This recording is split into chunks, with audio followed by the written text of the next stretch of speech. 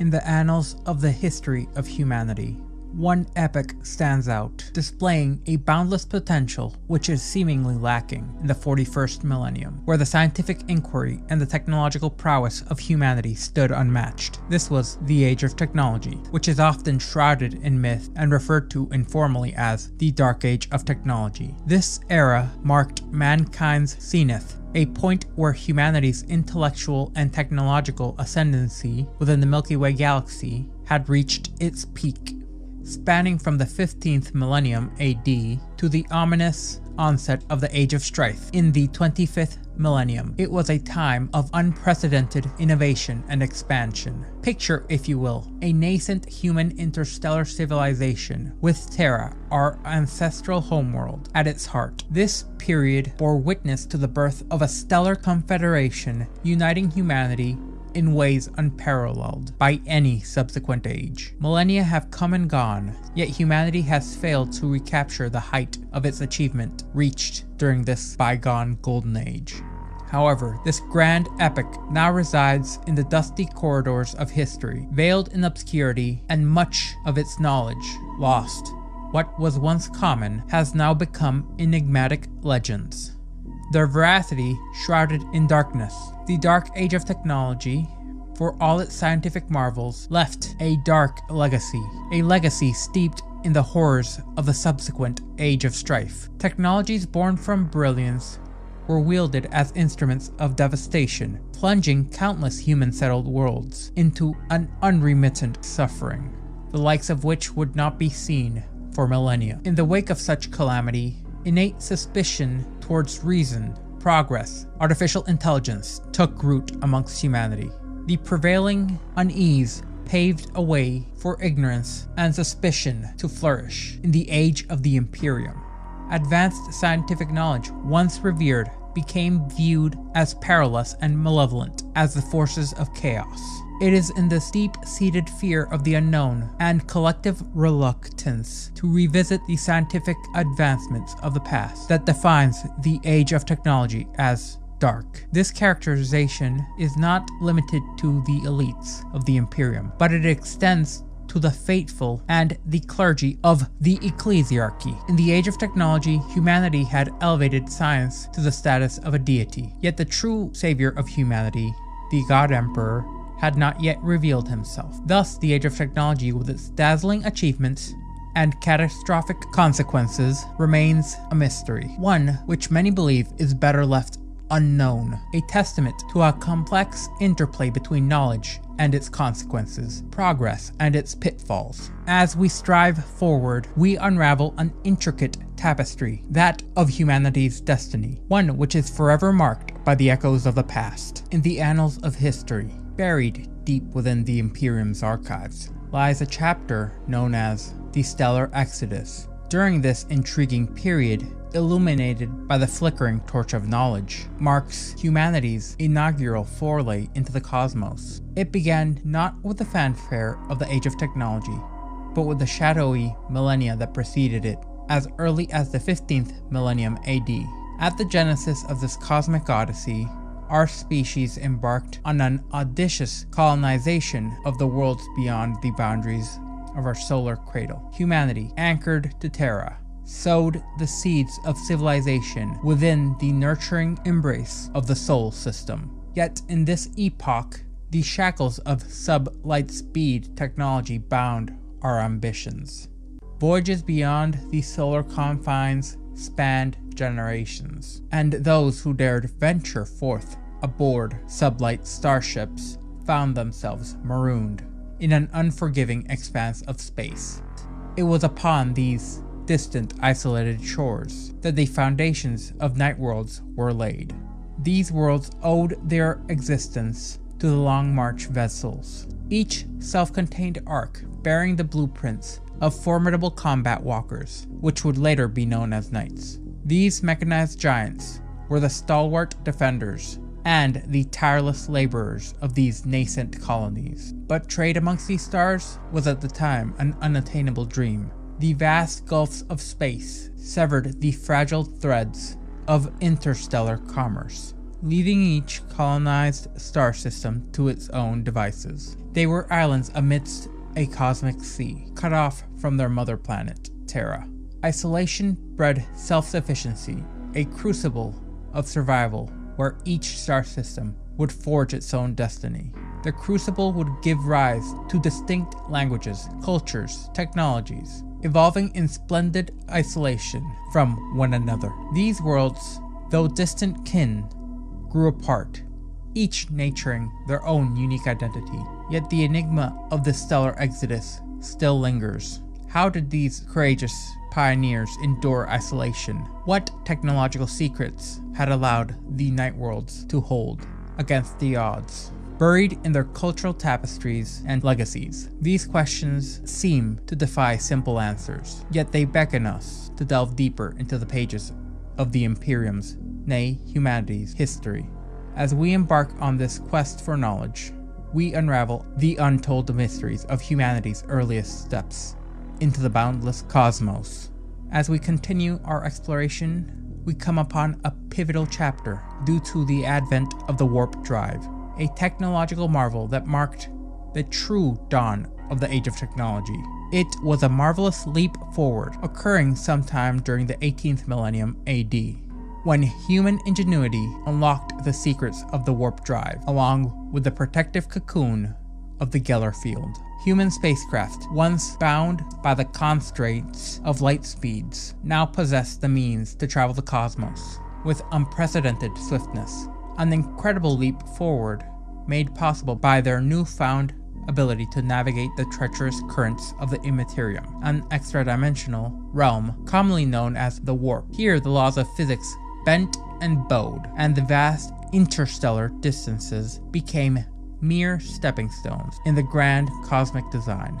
Yet let us not be deceived by the allure of speed, for the warp was a perilous mistress. Even with the warp drive and the protective embrace of Geller fields, these intrepid vessels were not immune to the whims of this enigmatic dimension. Journeys that spanned multiple light years could still consume several standard years, and some ships, ensnared in the malevolent embrace of the warp, never emerged from its shadowy depths. It was a time of trial and tribulation, where disasters served as cruel teachers, imprinting wisdom to humanity. Slowly but surely, through bitter experience, they learned to harness the capricious nature of the warp, using it to defy the bounds of their star systems and to venture out into the cosmic unknown. With the emergence of the warp drive, humanity's domination over the Milky Way expanded exponentially. For the first time in history, interstellar trade networks hummed with life, and communication spanned the chasms of the far-flung human colonies,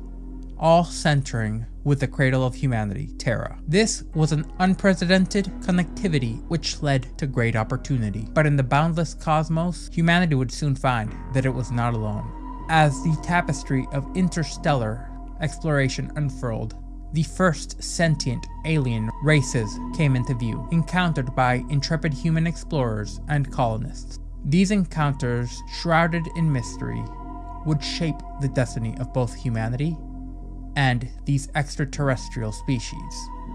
The development of warp drives was a turning point in the human saga, a key to unlocking the galaxy's secrets and navigating its treacherous waters. Yet as all great advances, it came with its own setbacks and challenges. In the depths of the now named Dark Age of Technology, where innovation developed at an accelerated rate, there emerged a second pivotal development, an enigma known as the Psychic Navigator gene.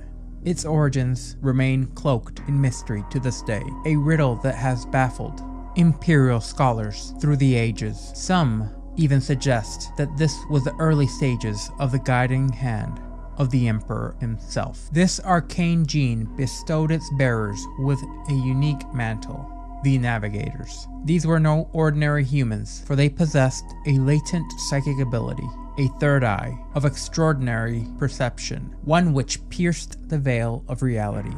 With this eerie gift, they could peer into the maddening abyss of the warp, that turbulent sea of otherworldly energy, and chart a course through the tempestuous currents these navigators became the helmsmen of humanity's faster-than-light starships, guiding them with uncanny precision.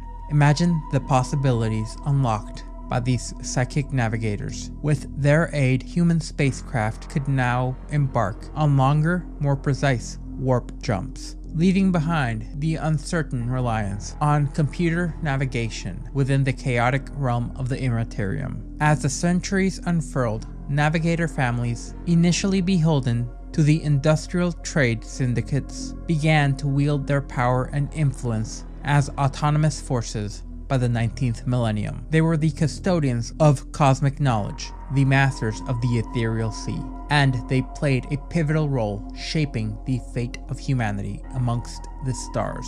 By the 20th millennium, humanity's reach extended across countless star systems, a testament to their unquenchable thirst for exploration and expansion. It was an age of unparalleled scientific achievement, a golden era where technology held the answers to every question. Thinking machines, the tireless allies of civilians and military, toiled ceaselessly, enabling Herculean feats accomplished at unprecedented speeds. But beneath the veneer of progress and prosperity, mysteries lingered, with the unknown architects of the navigator gene leaving humanity to question, what was their true purpose? Was it planned, or was it the intended result, or merely a byproduct of the machinations of something greater? As we delve further into the dark age of technology, one of the most profound technological advances becomes known: the standard template construct, the STC database system. These advanced computer databases were the bedrock of human colonies. Sustaining their technological prowess, within these STCs resided the sum total of human scientific knowledge, an inexhaustible wellspring of innovation. These repositories held the blueprints and instructions necessary to fabricate anything a colonist might require. Yet, paradoxically, in an age ripe with technological wonders, the majority of the colonists led modest lives, needing only the basic equipment and machinery for their daily lives. The more advanced capabilities of the STC, therefore, remained largely untapped. The result of the creation of the STCs was the unprecedented expansion of human exploration throughout the cosmos, an age of true enlightenment which was inextricably tied to hubris. Science would ascend to the throne of human worship, eclipsing all previous faith. The perfection of the STC system triggered a colonization frenzy that reached the furthest corners of the galaxy. This was the pinnacle of knowledge sharing and technological prowess, as even the most remote colony would now possess access to the entirety of human innovation and its manufacturing might. It was during this epoch that humanity first encountered one of the most powerful, intelligent alien races, the Eldari, along with their distant sibling, the bellicose orcs. These discoveries would sow the seeds of the first human-Xenos conflicts. At the zenith of their power, humanity regarded the alien threat as inconsequential and ultimately culminated in non-aggression pacts between Terra, its colonies, and the many powerful Xenos civilizations. Throughout this era, humanity's presence in the cosmos expanded further still, leading to a rich tapestry of divergent cultures and planetary societies. Records would bear witness to wars, but none posed an existential threat to human space. Amongst surviving records lie lists of long-extinct Xenos adversaries, alongside the more familiar names such as the Eldari and the Orcs. As planets grappled with overpopulation, innovative construction materials like plasteel, ferrocrete, and rockcrete paved the way for colossal cities. These would be the progenitors of future hive cities and hive worlds. And with the advent of warp drive, interstellar transportation, commerce, and communications flourished. Human colonies would quickly forge political unity with Terra, creating an interstellar government. Yet the nature of this unified authority remains obscured within the various surviving records that are still accessible. But it wasn't just technological progress that defined this era. it was also a time of mystical emergence. Towards the end of the 22nd millennium, humanity's scientific community verified the existence of psykers, a phenomena that had lingered in legend, rumor, and pseudoscience for millennia. The sudden appearance of psykers, aside from navigators, was noted to leave nearly every human world with a conundrum. What remains baffling, however, is how these early psykers managed to evade the perils of demonic possession, which would later ravage entire worlds during the Age of Strife. Whether the warp was less infested with demons and the ruinous powers during the pre-Slaneshi epoch remains an enigma. Initially, psychic mutations manifested in a select few within each human population, often suppressed by superstition, yet towards the twilight of the Dark Age of technology, psykers emerged in unprecedented numbers on every last human world. On more enlightened and technologically advanced colonies, these psykers were protected by law and encouraged to develop their gifts. Conversely, on less sophisticated worlds, they fell victim to witch hunts and anti-psyker purges, a testament to the duality of human progress and superstition in an era currently shrouded in mystery, which begs for resolution. In this era, one advancement would mark both the rise and fall of humanity. Artificial intelligence, cryptically remembered in the fragmentary pre-imperial records as the Men of Iron and the Men of Stone. These were no ordinary machines. They were humanoid constructs imbued with artificial intelligence, designed for both labor and warfare. Automatons driven by their relentless efficiency and their formidable capabilities played a pivotal role in securing victories for humanity in numerous conflicts. Yet, in an eerie turn of events, these intelligences would gain an abominable self-interest. These obedient servants suddenly turned on their creators, and it would be a dark chapter in human history known as the Cybernetic Revolt, which unfolded in the late 23rd millennium. During this ancient conflict, both sides unleashed devastating weapons of advanced technological origin. Amongst these monstrous creations were the Mechanivores, colossal thinking machines capable of upending continents and tearing chasms into planetary surfaces, their insatiable hunger even extending to consuming space-time itself as data.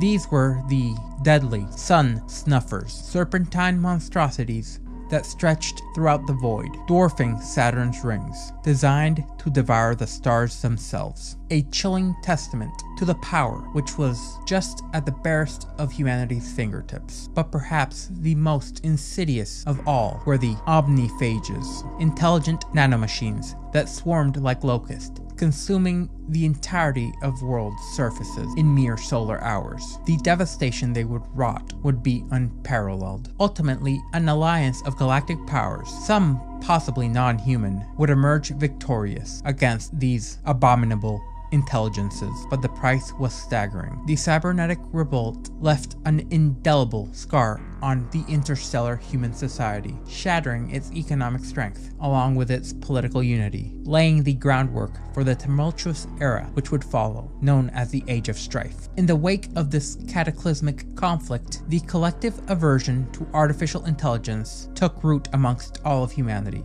leading to the birth of the term abominable intelligence, or silica animus. This dark era witnessed the emergence of servitors, cybernetic beings devoid of sentience, crafted from the bodies of condemned criminals, or lobotomized, vat-grown humanoids. Partly mechanized, they were created to replace the once revered labor force of the Men of Iron. The saga of the Cybernetic Revolt remains a chilling testament to the dual-edged sword of technological advancement, which has largely been shunned in the 41st millennium. As we delve deeper, we peer into the abyss of what is left after human innovation, where the lines between creator and creation blurs, and the consequences of human ambition loom large. As the precipice of the dark age of technology is laid bare, we see that all things must come to an end. Even this, the grandest of epochs, will meet their fate in the twilight hours. The galactic tapestry of warp travel, once a beacon of human expansion, would begin to unravel after the actions of a certain Xenos group. A tempestuous maelstrom, known as warp storms, convulsed within the Imperium, an ominous foreshadowing of cataclysmic events. It was during these turbulent times, within the currents of the warp, that the chaos god Slaanesh, the Prince of Pleasure, she who thirsts, was to be violently birthed, a harbinger of impending doom. But it was not only humanity who suffered from this. The Eldari too were destined to fall, their decline beginning in the 25th millennium. The human interstellar civilization, still nursing its wounds from the cataclysmic wars against the Men of Iron, would face another grievous blow,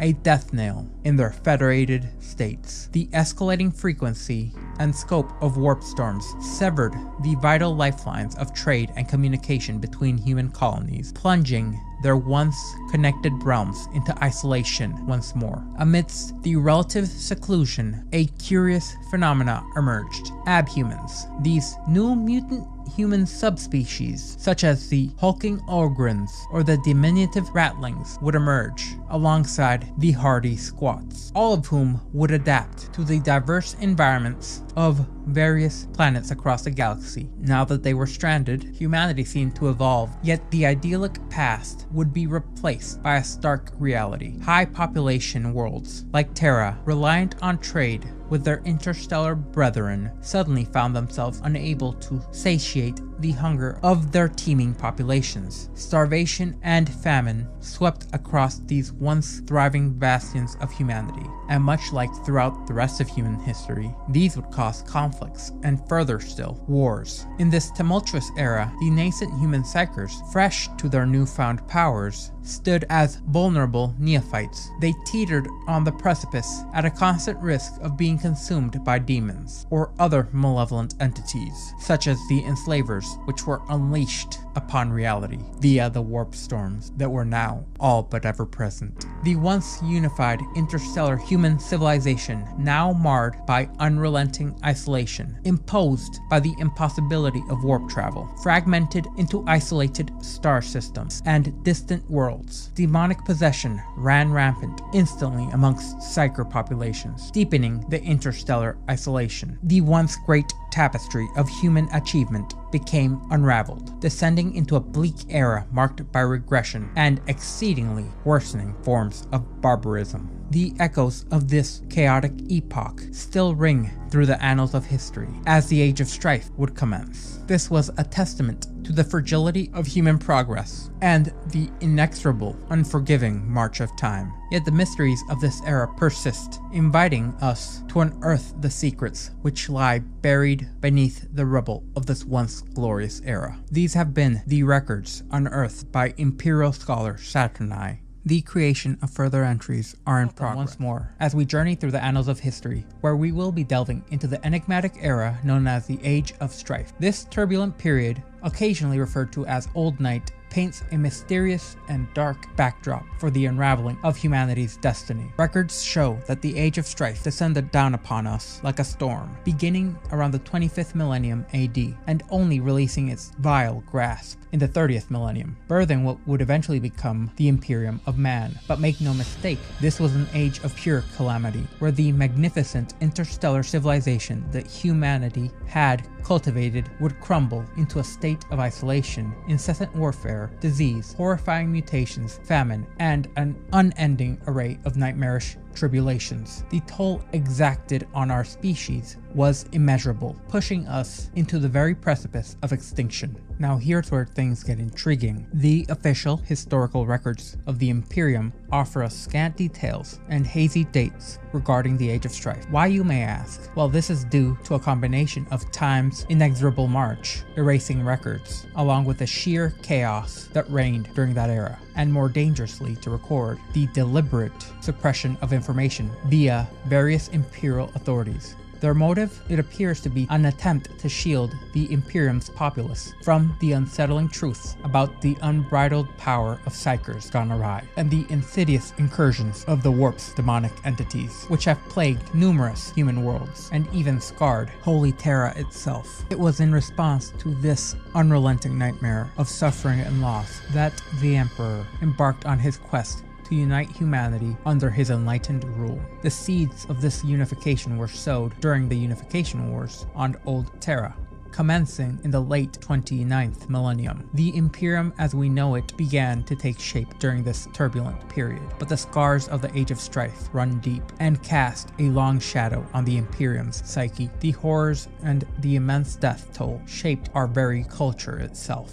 These unspeakable tragedies, combined with the traumas of the Horus Heresy, gave birth to the Imperium's unwavering distrust of outsiders, its vehement abhorrence of mutants, psychers, and extraterrestrial beings, its resolute resistance to political change, and its fear of technological advancement, preferring what would be heretically referred to as ignorance and stagnation over the pursuit of knowledge and progress. However, even with the information I have purloined from deep within Imperial records, the Age of Strife remains a perplexing chapter shrouded in mystery and intrigue, which we will be delving into. The following are the records unearthed by Imperial scholar Saturni in the era Indomitus, M42.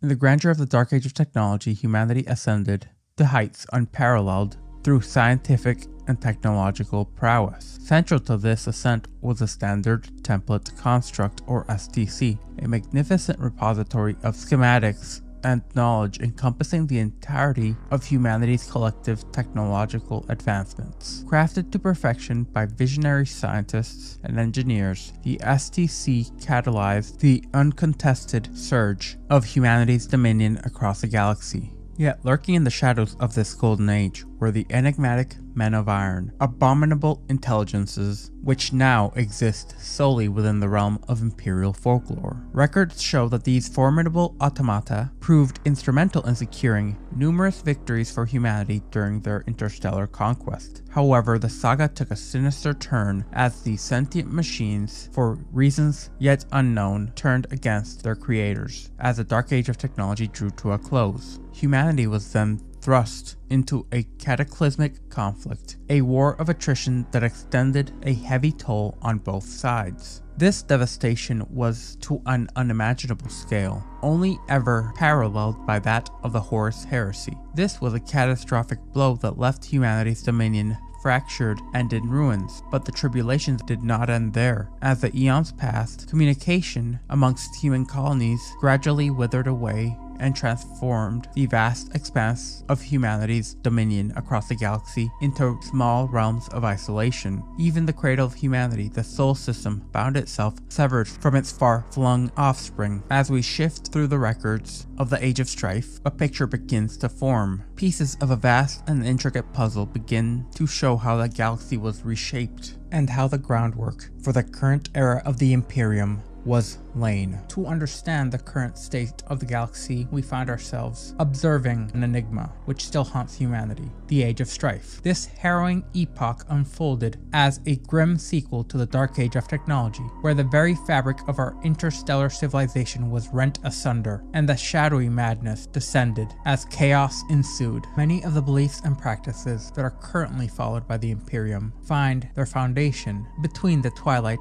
of the Dark Age of technology and the eerie beginnings of the Age of Strife. This was when the emergence of psychers occurred. These individuals gifted with psychic abilities were often prosecuted by many of the more regressive and backward human worlds, where they were labeled as witches and subjected to brutal persecution. However, in enlightened and more progressive societies, these psychers found refuge and acceptance, at least initially. However, the initial tolerance for these psychers would prove to be a double-edged sword. As the Age of Strife unfurled its malevolent banner, countless numbers of human worlds would succumb to the insidious predations of demons and other warp-spawned entities. These malevolent beings used and possessed weak-willed psychers as gateways into the physical realm, plunging entire planets into the abyss of the nightmarish horrors they spawned, erasing eons of both cultural and technological advancement. However, only those worlds that had ruthlessly zealously spurned psychers would manage to cling to survival amidst this tumultuous tempest of the Dark Age, laying the groundwork for the abhorrence of the witch in the current Imperium. And so, as the Age of Strife descended upon humanity, interstellar human civilizations crumbled in a maelstrom of madness, demonic possession, anarchy, and unending civil warfare. Once the mighty weapons of the Dark Age of technology were unleashed upon humanity itself, apocalyptic devastation consumed human colonies. Once verdant paradise worlds, such as Baal Secundus, were transformed into irradiated deserts and nightmarish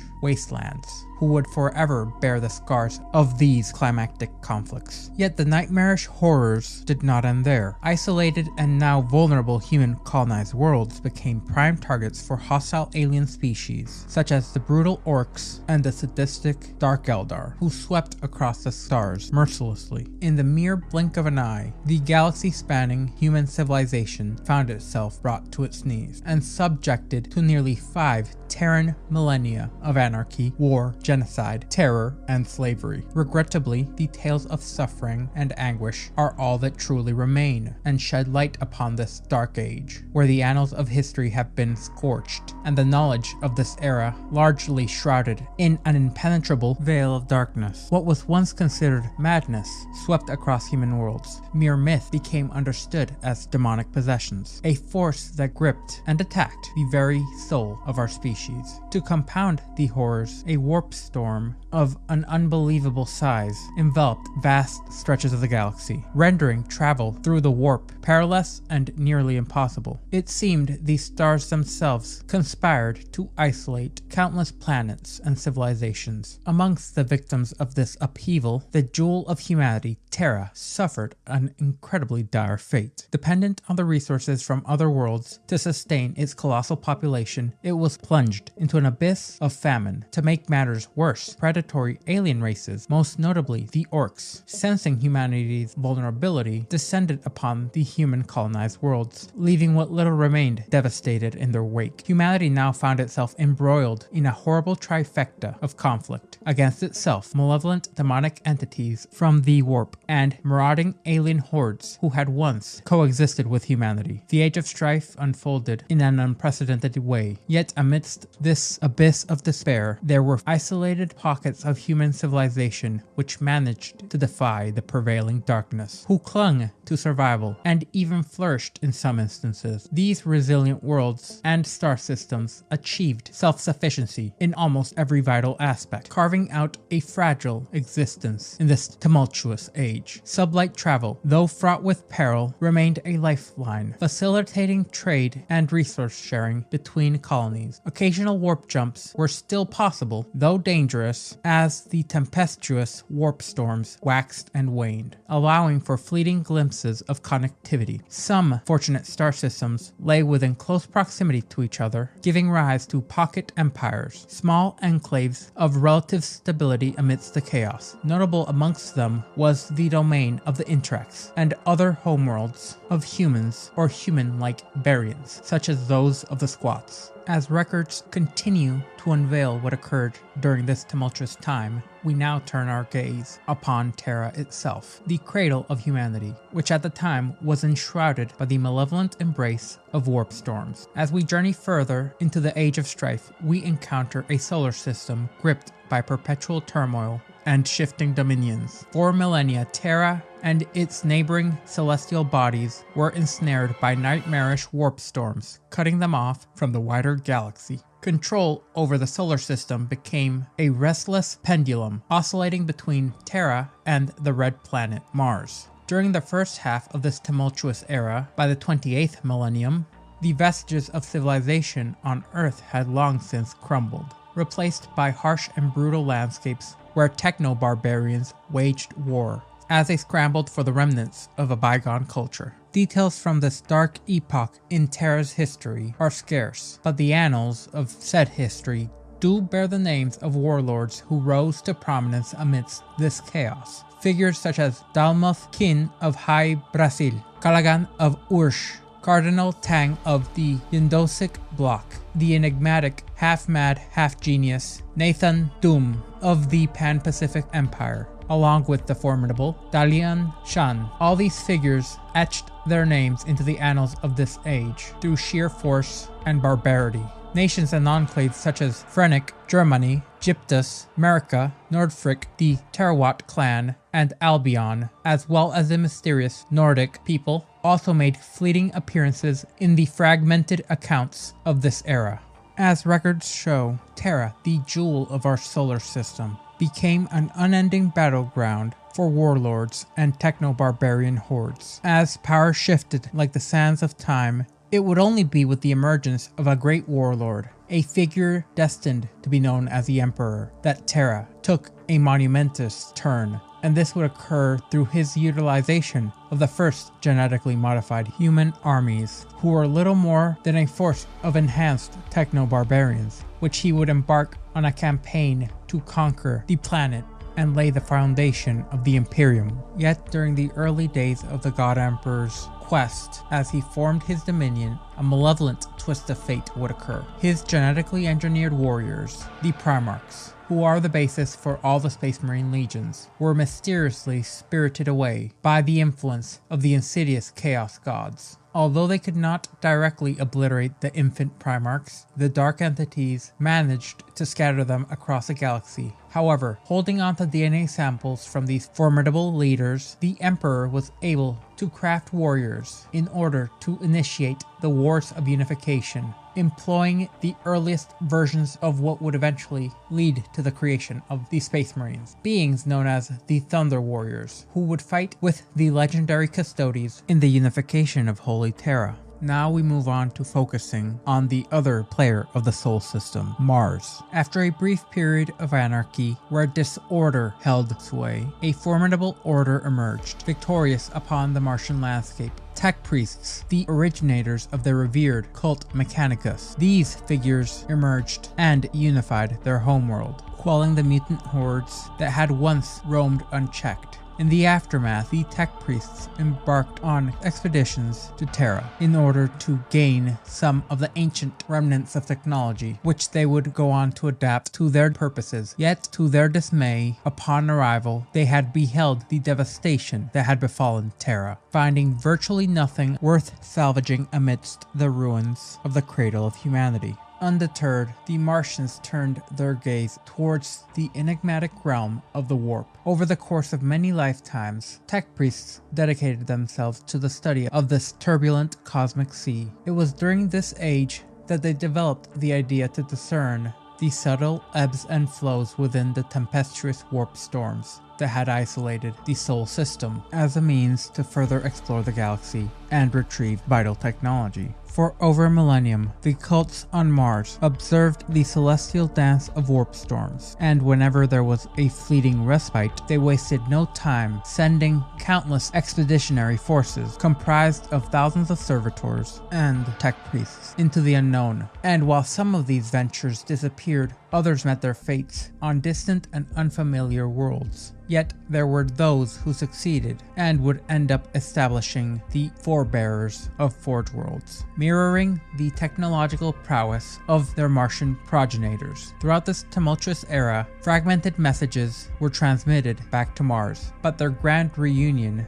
would remain elusive. It was not until the beginnings of the epoch known as the Great Crusade that the various Forge Worlds and Mars itself would be drawn together formally once again, their fates entwined in the grand tapestry of what now would become the Imperium. Regrettably, there are sections of Imperial record-keeping which remain shrouded in even more obscurity, particularly when it comes to the outer solar system during the Age of Strife. In essence, what little remains amounts to cryptic riddles and ancient suppositions. These distant realms hold secrets that have yet to be unveiled. What we do know is that a realm of governance existed amongst the moon moons of Saturn during the Age of Strife. This governance was known as the Saturn Fleet, an organization which wielded power over the expanse of Saturn's moons. However, the true extent, reaches, and abilities of this nation remain veiled by the mists of time. Its boundaries and influence are also lost to history's relentless march.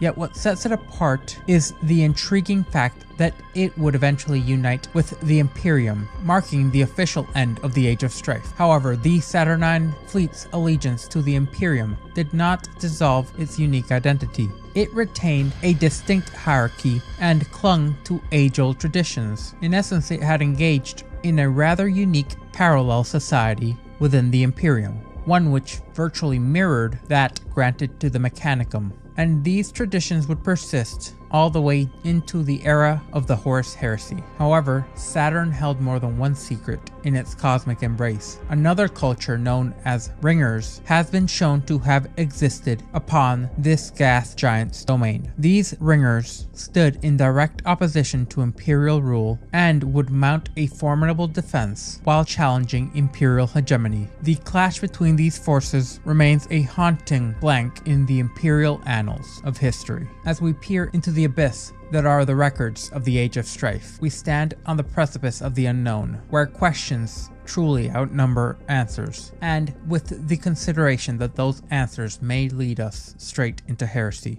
This has been the compilation of records accrued by Imperial scholar Saturni pertaining to the Age of Strife.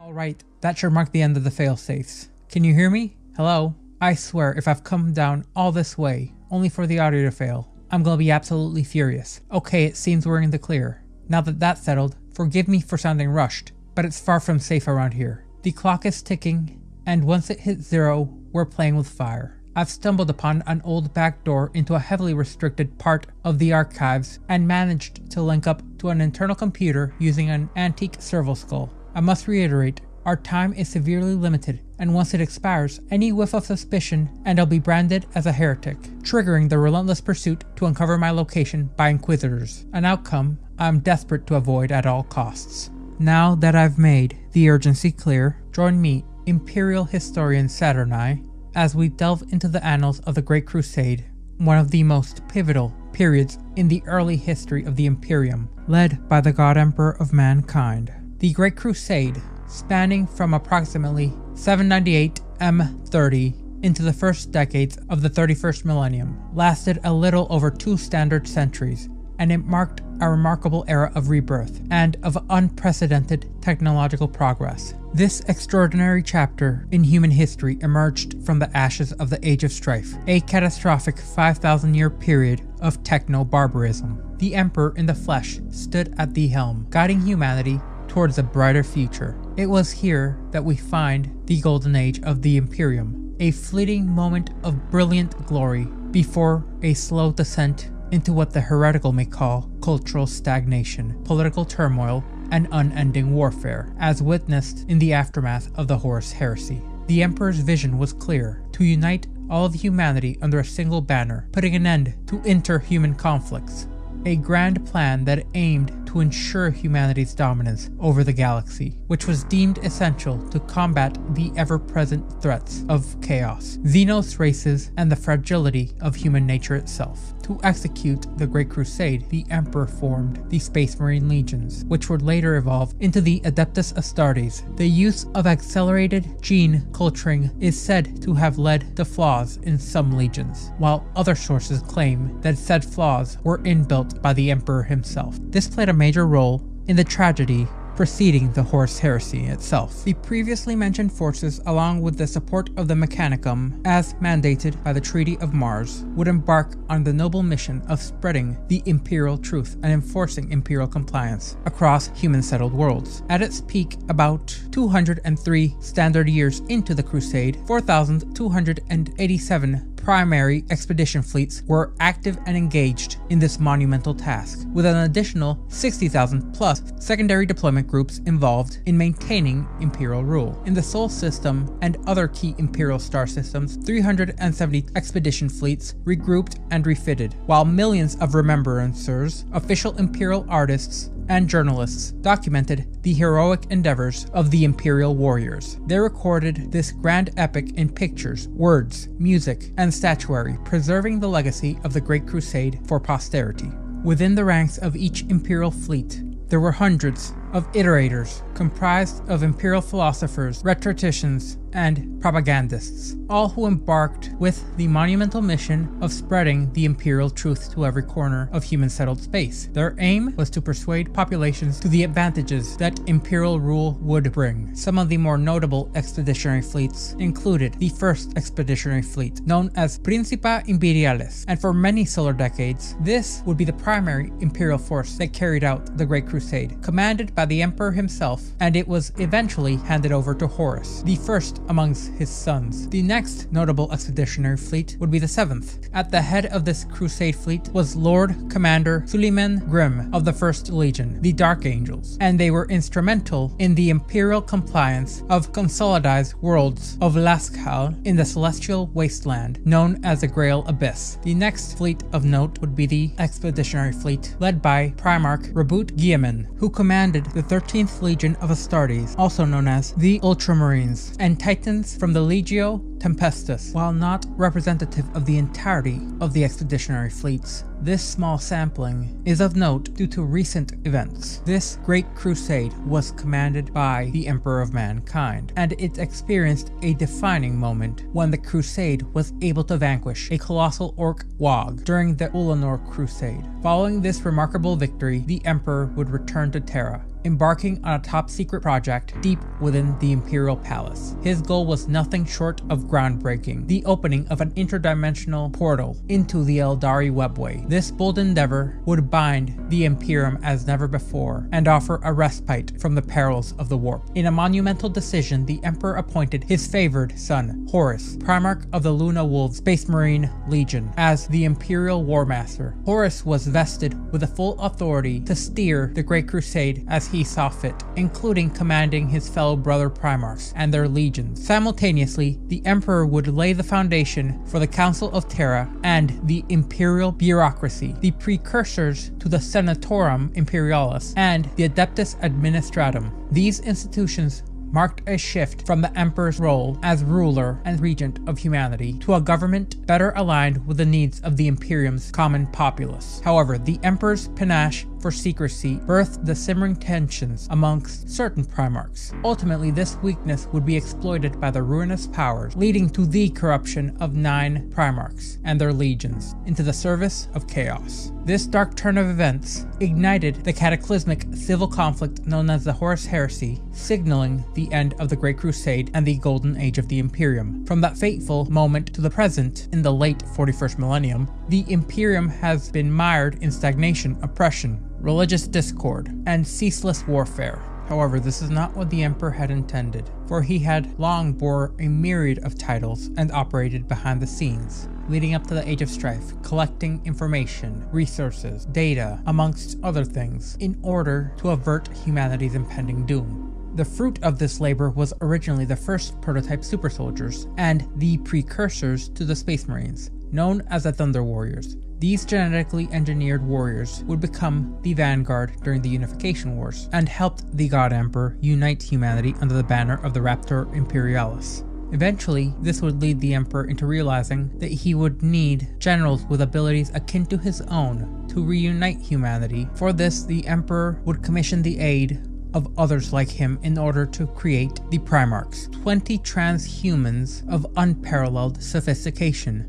These superhuman beings, fashioned using the Emperor's own genetic code, would eventually become destined to lead humanity's unification. Yet, unfortunately for the Emperor and humanity, the ruinous powers were threatened by the Emperor's designs and managed to breach the protective barriers around the Emperor's hidden gene laboratories. With sinister intent, they spirited away the unborn Primarchs, scattering them across the galaxy and tainting some with the corrupting influence of chaos. However, in another iteration of these records, Erda, the woman who was used as a template for the mother of the Primarchs, seeing the designs of the Emperor, attempted to spare her children the plight of being turned into weapons of war by scattering them across the galaxy. However, regardless of which telling is true, the Emperor would shift his tactics while maintaining his unwavering goal by harnessing the remaining genetic material and using it to cultivate thousands of sets of gene seed. Each held a set of 19 distinct organs intended for the implantation into the bodies of adolescent human males, in a process that would ultimately transform them into the first true Space Marines, known as Astartes, in honor or slight to Ammar Astarte. As time would go on, the Emperor would raise 20 legions of Astartes, each bearing gene seed organs crafted from the DNA of a Primarch. The Emperor would orchestrate the transformation of many individuals from the population of the newly unified Terra in a painstaking process spanning years. Now operating under new conditions, the God Emperor would encounter a formidable obstacle in his path to the reunification of humanity. This would be the Mechanicum Empire of Mars and the devotees of the cult Mechanicus, who had long maintained their independence, and their domain over the Red Planet was characterized by a distinct sense of autonomy. However, rather than resorting to outright warfare like he would at a later date with other civilizations, or wielding the outright threat of violence, he used the allure of groundbreaking technologies and their faith in order to form an alliance with the Tech Priests. This historic partnership would be born in the 30th millennium and would lay the foundation for the burgeoning Imperium of Man. Despite his reservations about Tech Priests and their strong adherence to religion, the God Emperor realized the invaluable asset the Mechanicum was. Mars boasted Grand Manufactura, spewing forth unrivaled mechanical output alongside the hoarded wisdom of ancient technologies. These assets were essential in constructing the military force required for the grand undertaking of reunifying humanity across the galaxy. For their parts, the Tech Priests perceived the Emperor as a being of remarkable scientific knowledge and technological prowess, bearing the mantle of the Omnissiah, a living avatar of the machine god in the mortal realm. The cult Mechanicus would follow the now returned Omnissiah in his quest to guide humanity towards its true path. This alliance would be solidified during the pivotal Treaty of Mars, alternatively known as the Treaty of Olympus Mons, which was enacted in 739 M30, and this treaty stands as a testament to the Emperor's diplomatic acumen, which sadly was employed relatively sparingly throughout the Crusade, where he realized that rather than embarking on a protracted war with the technocults of the ancient Mechanicum, brokering an alliance guided by pragmatism would aid in the success of their shared vision. In exchange for constructing a formidable war fleet and supplying weapons along with machinery for his legions, the Mechanicum received a hereto unparalleled autonomy as a client state within the Imperium, where they would be allowed to continue the practice in their faith, defying the imperial truth. This was accomplished due to the arrival of the Emperor on Mars and his landing on the iconic Olympus Mons, actively overwhelming and causing a litany of Tech Priests to be overcome with the belief that they stood in the presence of the living Omnissiah, their machine god incarnate in human form. Through his arrival, the Mechanicum was able to not just maintain autonomy over Mars and their other forge worlds, but increase connections between them. In turn, they would relinquish their pursuit of certain abominable intelligences, leading to them officially joining the Imperium. This would lead to the proper start of the Great Crusade, the mightiest and most audacious military endeavor ever undertaken by humanity, and it stands as a monumental chapter in history. This epic odyssey, led by the indomitable forces of the Emperor of Mankind, hinged on the backbone of countless warp-capable vessels transporting superhuman warriors along with vast legions of Imperial army soldiers across the cosmic expanse. In the wake of the Emperor's unyielding vision, the first expeditionary fleets ventured boldly into the cosmos. Ahead of these colossal armadas were a smaller but no less valiant fleet of independent flotillas, led by mortal leaders who would be the predecessors of what would become rogue traders. Many of these individuals were once rulers of independent realms that had been cast down by the Emperor during the Unification Wars and later during the Great Crusade as humanity expanded its dominion. These individuals were given a stark ultimatum: bow before the Emperor and pledge allegiance to the Great Crusade, or face his ire. While pride led some to reject the perceived yoke of servitude, others chose service and acceptance of the Emperor's warrant of trade. However, this choice came at a cost. Rogue traders were tasked with venturing far ahead of the vanguard of the Great Crusade, often accompanied only by their own armed forces and the assets granted to them by the Emperor. For these intrepid souls, returning to Terra was a nigh impossibility. However, in the Emperor's wisdom, even their demise would continue to serve mankind. Many of these rogue traders vanished into obscurity, meeting their fates in the far-flung corners of the galaxy or falling prey to nameless Xenos hordes far removed from Terra. Yet their contributions to the Great Crusade would be unquestionable. As the Imperium expanded its dominion, so did its armada. Countless marvels of lost technology were reclaimed. Some were wrested from their reluctant custodians. Others were willingly surrendered as tribute to the master of mankind. Amongst these vessels were unique creations, constructed through means that even the most adept of the Adeptus of Mars could not hope to replicate. The Terminus Est, the Nicor, the Marbilis, and the Phalanx, to name a few. Additional patterns and classes were also crafted and replicated, as each branch of the Imperium's military developed its own distinctive array of warships. The warships of the Legions Astartes were often purpose-built for planetary invasions, supporting robust prow designs and resilient armor plating that harnessed some of the most devastating weapons ever created. Beyond functional necessity, each fleet aligned with the nature of the Legion, whether it be the sleek black raiders of the Raven Guard, the ornate crimson and gold battlecruisers of the Blood Angels, and the Aura-steel behemoths of the Iron Warriors. Each ship reflected the essence of their legion. The broader naval forces of the Imperium, known as the Armada Imperialis, consisted of a vast array of warships, each tailored for different roles in the void. Battleships, colossal engines of destruction, boasted forward-facing armaments and broadside batteries. Sleek destroyers and agile warp runners provided swift and deadly support, while vigilant peak fighters and formidable star fortresses patrolled the cosmic realms. These were complemented by an array of transports, arcs, conveyors, and supply ships, as well as the forces and vessels of the Mechanicum proper, each a unique engine and a marvel of technology geared for war. Amidst the struggles of the Great Crusade, a pivotal event occurred, marking a turning point in the Great Crusade's momentum. The Emperor was reunited with one of his primarchs on the mining world of Cathonia. This was a critical moment that would alter the course of history. The rekindled bond between the Emperor and his beloved son, Horus, the future Warmaster of the Imperial armies and the arch-traitor of the Heresy, breathed new life into the Imperium's expansion.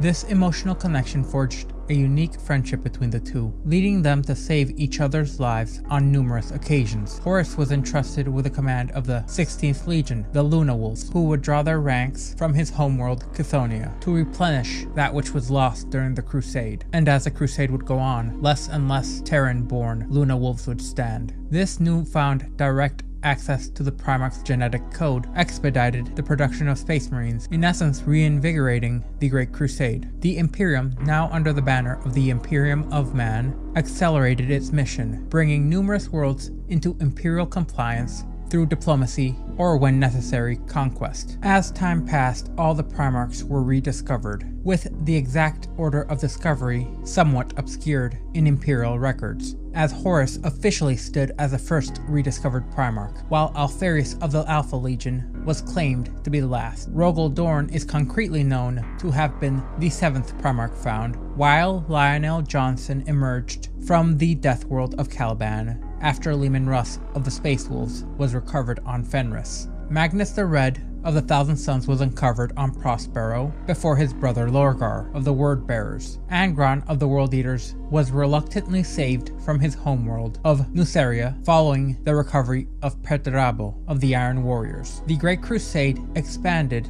further still now that all the Primarchs had been rediscovered. The compliance of New Worlds meant access to the resources, enabling the construction of more starships and the marshalling of vast forces to sustain this monumental effort. With all the Primarchs discovered, it also meant that the production of Space Marines could experience a dramatic acceleration, reducing the time needed to forge new Astartes to a mere standard year at the zenith of the Great Crusade. However, the haste in creating Space Marines came at a cost, as there were notable mental defects and unique idiosyncrasies which began to manifest in greater and greater numbers within the ranks of the superhuman warriors. By the 31st millennium, approximately 2 centuries into the Great Crusade, the Imperium had reclaimed vast regions of the galaxy, seemingly inaugurating a new era of enlightenment and progress for humanity. Yet, in the wake of the Great Crusade and its relentless expansion, a profound transformation swept across the galaxy. Peace for humanity, a long elusive dream, seemed to finally emerge from the shadows of warfare, truly ending the strife that had plagued mankind for millennia. This era of enlightenment shattered the chains of superstition and liberated countless souls from the oppressive grasp of Xenos. However, this illumination is recorded to have come at a cost, a price humanity was not always willing to pay. To guide humanity into the light, it is often necessary to be forceful, as humanity will fight, kicking and screaming as it is dragged into the light and out of the darkness, resisting the allure of truth for the comfort of ignorance. The Emperor, the unifying force behind Terra's newfound harmony, it seemed, had begun to achieve his goal not primarily through diplomacy and alliances, but through the massing of armies. The pursuit of enlightenment and peace came at the end of a blade, and inextricably was linked to the shedding of blood. This harsh reality defined the Pax Imperialis, and as the Great Crusade ventured into the cosmos, it carried this enduring truth with it. The struggle to attain universal peace was not limited to overt acts of war, however. The enemies of the Imperium were multifaceted, with some harboring treacherous intentions in their hearts, hiding behind masks of loyalty, while sowing discord. Covert tools and agents became instruments of the enforcement of the Imperium's ideals. Even within the legions, select individuals wielded ancient and nearly forbidden weapons. These shadowy forces were the vanguard of the Imperium's pursuit of peace, often operating in the shadows in order to maintain order and protect humanity's lofty vision. For the Emperor, the ends did truly justify the means in the pursuit of his grand dream. He understood the urgency of uniting mankind and preparing for an uncertain future, one in which the malevolent chaos gods might one day unite to thwart his plans. Records show that his pursuit for universal peace at any means was driven by the Emperor's own profound foresight and awareness of the machinations of time and destiny. As the Imperium expanded and the Great Crusade's forces dissipated into numerous expeditionary fleets, the once unbreakable bonds between Primarchs and their Emperor began to fray. These fleets separated from one another for solar decades, creating physical and emotional distance that strained their connections further still. It was during this period that troubling developments began to truly arise. Two legions, the Night Lords and the World Eaters, became infamous for committing increasingly horrific atrocities during their conquests of new worlds. The noble pursuit of knowledge by the Thousand Sons Legion took a dark turn as they succumbed to the seductive whispers of Tzeentch, embracing sorcery further and further still. Meanwhile, the Word Bearers and their unwavering religious zeal regarding the Emperor as a divine being led to a profound rift, and when he unequivocally rejected their attempts at worship, the clash would be exacerbated by the Emperor's unwavering commitment to his atheistic philosophy, the imperial truth,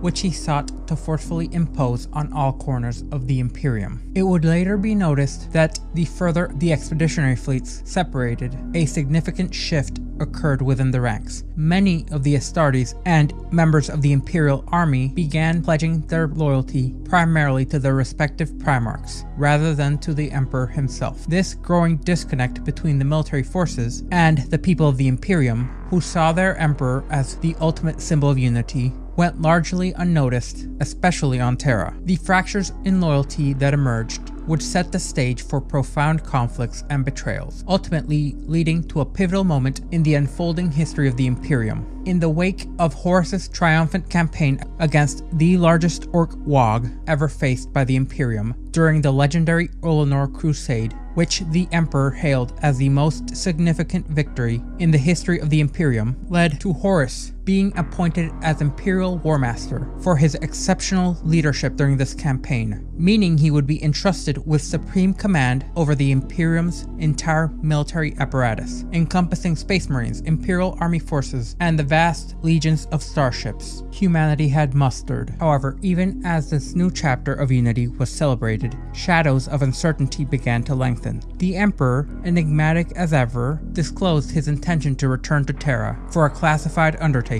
aimed at triggering the next phase of human cultural evolution. His plan involved a millennia-old artifact, the Golden Throne, a remarkable psionic augmentation device unearthed on Terra. Its purpose was to open the Eldari webway to humanity, enabling instantaneous interconnection between Imperial worlds. This would render traditional starship travel obsolete and eliminate the Imperium's reliance on psychers for interstellar navigation and communication, thus mitigating risks. The creation of a human webway was the Emperor's grand vision, intended to be a gift of unrivaled significance, promising an era of progress and peace once the Great Crusade reached its conclusion. However, his decision to withhold information about this monumentous undertaking from Horus, who had been his closest confidant, and the Emperor's abrupt retreat to Terra with the Great Crusade unfinished, left the Warmaster deeply perturbed. Adding to Horus's discomfort was the fact that not all his fellow Primarchs greeted his promotion with open arms. Angron, Conrad Kurz, Pederabo, and others harbored resentment. Moreover, a prevalent but erroneous belief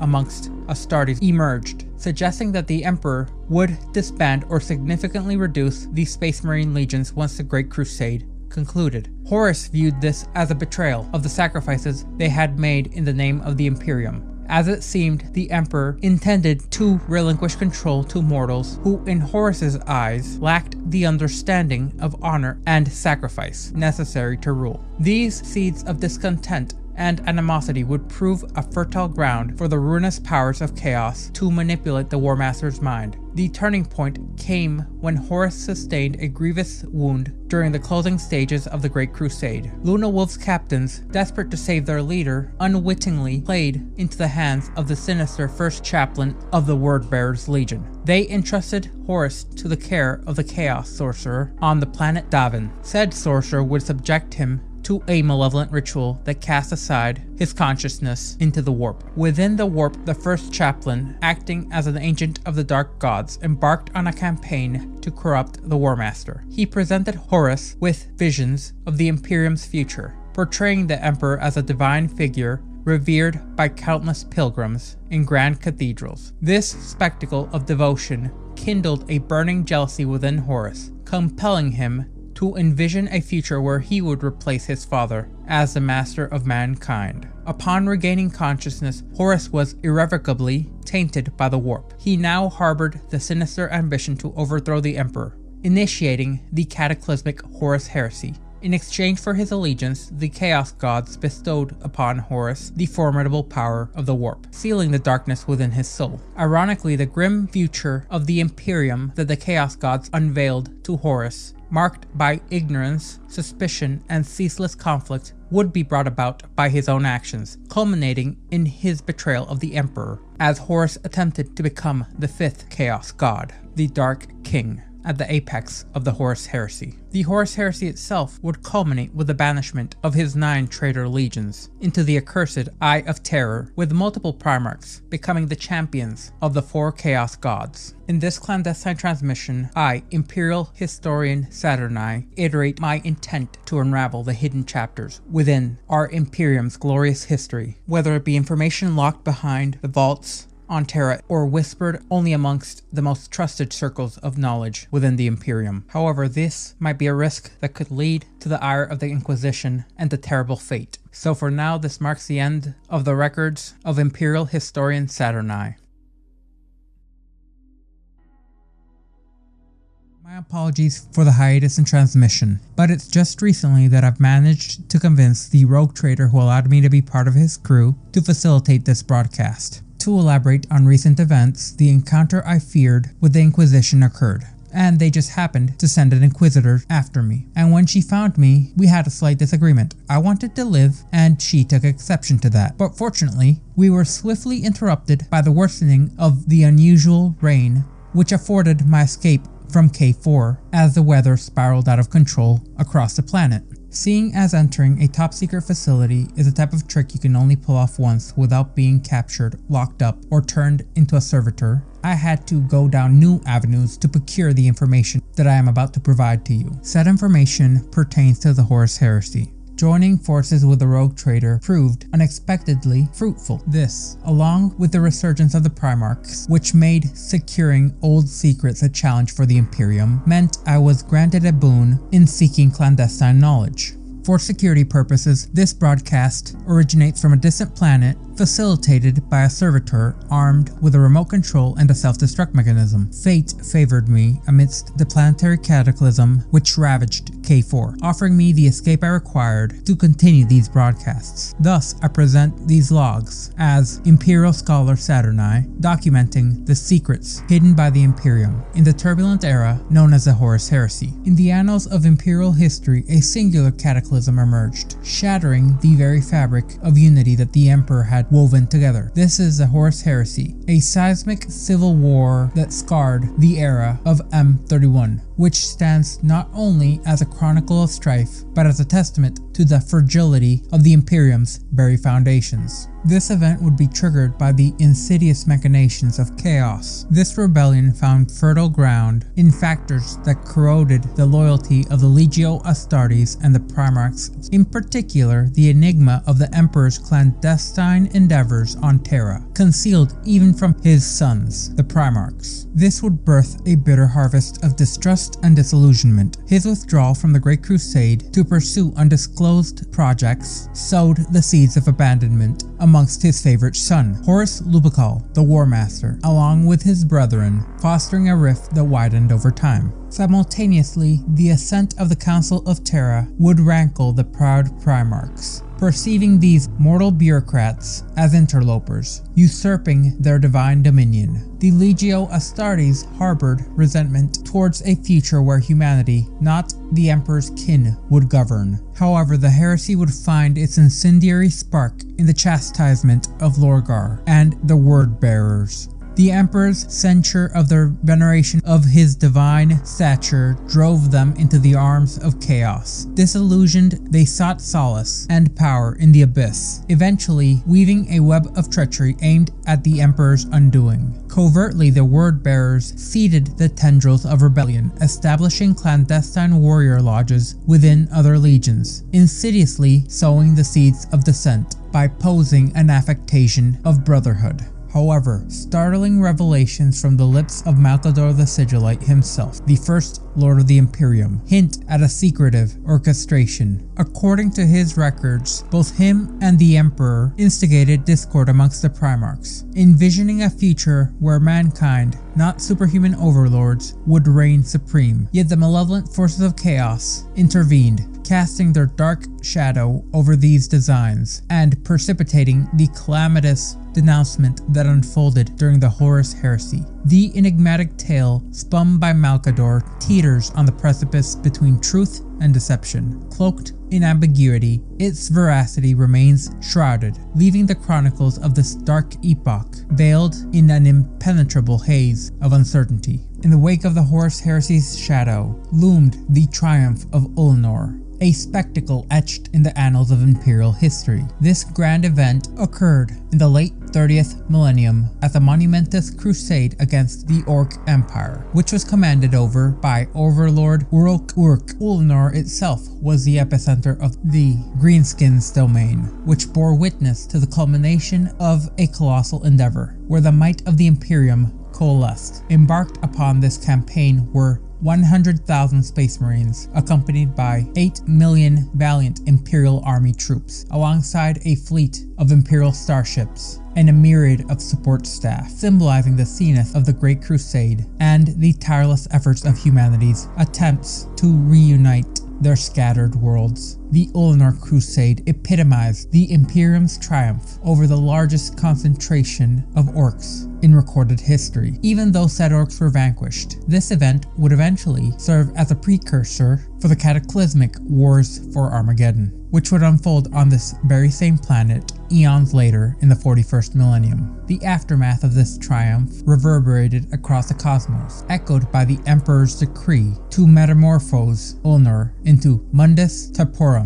a trophy world which would memorialize this crusade in galactic records, and it stood as a testament to the prowess and valor of all who fought for the cause of humanity, and for the longest time it would immortalize the grandeur of this conquest. For 2 centuries, the Emperor's relentless pursuit had traversed the galaxies, forging alliances, quelling Xenos threats, and regretfully subduing those who resisted imperial unity through force. However, a portentous shift loomed, destined to pivot upon the terrain of Ullanor, altering the course of history for solar decades, standard centuries, and even millennia. The vivid spectacle of the triumph of Ullanor, etched in indelible memories in the hearts of every Astartes, a beacon of unity amidst the impending darkness of the Horus Heresy. The preparations for such a monumentous event would witness the efforts of the Mechanicum, reshaping the scarred terrain into a ceremonial stage befitting the glory of victory. Geomorpher platoons wielded ancient Mechanicum technology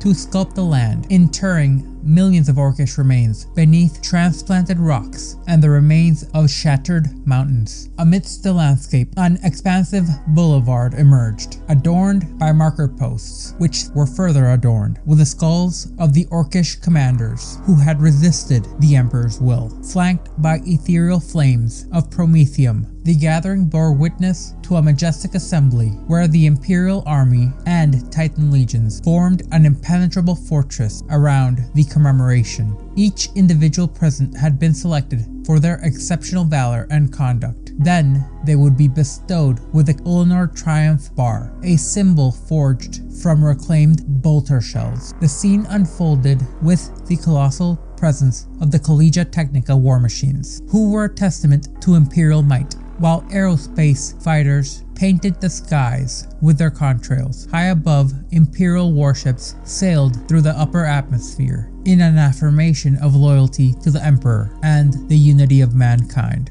The triumph of Ullanor was such an imposing event that even the presence of the Space Marine Legions was represented by their Primarchs, a gathering of superhuman beings like no other would occur. They were almost akin to gods and angels incarnate.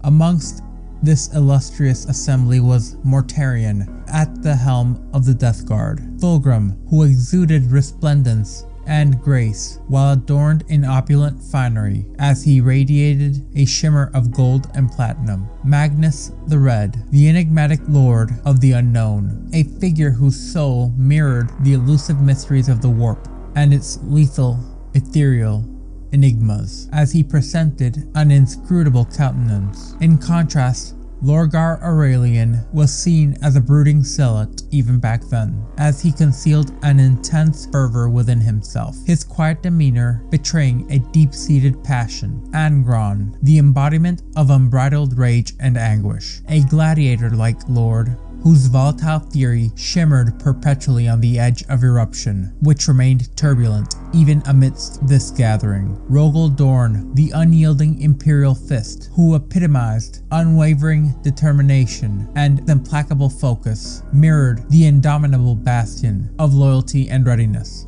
There was also Jagatai Khan of the White Scars, who adorned his ornate armor with a tapestry of over 1,000 narratives. Each step across the terrain was a testament to his legion's long-standing narrative traditions. There was also Sanguinius, the noble figure at the head of the Blood Angels, accompanied by his revered sanguinary guard, donning formidable wings much like their father. At the pinnacle of this assembly stood Horus, the hero of Ullanor, and the future Imperial Warmaster, adorned with an unprecedented Imperial title that resounded with the echo of his name. The declaration by the Emperor bestowing the supreme military mantle of Warmaster upon Horus was followed by his announcing of his own retreat to Terra for a clandestine undertaking which was shrouded in secrecy. Said secrecy stunned the assembled dignitaries of these legions. Thus, within the vast expanse of Ulnor's triumph, and amidst the presence of these titans and leaders, a seismic shift would ripple throughout the fabric of the very Imperium itself,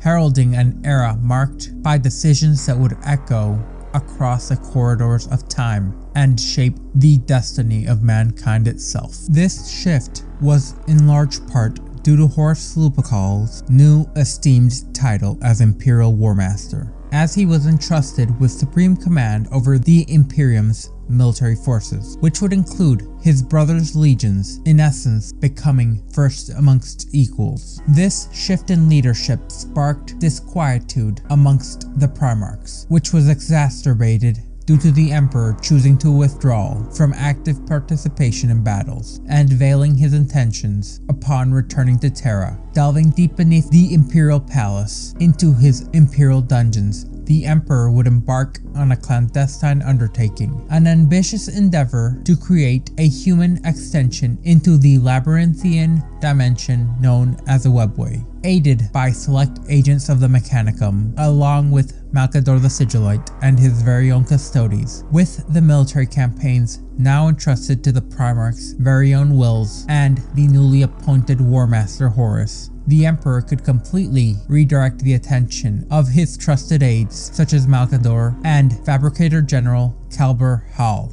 towards his new project.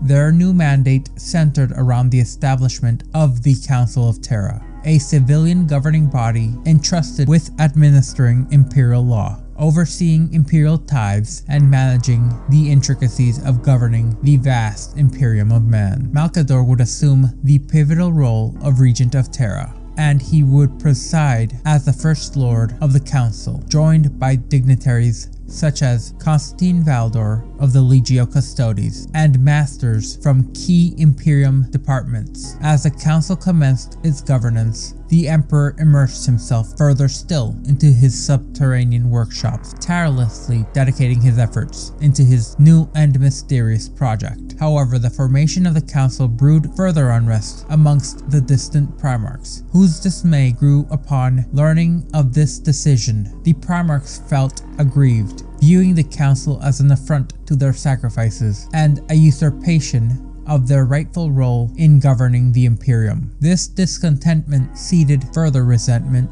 which became a fertile ground for the insidious machinations of the ruinous powers. Horus, later rallying support for his rebellion against the Emperor, weaponized this discontent, as he portrayed the Emperor's actions as a direct betrayal of their trust, emphasizing the sidelining of the Primarchs in favor of mortal administrators and tech adepts. Horus depicted a vision of an Imperium burdened by bureaucratic encumbrances and bereft of the martial vigor it once possessed, as being the outcome of these decisions. Thus, the creation of the Council of Terra becoming a major catalyst of dissent, which mirrors the current issues the loyal Primarchs face when contending with the Council. Amidst the monumental shifts which resonated with certain Primarchs was the apprehension that stemmed from the belief that their accomplishments, the triumphs of themselves and their brothers, risked oblivion akin to that of ancient Terra's forgotten civilizations. Such fear, hubris, and misplaced pride paved a path for Horus's tragic descent into the clutches of chaos. This marked the genesis of the cataclysm of civil war,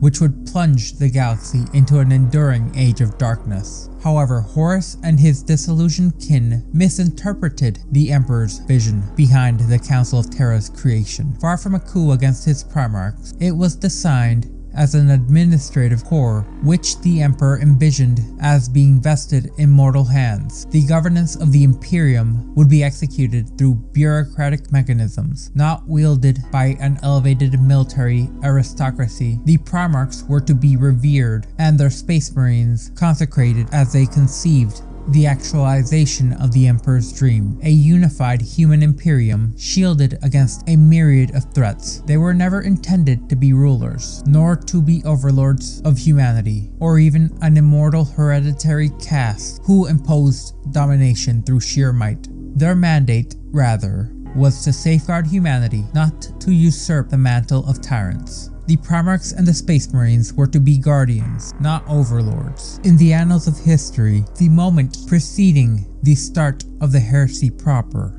being the saga which occurred on Isstvan III, a grim tale whose roots unfolded within the Word-Bearer's Legion, long before the shadow of the Horus Heresy loomed. Their Primarch, Lorgar, would harbor an unwavering devotion, pledging both himself and his Astartes to the service of the ruinous powers. This was rooted in his fervent religiosity. Lorgar was a zealot of profound conviction by nature, who perceived visions of himself heralding the Emperor as a divine being. His dogmatic fervor, birthed by the relentless religious strife of his homeworld, Cloychus, led him to seeking to enshrine the worship of the Emperor as the dominant creed across the galaxy. When the Emperor finally reclaimed his son, Cloychus stood united under Lorgar's cult of the God Emperor. A jubilant spectacle would occur, an extravagant portrayal of piety that endured for solar months. Yet the Emperor, disapproving of organized religion as a deviation from the imperial truth, remained aloof. His mission in the Great Crusade was not to bind humanity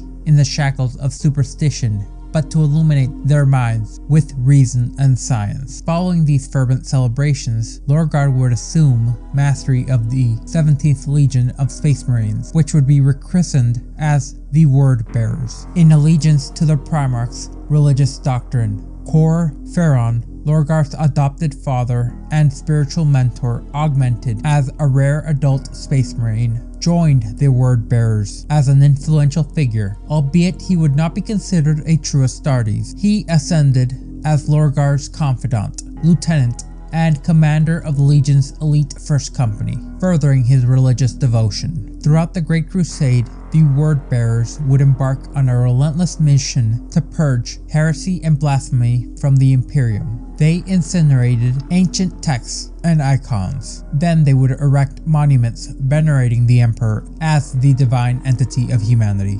Profound treatises extolling the Emperor's divinity echoed across the conquered worlds, all orchestrated by the Legion's eminent chaplains. Despite their gradual pace in assimilating worlds, the Word Bearers wielded religious zealotry as a potent tool, securing unwavering devotion and loyalty to the Imperium through their tactics. In this early epoch, Lorgar authored the Laetitia Divinatus, paradoxically prophetic as it would later catalyze the inception of the imperial cult and the Ecclesiarchy, which in essence binds the current Imperium together, despite being a traitor. This was a tome that etched the Emperor as the rightful god of humanity, rather ironic considering its authorship. During the time preceding the dark clouds of the Horus Heresy, some 40 years prior, the fervent loyalty of Lorgar and the Word Bearer's Legion to the Emperor and his Imperium remained beyond reproach.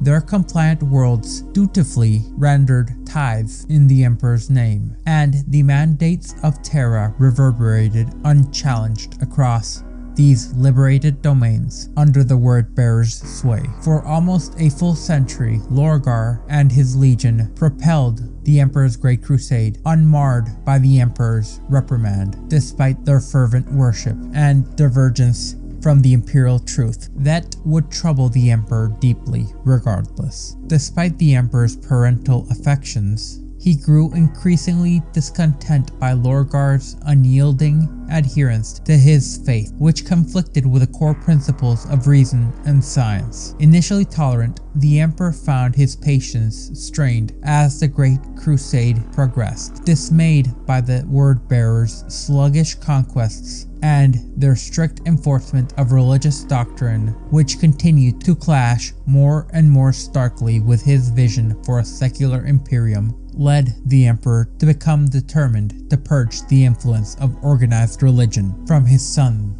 and the worlds he conquered. The Emperor dispatched a formidable task force led by the Ultramarines Primarch Roboute Guilliman to obliterate Monarchia. This was an emblem of religious devotion to the Emperor, founded by Lorgar, essentially working as his city on a hill. The Word-Bearers, under Lorgar's command, faced the Emperor's wrathful censure on Kor's desolate surface, bearing witness to the psychic coercion that compelled all, including Lorgar, to kneel at his father's feet. The Primarch was shattered by his father's condemnation, plunging him into a profound despair. Feeling abandoned, Lorgar secluded himself, save for Cor Ferron, the Word-Bearer's first captain, and Erebus, the Legion's first chaplain. These trusted confidants empathized with Lorgar's unfulfilled spiritual yearnings, steering his thoughts towards the ancient gods of Cloch's old faith, entities that accepted zealous worship unlike the Emperor. Here, amidst the turmoil of his internal tumult, the sinister veil shrouding the Chaos Gods was unveiled to Lorgar. Enthralled by the prospect of entities embracing his fervor, Lorgar demanded a pilgrimage in pursuit of these newly discovered gods, marking the seeds of the coming heresy within the bosom of the Word-Bearers Legion, the former most pious worshippers of the Emperor. Prompted by both First Captain Cor Ferron and First Chaplain Erebus, both who were previously clandestine adherents to the Chaos Gods via Cloch's old faith, Lorgar embarked on a pivotal journey with the Word-Bearers Legion and part of the 1301's expeditionary fleet of the Great Crusade, venturing into the uncharted peripheries of known Imperial space. At this juncture, Lorgar had yet to succumb to Chaos's corruption, but he had relinquished his reverence for the Emperor of Mankind, deeming him an unworthy deity to be worshipped. Disillusioned with the Emperor's dismissal of humanity's innate pursuit of the divine, Lorgar sought to explore the existence of deities more deserving of mankind's reverence. Though severed from his former loyalty and affection for the Emperor, Lorgar and his legion nominally rejoined the Great Crusade, their efforts cloaked behind a facade, dedicated solely into furthering the pilgrimage of Lorgar. Accompanying the Word-Bearers were 5 members of the Legio Custodes, tasked by the Emperor to vigilantly oversee their actions, in particular preventing any reoccurrence of past transgressions. Their quest for insight into the primordial truth, or the realms where mortals and deities interacted, led Lorgar's expeditionary fleet to the Cadia system, which was proximal to the galaxy's largest warp storm, known as the Eye of Terror. The expeditionary fleet's master of astropaths conveyed an alarming revelation to Lorgar, peculiar voices resonating from within the vicinity of the colossal warp rift, voices that communed directly with the Primarch. These ethereal utterances were none other than the chaotic entities dwelling within the Imperium. In this faithful encounter within the Cadia system, Lorgar's suspicions found validation, unraveling the reality that mired religions across the galaxy, echoing parallels with his homeworld's old faith. They showed him that they were not merely fragments of the human psyche, but manifestations of worship, revealing the universal truth embodied by chaos. This revelation of the primordial truth concerning the existence of chaos instigated a profound transformation within Lorgar and the Word-Bearers. Exposed to the ruinous powers, they underwent a gradual corruption, marking the inaugural descent of a Space Marine Legion into the worship of the Chaos Gods, fostering a clandestine descent against the Emperor. Through the remaining years of the Great Crusade, Lorgar and his legion embarked on a mission to illuminate humanity regarding the authentic spiritual fabric of the universe. Yet their efforts to enlighten humanity floundered, so they resorted to subterfuge and deceit, manipulating 9 Primarchs, notably including the Warmaster Horus, into aligning with the cause of chaos, as dictated by their newfound deities. Recognizing that humanity's enlightenment through chaos necessitated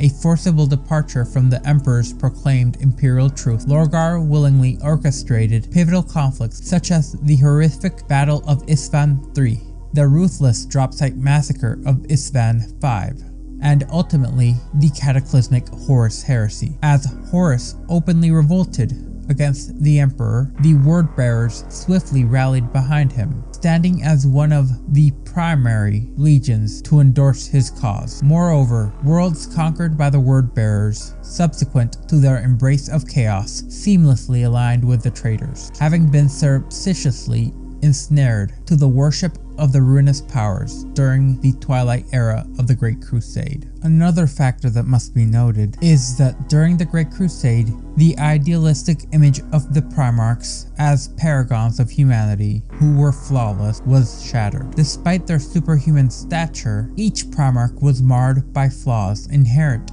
to their human nature: vanity, egoism, hunger for power, jealousy, arrogance, amongst many others. All of these would be avenues for chaos to corrupt the greatest of humanity. Upon assuming command of the Great Crusade, Warmaster Horus dedicated himself earnestly to his newfound responsibilities. However, discord was already brewing amongst the Primarchs and factions within the Imperium concerning the Emperor's decision to withdraw from the campaign and the restructure of the Imperium.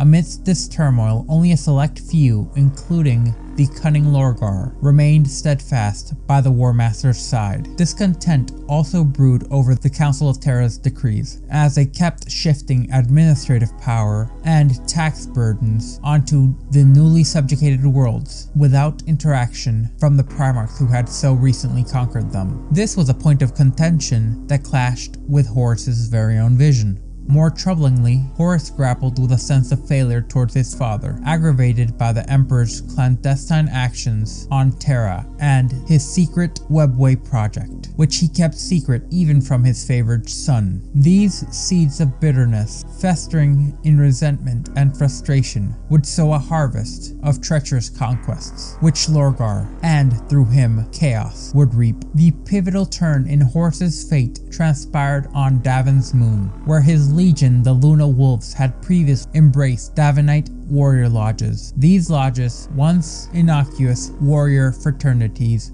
became instruments for Lorgar and his first chaplain to manipulate Horus and his sons, steering him towards the worship of the Chaos Gods. Originating from Cloichus, a world steeped in religious fervor, Lorgar's word-bearers had venerated the Emperor's deity, seeking to propagate this belief across the Imperium. However, with the Emperor's vehement opposition to organized religion and his chastisement of the Legion, Lorgar would redirect this zealotry and use many of the same tactics which had been implemented against humanity to direct them towards the worship of the Emperor against Space Marines of his brother's legions, in order to turn the legions themselves, along with their fathers, towards the worship of the ruinous powers. Throughout the tumult of war, chaos spawned what amounts to undead on Davin's moon. It was during engagements here that he would face a perilous fate. Unknowingly engaged in a battle against a chaos-infested planetary governor, Eugene Temba, Horus fell victim to a poisoned blade, the Keenbrak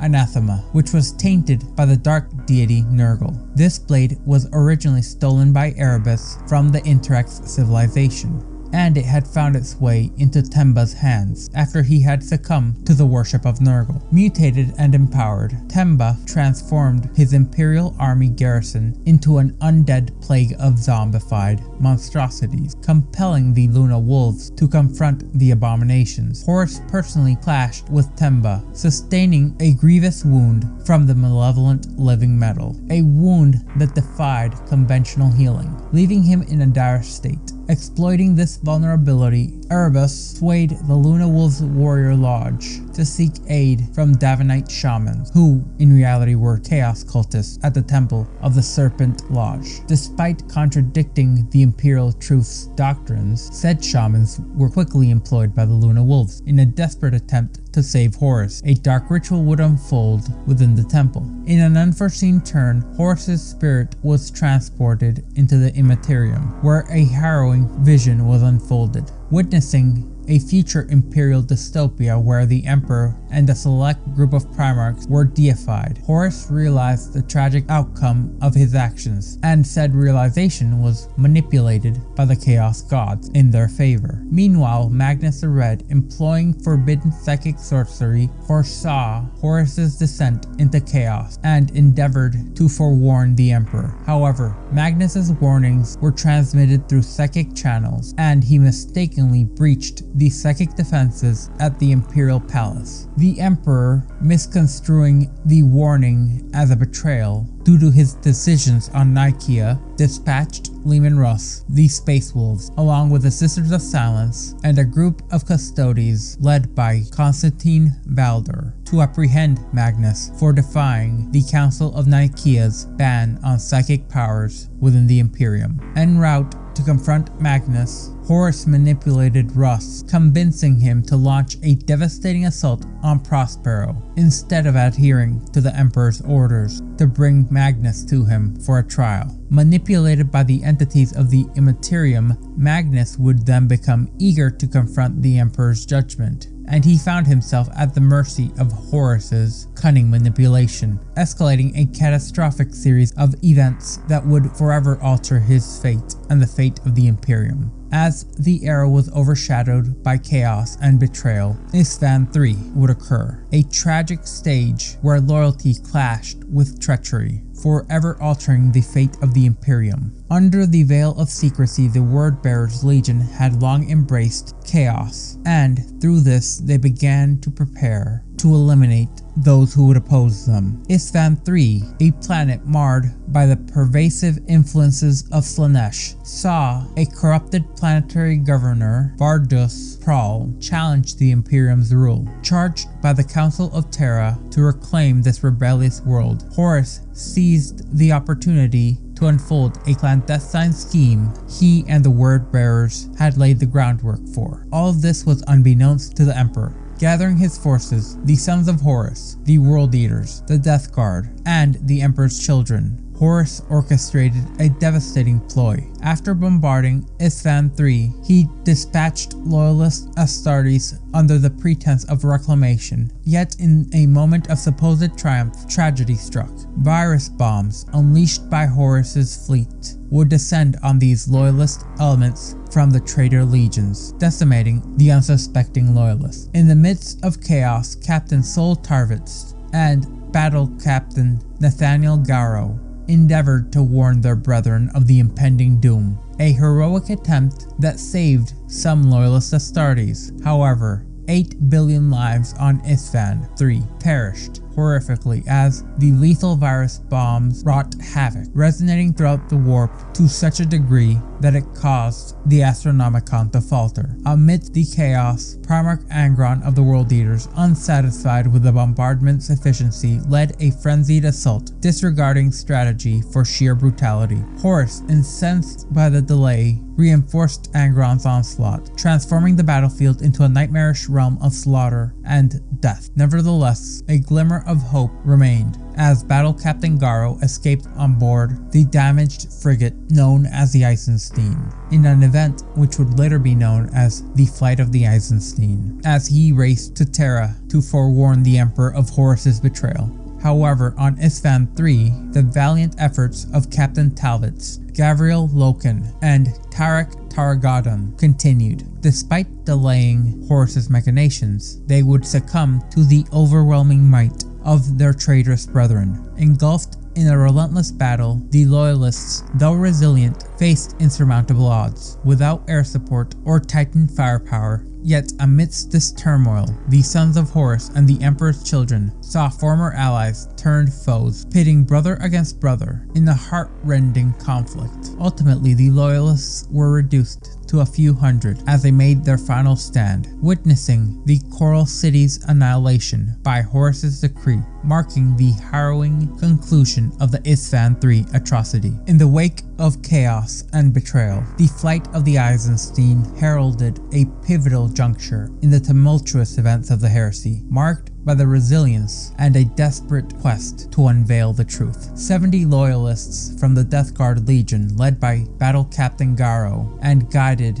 by Imperial Saint Euphrates Keeler, commandeered the ailing Imperial frigate Eisenstein. Their perilous escape from Isfahan III, evading the treacherous clutches of Horus's forces, saw the frigate have a valiant confrontation with the Death Guard battleship Terminus Est, resulting in severe damage to the vessel. Within the Imperium's more secured territory, the horrors would persist as the Eisenstein faced a malevolent assault of Nurgle's minions, including the first known Plague Marines in history. Forced into a crash emergence from the warp, the frigate would endure this nearly insurmountable turmoil, which claimed the lives of all astropaths and mortally wounding the sole navigator. Amidst the chaos, Garrow, displaying ingenuity, initiated a desperate signal by self-destructing the frigate's warp drives, which would catch the attention of Primarch Rogel Dorn of the Imperial Fists. Dorn's legion would intercept the distress calls, and eventually there would be an encounter between Dorn and Garrow. Initially hesitant and rather perturbed by Garrow's tale, Dorn would be swayed by the irrefutable proof provided by Mercedes Oliton, who fled from Horus's very own flagship, the Vengeful Spirit. With conviction, the fortress monastery known as the Phalanx set course for Terra, tasked with delivering the chilling revelation of Horus's betrayal to the Emperor. The fate of the Eisenstein's survivals, however, would remain shrouded by mystery. Upon their arrival in the Luna system, they would be sequestered within a tower commanded by the Sisters of Silence. Garrow, his loyal Death Guard comrades, and Captain Lacton Querzel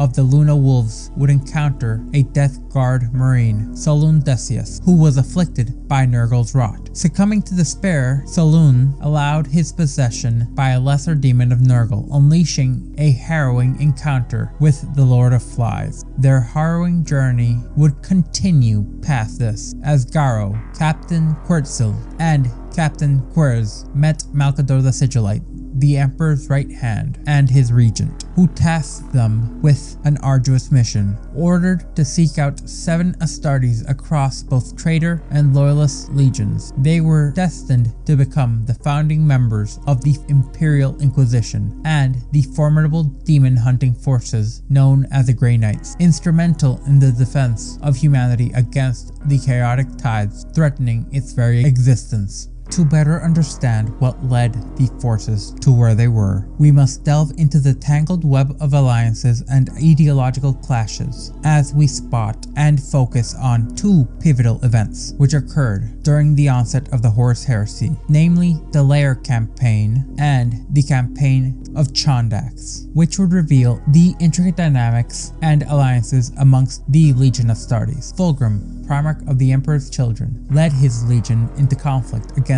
the Lair, an alien race discovered in the Larian star system. The Xenos, resembling the pursuit of perfection which the Emperor's children and their Primarch were so known for, faced annihilation as Fulgrim vehemently rejected the idea of coexistence with such an alien race. The ensuing war displayed unparalleled feats of adaptation and warfare, pitting humanity against a highly evolved foe. Despite the immense casualties, Fulgrim would eventually claim victory, solidifying his belief in humanity's superiority, and through humanity, his own superiority. Meanwhile, a stratagem orchestrated by the traitorous Warmaster Horus diverted the White Scars Legion, entangling them in a lengthy campaign against the Orcs and the Alpha Legion operatives stationed within the area. The White Scars, unaware of the heresy's unfolding, fought valiantly, encountering deceitful messages and ambushes orchestrated by the Alpha Legion, all the while decimating the Orcs they faced. The Khan's decisive action and cunning allowed the White Scars to escape the Alpha Legion's blockade, as they would go out into the unknown, seeking truth amidst the chaos, even disregarding the Space Wolves' pleas for aid, due to being unsure whether they were aligned with those who had attacked them. This tumultuous period also witnessed another pivotal event, the Council of Nicaea, a significant gathering initiated by the Emperor in order to deliberate the usage of psychic abilities within the Imperium. Though termed a council, its contentious debates sowed the seeds of dissent, particularly felt by the Thousand Sons Legion, leading them to dub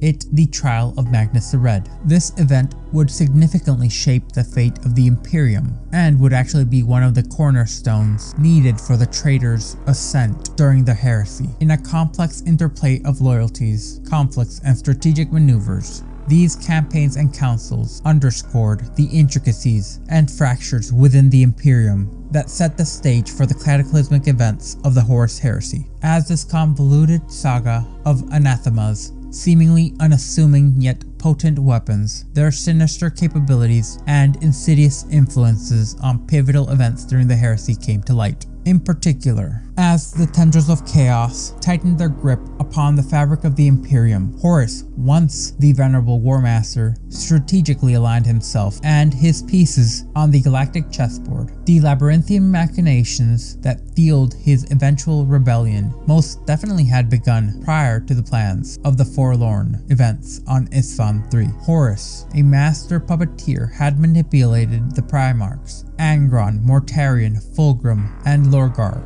and even Conrad Kurz, into the murky folds of chaos, each driven by personal vendettas or promises of power, as they would succumb to the allure granted by the dark gods and rebellion against their father. Meanwhile, loyalist legions such as the Dark Angels, Blood Angels, and Ultramarines were dispatched on distant missions, carefully orchestrated to keep them as far away from Terra as possible and away from the impending tempest on Isstvan. The Imperial Fists and White Scars were poised on the precipice of loyalty, remained beyond Horus's direct reach, as Jagatai Khan's allegiance hung in the balance, which was misconstrued by the Warmaster as him potentially becoming an ally. In a futile attempt, Fulgrim would also seek to sway Ferrus Manus of the Iron Hands, only to be met with defiance and a vow of vengeance made on Isstvan V, which would seal Manus' fate. The traitor Primarch's destinies unfolded. Conrad Kurz, in particular, had a disdain for an impending retribution he had seen through visions. Alfarius and Omegons misjudged or misguided loyalty, and Pederabo's embittered rivalry with Rogel Dorn all became catalysts for corruption. The Thousand Sons themselves were a most tragic of cases. Initially adverse to betrayal, they were ensnared by a twisted plot woven by Tzeentch, and would ultimately succumb to chaos due to the unforeseen circumstances triggered by Leman Russ's ruthless assault on Prospero. As the atrocities on Isstvan V occurred, the loyalist Space Marine legions of the Raven Guard, Salamanders, and Iron Hands were torn asunder. However, them, along with the Space Wolves, would stand resolute against the encroaching darkness. But as the looming battles continued to exact tolls, especially on those without the unyielding loyalty of the Space Wolves, it would appear Horus would not be content with just the corruption of Primarchs alone, as he would go on to court the Adeptus Mechanica, bending Magus Regulus to his cause with the allure of standard template construct databases yet unknown. This unholy alliance ensured the flow of crucial Adeptus Mechanicus and Titan support to the traitor forces. In tandem with Horus and his sinister confidant Erebus would engage in a ritual to commune with the warp. A demon named Skarel emerged as the emissary of chaos, weaving a web of deception and malady around Horus, deceiving him into believing that chaos sought only to thwart the Emperor's alleged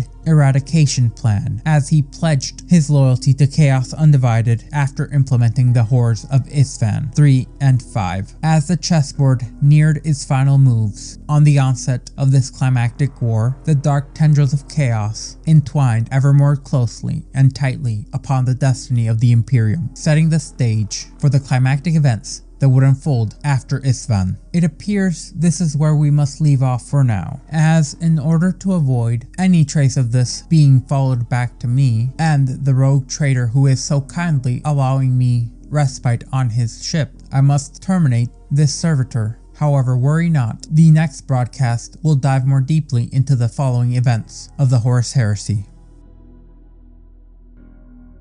After a short reprieve, I am glad to be back, so let's jump right in to the climax of the Horus Heresy, the Siege of Terra. In the annals of galactic history, few conflicts rival the epic scale and profound consequences of the Siege of Terra, also known as the Battle of Terra or the Siege of the Imperial Palace. This climactic engagement marked the cataclysmic conclusion of the Horus Heresy, a galaxy-spanning civil war which erupted within the Imperium of Man. In the year 014 M31, Terra, the cradle of humanity and the seat of imperial power, became the stage for a titanic struggle between the traitor forces led by the Warmaster Horus and the loyalist armies of the Emperor of Mankind. The outcome of this harrowing confrontation would shape the destiny of humanity for millennia to come, marking the true commencement of the Age of the Imperium. Though the loyalist forces ultimately emerged victorious, their triumph came at a staggering cost. The scars of the battle would echo throughout the annals of history. But what events led to the climactic showdown on the throne world? The seeds of this conflict were sown in the aftermath of the treacherous dropsite massacre on Isstvan V, where it became painfully clear that 8 of the 18 Space Marine legions had fully turned traitor and set themselves against the Emperor of Mankind, pledging their allegiance to the dark forces of chaos under the banner of Horus. The traitorous forces, bolstered by the elements who were loyal to them within the Imperialis Auxilia and the Mechanicus, along with some of the Titan legions, embarked on a relentless campaign of conquest, their sights firmly on Terra itself. As the traitorous legions converged on Mars, the stage would be set for the final apocalyptic confrontation. Meanwhile, on distant fronts across the galaxy, loyalist forces would scramble to prepare for the impending onslaught. The Imperial Fist, under the stalwart leadership of Primarch Rogaldorn, hastily recalled their scattered forces, while the Ultramarines, battered but unbowed, rallied to defend the realms of Ultramar against the advancing hordes of chaos. Yet amidst the chaos of war, unexpected alliances and betrayals would come to light. The Thousand Sons, driven to desperation by the destruction of their homeworld at the hands of the Space Wolves, pledged their allegiance to Horus and Chaos, adding their formidable psychic might to the traitor cause. As the traitor fleets assembled above Mars, the fate of humanity hung in the balance. With the odds stacked against them, the defenders of Terra knew that their only hope lay in holding the line long enough for reinforcements to arrive. But as the battles raged on, whispers of a greater conspiracy began to surface. What unseen forces were at play behind the scenes, manipulating events to serve their own dark agendas, was a thought on everybody's minds. As the dust settled and the smoke cleared, one thing remained for certain. The Siege of Terra would be remembered as a great and terrible turning point in the annals of human history, as it stood as a testament to the resilience of the human spirit in the face of overwhelming darkness, all the while showing the depths of depravity humanity could reach. In the wake of the devastating dropsite massacre, where 9 of the revered Space Marine legions showed themselves to have succumbed to the seductive whispers of chaos, the galaxy stood on the precipice of annihilation, with the Warmaster Horus boldly renouncing his allegiance to the Emperor of Mankind. The traitors rallied under his banner, plunging the Imperium into a maelstrom of conflict, chaos, and betrayal. Supported by a motley assortment of Imperial Army units, corrupted Mechanicum forces, twisted Titan legions, and a myriad of demons, the traitor forces embarked on a relentless campaign of conquest. No longer bound by the constraints of conventional warfare, they laid waste to entire worlds with wanton destruction and disregard for human lives. Their actions, guided by the insidious influence of the ruinous powers, knew no end of depravity. As the traitor fleets swept across the galaxy, leaving a trail of destruction in their wake, a chilling pattern emerged. Planets fortunate enough to escape total annihilation would fall under the iron grip of chaos, subjugated to the unspeakable horrors at the hands of their new overlords. Once proud realms of the Imperium were reduced to smoldering ruins, their populations enslaved or slaughtered in the name of the dark gods. Amidst the chaos and despair, a flicker of hope would emerge. The cult of the Letitio Divinatus, which venerated the Emperor as a divine figure, due to it beginning to gain traction amongst the beleaguered populace, gave humanity a hope, as prayers for deliverance would echo across a war-torn Imperium. The stage was set for a conflict of an unparalleled magnitude. A struggle that would determine the fate of humanity itself had begun. During the Horus Heresy, one pivotal event stands out as a rather dark chapter in galactic history, creating waves that would reverberate all the way to the 41st millennium, the Schism of Mars. As the Warmaster had marshaled his forces for rebellion against the Emperor, he recognized the crucial importance of securing support from the Adeptus Mechanicus, the custodians of the Imperium's most advanced technologies. Utilizing his unparalleled charisma and persuasive skills, Horus managed to sway many tech adepts of the Mechanicum to his cause, promising them access to long-lost standard template constructs, technologies supposedly recovered by his Sons of Horus Legion. And so he would kindle the spark of rebellion, in particular those who did not view the Emperor as the Omnissiah, which was a group that had drastically grown in size during the Great Crusade. But it was the fateful alliance forged with Kelbor Hal, the rather strange Fabricator General of Mars, which proved to be a turning point. Sensing an opportunity to assert the Mechanicum's autonomy under Horus's rule, Kelbor Hal pledged his allegiance to the Warmaster, sealing their pact with forbidden knowledge obtained from the vaults of Moravec, knowledge that had been sealed away by the Emperor himself, for it was tainted with the corrupting power of chaos. With the opening of the vaults, a malevolent force was unleashed upon Mars, corrupting its once pure technology with the insidious influence of chaos. The resultant chaos and confusion sparked open warfare across the Red Planet, as loyalists and traitor forces clashed in a deadly struggle for dominance. The interceding conflict became known as the Schism of Mars, and it paralleled the greater conflict consuming the Imperium. As brother turned against brother and titans clashed in a climactic battle for supremacy, every aspect of the Imperium seemed to be tearing itself apart. Driven by the dark machinations of the Dark Mechanicum, those which would now lend their skills and knowledge to Horus's cause unleashed untold devastation upon the loyalist forces, as the fires of rebellion would continue to spread throughout the galaxy. As the fate of humanity now hung on the balance, as it teetered on the brink of oblivion, the Traitor Legions' insidious advance bore a singular objective: the conquest of Terra. For Horus, this conquest held the promise of ultimate victory, the culmination of his pact with the dark entities of chaos, and the overthrow of the Emperor of Mankind himself. The traitors, comprising of the Sons of Horus, the Death Guard, the Emperor's children, World Eaters, and the Word Bearers, converged upon Mars in preparation for their assault. Meanwhile, a large segment of the Word Bearers Legion set their sights on Calth, aiming to vanquish Roboute Guilliman and his Ultramarines. Rogel Dorn, the Primarch of the Imperial Fists, and Malcador the Sigillite, Regent of the Imperium, grasped the gravity of the situation as survivors of the Dropsite massacre on Isstvan V sought refuge on Terra. With a resolve born of desperation, Dorn ordered all loyalist forces back to Terra, even as the Space Wolves grappled with the Alpha Legion's treacherous ambushes. Across the galaxy, conflict would rage.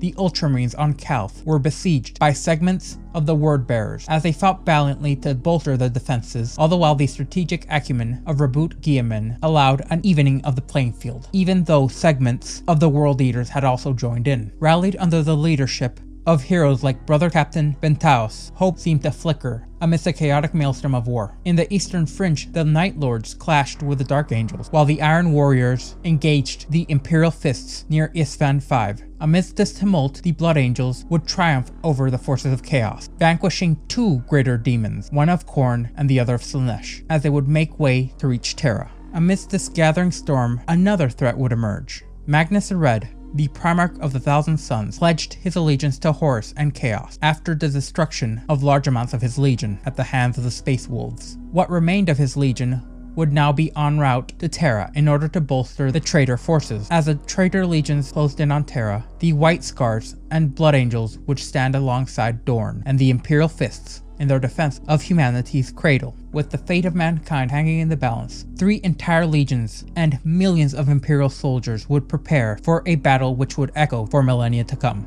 As the dark clouds of war gathered over Terra, the siege commenced with a relentless onslaught from Horus's fleet, which rained down destruction on the planet's surface. Despite the valiant efforts from the defenders, the formidable orbital defense station on Luna, the sheer might of the Traitor Legions proved overwhelming. Wave after wave of loyalist soldiers and ships were swept aside by the ferocity of the assault. With Terra's defenses weakened, Chaos Space Marines descended upon the planet, marring its surface with drop pods, targeting key strategic locations with ruthless precision. Their objective to secure vital spaceports in anticipation of the main onslaught. A coalition of 5 Traitor Legions bolstered by their insidious allies from the Warp, and the traitorous Auxilia spearheaded the invasion, plunging Terra into unremitted horror and chaos unimaginable. Amidst the chaos of the dark rituals which unfolded as chaos cultists summoned forth greater demons and unleashed unholy terror upon the beleaguered defenders, the Eternity Wall and the Lion's Gate spaceports became bastions of Imperial resistance. However, even with the valiant efforts of the Primarch Sanguinius and the great Jagatai Khan, these bastions would eventually fall under the traitors' relentless onslaught.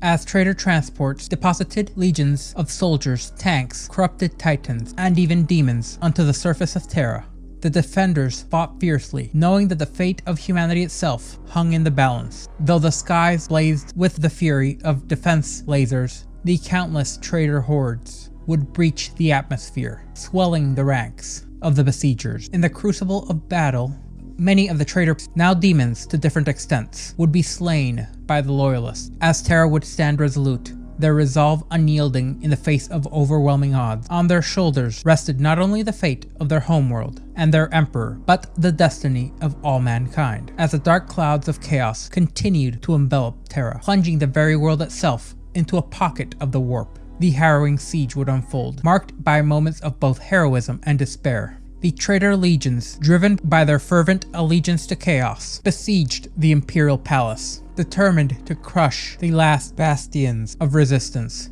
Angron, a once noble Primarch, turned into a vile demon prince of Khorne, stood before the walls of the palace and demanded their surrender in his own bestial manner. Yet his challenge would be swiftly met, and he would be slain by the angelic Sanguinius, leader of the Blood Angels, and the great angel of the Imperium, who had already fought one of the favored demons of Khorne, Kabanda, and brought the beast down with his very own might.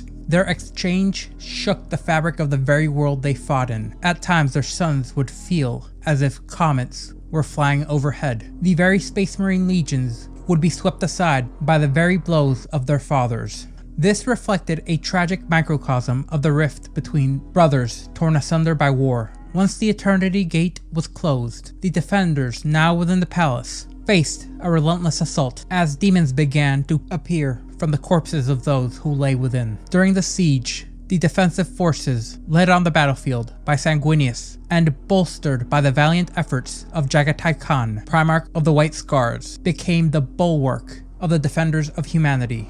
All the while, the great Rogel Dorn continued to lead defensive efforts, managing every soldier, every troop from one of the final bastions of humanity. Yet as the traitors breached the palace walls, with the aid of the Titan Legions, the defenders would be pushed to the brink of collapse. In a daring maneuver, Jagatai Khan would redirect his forces to claim the Lion's Gate spaceport, thereby disturbing the Traitor Legions' supply lines and buying precious time for the embattled defenders all across the cradle of humanity. Within the palace's very walls, echoes of Sanguinius' confrontation with the bloodthirster Kabanda and their titanic clash of wills reverberated and gave hope to the beleaguered defenders of humanity. Despite the injuries suffered from both titanic battles, the great angel rose once more, his indomitable spirit fueling a defiant stand against the encroaching darkness. As the Eternity Gate had been closed, the Loyalists were given fleeting moments of respite as they settled themselves in defensive positions within the palace walls.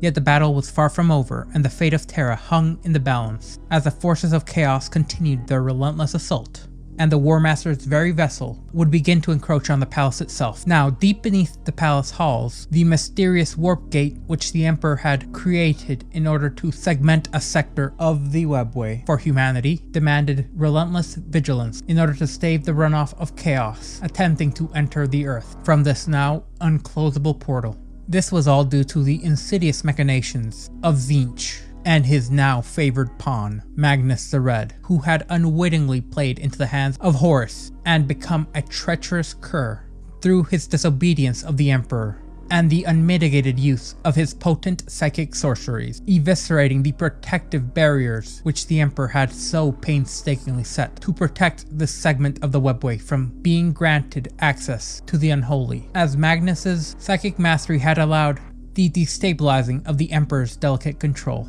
Now the Emperor's focus had been consumed with the task of preventing a catastrophic breach between Terra and the Warp. With the burden of safeguarding the Imperium's future weighing heavily on him, the Emperor would entrust Malcador the Sigillite with a solemn duty. He was to command Vulcan to enter the Webway in order to strike down Magnus and create an opening for Malcador to assume the Emperor's place on the Golden Throne in order to function as a psychic amplifier and shield humanity from this newly constructed intersection between the Webway and the Warp. This role had originally been intended for Magnus. However, when his allegiance had faltered, Malcador would stand as the last bastion of humanity's hope, wielding his own psychic might, which was only matched by a scant few, but could not compare to that of the Emperor. In the shadow of the impending doom of humanity, as the final confrontation with Horus loomed large, the Emperor had imparted upon Malcador a grim foreboding prophecy, as the burden of Malcador's own irrefutable demise weighed heavily on his shoulders. As now mounted on the Golden Throne, Malcador prepared himself for the unimaginable trial and his assured end. Malcador would now be protected by Vulcan, who would in essence hold a dead man's switch, designed to wipe out the entirety of the Sol system in order to strike back at Chaos and allow humanity even the faintest hope of survival. The Emperor now joined with a handful of his final remaining custodies, along with the still injured Primarch Sanguinius and the Angel's brother Rogel Dorn, would face their divine duty as they would answer Horus's ultimatum. In a few short years, it seemed that the Imperium had essentially shrunk from a galaxy-conquering empire to a singular, solitary room. As the galactic conflict would reach its climax, the defenders of Terra found themselves facing an onslaught of unprecedented scale, and it was at this moment that Horus's ship lowered its shielding. It seemed that despite the valiant efforts of the Loyalists, all they had left was a Hail Mary pass, cutting the head off the snake itself by boarding Horus's ship, even though they knew this was a trap. As the siege of Terra entered its twilight hours, it was heralded by an unending onslaught of orbital bombardments. As the history of humanity was nearly erased, the directed onslaught on the palace itself lasted all of 30 solar days. However, within the submerged segment of the warp that Terra was, time was immaterial, and with the sky set ablaze, the Traitor Legions would now be bombarded by the Avenging Sun's very fleets. Primarch Roboute Guilliman was now entering the fray. In a message to his brother Sanguinius, he begged for the defenders of Terra to hold out for merely a few more days, as he, elements of the Dark Angels, and the Space Wolves had entered the Sol system and had been eliminating the fleets of Chaos. However, his words would go unheeded, as the Emperor, Sanguinius, Constantine Valdor, and Dorn would all board Horus's flagship, the Vengeful Spirit, in a desperate gambit to save humanity. And it is here where I'm going to leave things off, at the climax of the heresy itself. Next time I'll pick up right where we left off, as the Emperor and his small strike force boarded the Vengeful Spirit. As the last dying embers of the Horus Heresy burned out, the dust started to settle on the ravaged battlegrounds of Terra, as a haunting stillness descended upon the besieged world. Outside the imposing Eternity Gate, it appeared that hope was dwindling, as desperate survivors clung to life, forming ragtag alliances amidst the chaos. Titans, once symbols of indomitable power, now hung like grim crucifixes along the fortress walls, while the relentless onslaught of the World Eaters and the other Chaos Legions transformed armored behemoths into macabre monuments of destruction. In the shadows of the besieged palace, the White Scars valiantly would defend the Lionsgate spaceport, their resolve tested by the relentless barrages from the traitor fleet. But amidst the carnage, a more insidious threat loomed. Terra itself had been inexorably drawn into a malevolent embrace by the warp. Time itself seemed to bend and twist, with clocks frozen in perpetual stagnation, trapping the embattled defenders in a nightmarish limbo that never seemed to end. The survivors would speak of years passing within the confines of a single day, their minds grappling with the unfathomable distortion of reality. But perhaps most unsettling was the shifting geometry of Terra itself. Landscapes would be warped out of place, the streets would now lead to nowhere, and the very fabric of existence unraveled before the eyes of the Imperial defenders. Loken, a stalwart defender of the Emperor, found himself displaced, transported vast distances within the labyrinthine corridors of the Imperial Palace. For the stalwart Imperial fists, masters of strategy and fortification, this phenomena struck a deep chord of fear, shattering their illusions of preparedness. Yet amidst the chaos, a glimmer of insight emerged from the brilliant Malcador the Sigillite. Far from a stroke of fortune for the forces of chaos, this temporal anomaly would in essence be a grave miscalculation, a misstep in their grand design. While the loyalists resigned themselves to the inevitability of defeat, trapped in the endless cycles of the day of their demise, chaos unwittingly granted them a fleeting reprieve, a respite before the final reckoning. Amidst the whispers of prophecy and legend, the true nature of the Emperor himself was laid bare. Once hailed as heroes and legendary conquerors without peer, such as Alexander the Great and St. George, the very embodiment of divinity, despite his protestations. Yet even amidst the chaos of war, the echoes of ancient conquest resounded, tales of toppled towers, and the betrayal that shattered the unity of an empire. The story of the Tower of Babel echoed once again, as it seemed that history repeated itself as a monument to mankind's hubris fell yet again. Memories of All-Person, once a Warmaster and a trusted ally who had become the instrument of fate, his blade striking at the heart of the Emperor's vision, flooded into the periphery of the not yet God Emperor's mind. As the fate of Terra hung in the balance, amidst the shifting sands of time and the clash of empires, history seemed to unfold itself, a mystery yet unraveled, as its secrets began to be laid bare.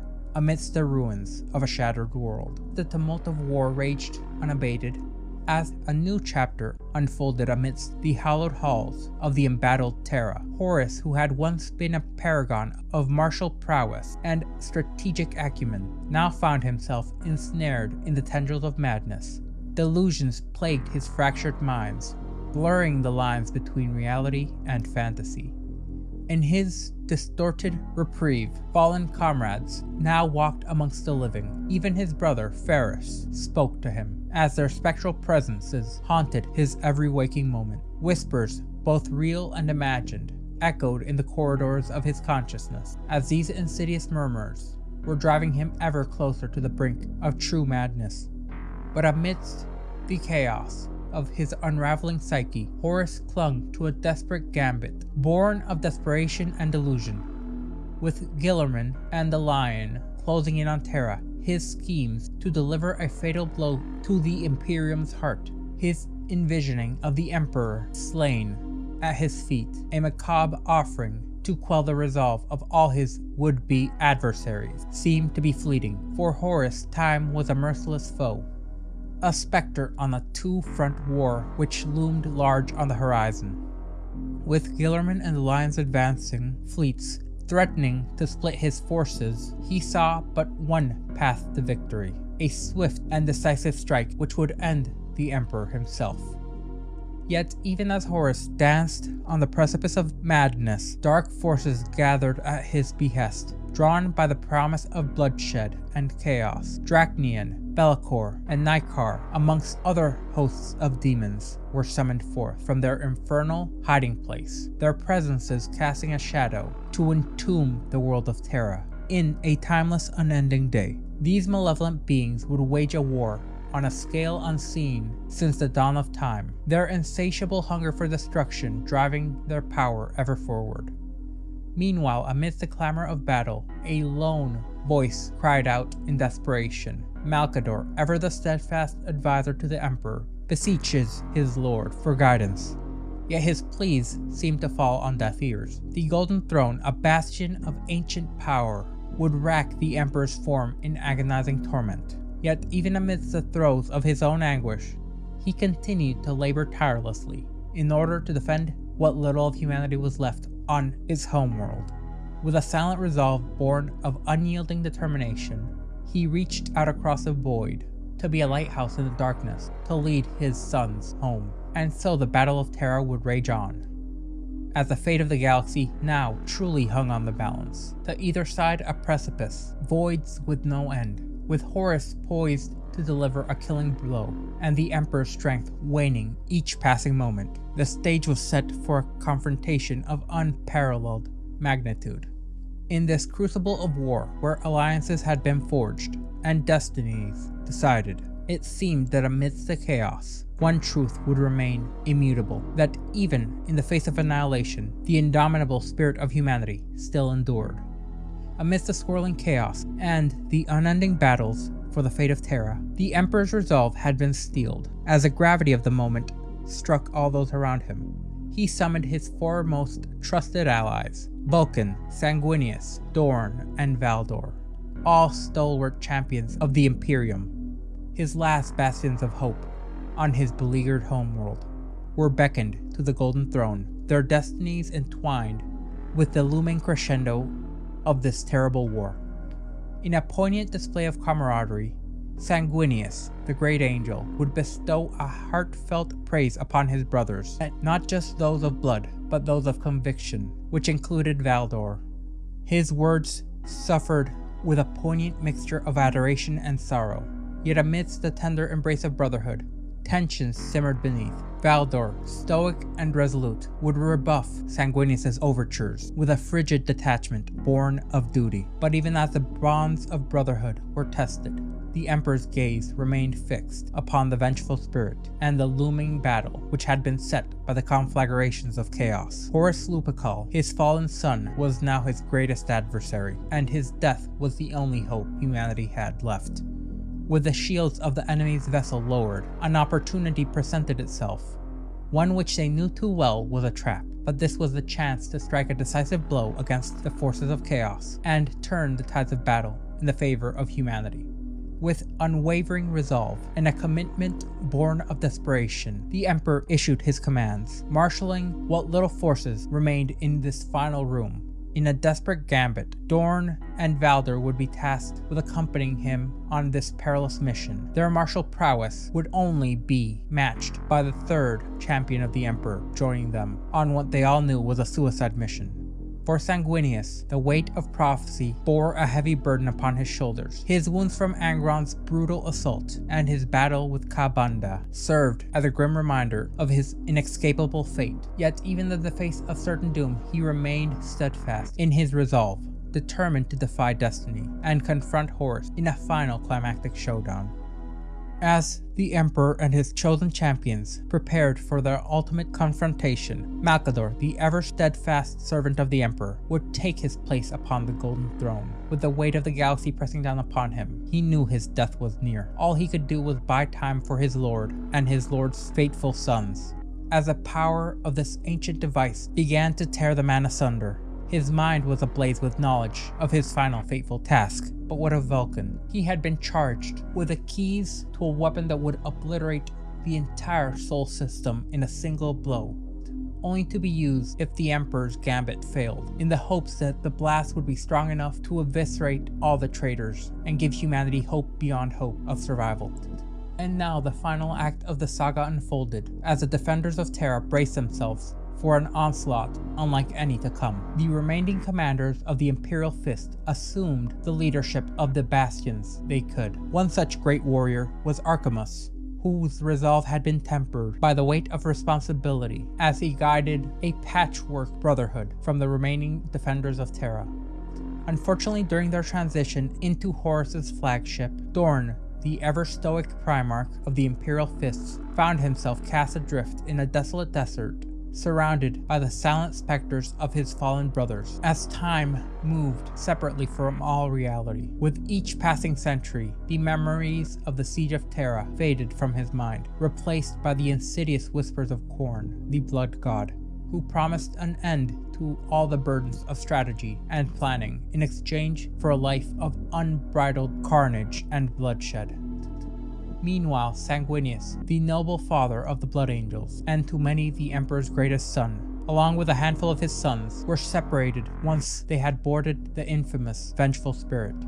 At the same time, the Emperor and his custodians would materialize amidst a scene of utter chaos, as their minds were assaulted with the overwhelming presences of the warp. It seemed that in this place outside of reality, half of the custodians, their bodies driven mad against their will by the influences of all the chaos gods who had manifested through Horus, turned on their master, their eyes seeping with blood as their bodies were used to launch a frenzied assault. Yet amidst this carnage, it seemed there was a singular hope. It seemed that not just Horus could draw upon the powers of the warp from here, but the Emperor could feed his beleaguered strength. It seemed that by saturating the vengeful spirit with the energies of the warp, Horus had unwittingly provided the Emperor with a weapon, one which would allow him to harness the very forces of chaos against their masters. As this great drama unfolded, it seemed that a subplot would become known. While inside the hallowed halls of Terra, All-Person, a figure which had been shrouded in mystery and stood beside the Emperor for eons prior to him becoming known as the Emperor, was accompanied by a motley band of allies. Amongst them, Hecate, a witch whose true identity was Cyrene from Monarchia, along with the venerated John Grammaticus, who at this point was a reluctant participant in the deadly games of subterfuge, who had learned of the Alpha Legion's grand design and bid his time in order to intervene at the eventual vector of the siege, where humanity would perish or survive. It seemed Alpharius had revealed a startling shift in allegiance, as it would appear that segments of the Alpha Legion had thrown their lot in with the beleaguered defenders of Terra, beneath the labyrinthine corridors of the palace, within long-buried dungeons and tunnels which had been concealed even from the scrutinizing gaze of Perturabo. Served as conduits for the clandestine movements of the Alpha Legion, their depths stocked with weapons and awaiting warriors, who upon their command would either serve Terra and protect humanity or bring the Imperium down on its knees. However, amidst the chaos of war, a tragic turn of events would unfold. Mathis Herzog, a mere pawn for the machinations of chaos, would meet his end at the hands of John Grammaticus and his merry band, his own ambitions thwarted by the cold hands of fate. But even as victory seemed close, the pawn had merely been a distraction. Cyrene would trigger Ingo Pecha's dormant, trained allegiance, unleashing a maelstrom of violence and destruction. However, bound by the weight of his own treachery and ensnared in a deadly trap, Ingo chose sacrifice as his final gambit, and so one of the last hopes for humanity would be crushed without the Emperor or his Primarchs ever knowing. As this was happening, in the shadowy recesses of the Hollow Mountain, Foe, a singular being who could create a weapon unlike any other, completed the designs of a masterpiece, one which would eliminate all those connected to the Astartes. He had teamed up with a gene witch from Selenar as they orchestrated a cunning ploy in order to delay his executions at the hands of the custodians. Meanwhile, Corswain, one of the final defenders of humanity, would extend a tentative hand of cooperation towards Zahariel and his companions. Inspired by Corswain's unwavering resolve, Zahariel looked to enlist his own aid in their quest to sway the allegiance of the remaining Dark Angels to their cause. But even as alliances had been forged and betrayals unfolded, the machinations of fate continued to weave their intricate webs. As the arrival of Roboute Guilliman, Primarch of the Ultramarines, was delayed as chaos shifted reality, it seemed that their censors did not pick a singular, vengeful spirit, but instead the entirety of the Sol system had been subsumed by the vengeful spirit. All radar and indications showed not hundreds, not thousands, but an infinite and ever-expanding number of vengeful spirits, all as real as the next, blockading any hope of arrival on the planet. In the heart of this maelstrom, Abaddon, the commander of the Sons of Horus, issued a desperate command for his forces to retreat to the safety of the vengeful spirit. However, it seemed that even under his command, the chaos of battle had caused discipline to waver. As only a few heeded his call, it seemed their loyalty had been fractured by the relentless onslaught of war. And amidst this chaos, Nathaniel Garrow, an agent of the Sigillite, embarked on his fateful journey into the depths of the Imperial Library. There, amidst the hidden tomes of forbidden knowledge, he would stumble onto a doorway into the very heart of the enemy's domain. He found a way into the vengeful spirit. And as the pieces of this puzzle fell into place, it seemed the whispers of prophecy and destiny reverberated all throughout the halls of the palace, as it seemed the prophecy of the Dark King, once associated with the demon Samus would take on a new significance as the true nature of Horus's ascension became clear. It was a chilling revelation, as it suggested that humanity stood on the precipice of its own downfall, with Horus poised to ascend as the fifth Chaos God and a harbinger of destruction and despair. This truly was the final act of the heresy, as the galaxy stood in the balance, poised on the edge of oblivion, in this crucible of an unending war, where heroes rose and fell in the thousands, their destinies entwined with the unfolding drama of a familial squabble and the machinations of cackling gods. However, it seemed that fate was fickle this day, as the title of the Dark King would take a new and chilling significance, as it would be revealed to all that the true bearer of the mantle was none other than the Emperor himself. Now on the vengeful spirit, by harnessing and imbibing every ounce of power from the warp that he could muster to confront Horus, the Emperor began his own apotheosis, as he was on the precipice to ascending godhood. Yet amidst the chaos of uncertainty, distant voices emerged from the ranks of both friend and foe. Erebus, the architect of treachery and deceit, would whisper words of temptation into the ears of Abaddon, promising victory regardless of the outcome. For Erebus, the ascension of the Emperor as a new god of ruin would herald a future where the Chaos Gods would reign supreme, the balance of power no longer split between four, as it was all but assured the fall of mankind would come. But in the face of such dire portraits, hope still stood. All-Person and Nathaniel Garro, along with their allies, had embarked on a daring assault into the vengeful spirit in order to persuade the Emperor from relinquishing his newfound power, lest he pave the way for a creation of yet another malevolent deity, one who would consume humanity, much like She Who Thirsts had done to the Eldar. As the Emperor's sacrifice reverberated across the galaxy, as he not only surrendered the newfound power that he had garnered, one which set him above any mortal. Even demigods could not hope to stand against such power, but it was not just power that he gave away. In lieu of power, the Emperor sought to remove weakness, and so he would sever his humanity from his soul and cast it off into the warp. A child born of a star which never was, he would face Horus, not with the might of armies, but with the strength of resolve and the power of belief. Amidst this chaos, Valder and the Custodians engaged in a desperate struggle against the Sons of Horus, who had boarded the vengeful spirit, led by the formidable Abaddon. In a swirling melee, Valder caught a glimpse of Abaddon's marker tag, and he would descend upon him. But as his legendary spear pierced the Astartes' flesh, visions of the future came. A future where humanity would be embroiled in an unending war, and the great threat of the despoiler would now stand as tantamount.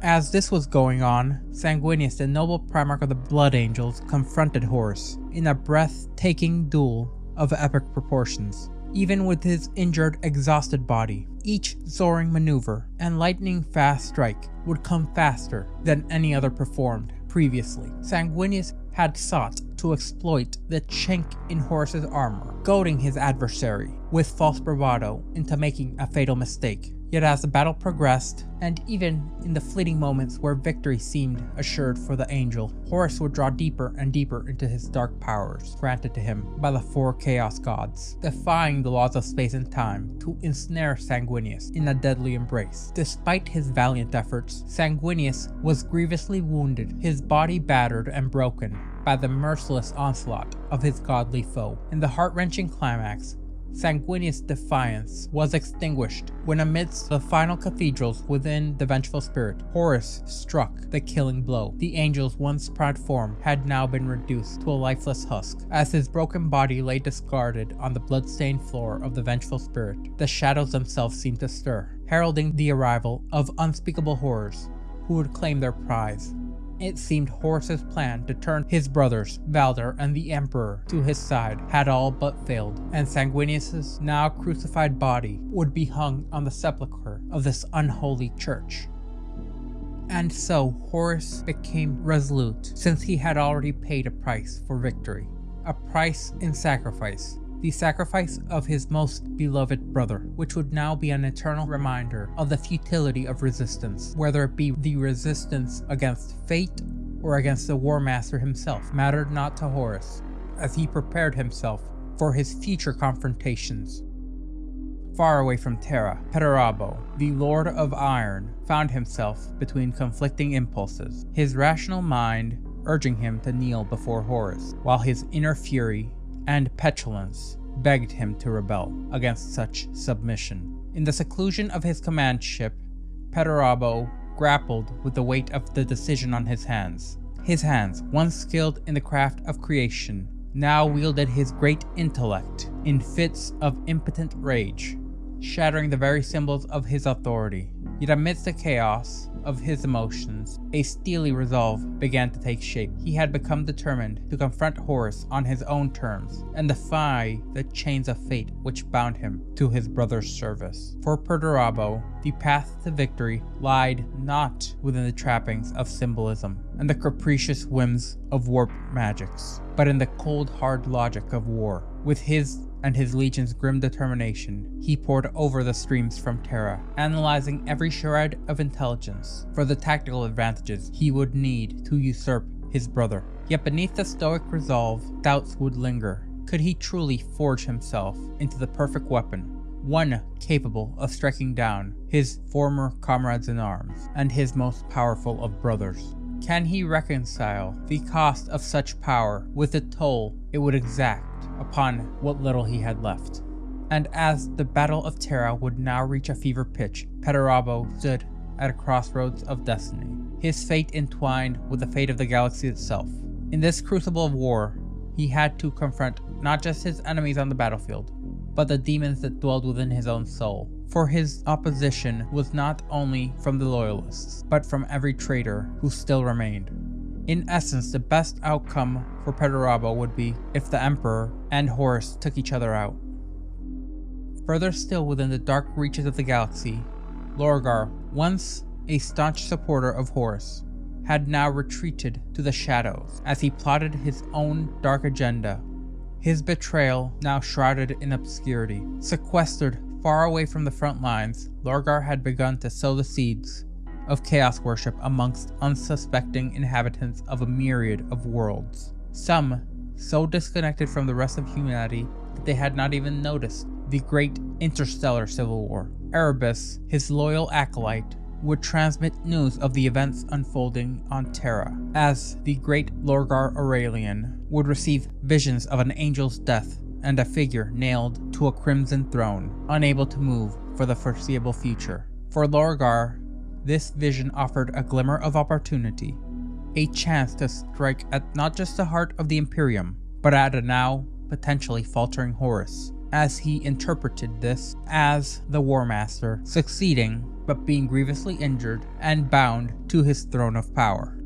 With this information, he began to marshal his forces, preparing to unleash devastation upon not just the hopeless populations of Terra, but on his own traitorous kin. Yet amidst the flames of destruction, doubt still seemed to linger. Lorgar, never one to be truly counted amongst the most formidable of his brothers, had to consider, could he truly bend the tides of fate to his will, or would his ambition consume him, as all things had been consumed by chaos? As the wheels of destiny turned, the fate of Lorgar Aurelian hung in the balance. As the harrowing events on Terra unfolded, and the traitors lurched ever closer to vanquishing every last Space Marine upon Terra, a climactic shockwave reverberated through reality, sending tremors of dread and unimaginable rage across the ranks of every Blood Angel. In the midst of this chaos, each and every member of the Blood Angel's Legion was gripped with nightmarish visions, each more terrifying than the last, as they lost control of themselves, and in their wrath gained a portion of their father's legendary strength, but lost all control. Ralderon, one of the greatest heroes of the Blood Angels, felt the cold grip of claws tearing through his flesh. Furio witnessed the gruesome spectacle of Sanguinius being torn asunder by dark forces. Malix Hest felt the crushing weight of a maul raining down upon him relentlessly. Amidst this, Fafnir Ran witnessed the stalwart captain of the Blood Angels' sanguinary guard, the deadly Askelion, lose himself to unending fury, his fanged visage twisted in a picture of malevolence that not even the traitorous Astartes surrounding them could match. This was the birth of the Black Rage, Back on the vengeful spirit as Akatane, Witch of Monarchia, shared grim tidings with Rogel Dorn, a sense of foreboding descended upon all the final defenders of Terra, as Dorn set forth on a path that may lead to his ultimate demise. Meanwhile, the Emperor and his remaining retinue of Custodian Guard breached the Sanctum of Horus, only to be met with the unspeakable horror of Sanguinius, the noble angel, once a stalwart servant of the Emperor, now crucified upon a darkened throne, his once proud form twisted in a vile mockery. Back on Terra, as all things seemed lost for the Loyalists, as Blood Angels tore through anything near them, traitor and loyalist alike, a glimmer of hope seemed to emerge. From the unending wrath, Sephon, the bringer of sorrows, emerged, his mind clearing as he came to the aid of Fafnir Ran, as he, amongst other Blood Angels, pulled themselves from the clutches of their psychic tormentors and rallied their shattered forces. It seemed that in their fury, the Blood Angels had been able to tear through so many of those forces who opposed them, that even with the loss of many allies, they were still able to stand a chance. As the battle raged on, the history of the cradle of mankind seemed to be reaching an end. Amidst the chaos of battle, Baldur had now been in pitched combat with the remaining forces of the Word Bearers and the Sons of Horus. At this point, Abaddon, with greater numbers, had orchestrated a perfect encirclement and seemed to hold all the cards. However, Erebus seemed to have a more profound play at hand, as he perceived Abaddon's mastery of the powers of chaos as a skill akin to that of a conductor, wielding a masterful symphony. As he whispered a plea to the would-be despoiler, Erebus urged Abaddon to embrace this power and harness it fully. In a surprising turn of events, Abaddon would acquiesce, calling his forces off and turning his attention to Baldur. The great Justarian of Horus would retreat, leaving Baldur perplexed, questioning the valor and the nobility of the traitorous Space Marines. As that fleeting moment occurred, and within the roar of battle, the glimpses of millennia to come would be whispered to Baldur. Elsewhere on the battlefield, Sigismund and his stalwart warriors would engage in a desperate struggle against the Death Guard, and despite their valor, they found themselves outmatched by an unending, unyielding march forward due to the resilience of their corrupted foes. However, hope seemed to emerge from an unexpected source. Keeler, along with a myriad of refugees, now emboldened by faith and resolve, marched fearlessly towards the enemy, chanting hymns from the Laetitia Divinatum. Keeler and her followers seemed to defy death, confronting the Death Guard with faith and unwavering determination. As they drew closer, a strange power surged through the ranks of the Death Guard, leading them to falter and retreat. In a dramatic turn of events, the remaining Dark Angels, regardless of perceived allegiances, would emerge from the Hollow Mountain and join forces with Sigismund and his remaining warriors, who had shattered the resolve of the implacable Death Guard. Amidst the ruins of the throne room, tensions would escalate further still. Fueled by desperation, the use of foes' devastating anti-Astartes weapon was considered. However, a singular Custodes interjected, insisting upon obtaining Vulcan's authorization first. However, amidst this confusion, Foe, sensing an opportunity to escape his impending doom, attempted to flee, but was swiftly apprehended by the custodian Amon, leading to a questioning about further deferring his execution, as Foe was met with Amon's spear. Within the melting confines of the throne room, a surreal scene had unfolded. Human ashes danced upon the air, as the Emperor's longest companion, Malcador the Sigillite, was being unmade before the very eyes of Vulcan. The leader of the Salamanders witnessed an unsettling behavior amongst the last few adepts of the Mechanicum within the throne room. It seemed that they had been trapped in a cycle of repetitiveness, completing and restarting their tasks endlessly, mechanically, in a futile attempt in impeding the onslaught of the traitorous forces by maintaining the Golden Throne. Sensing the imminent threats that would come, Vulcan contemplated activating the final measure against the traitors. But whilst trapped on the Golden Throne, his soul being torn asunder, Malcador attempted to reason with Vulcan.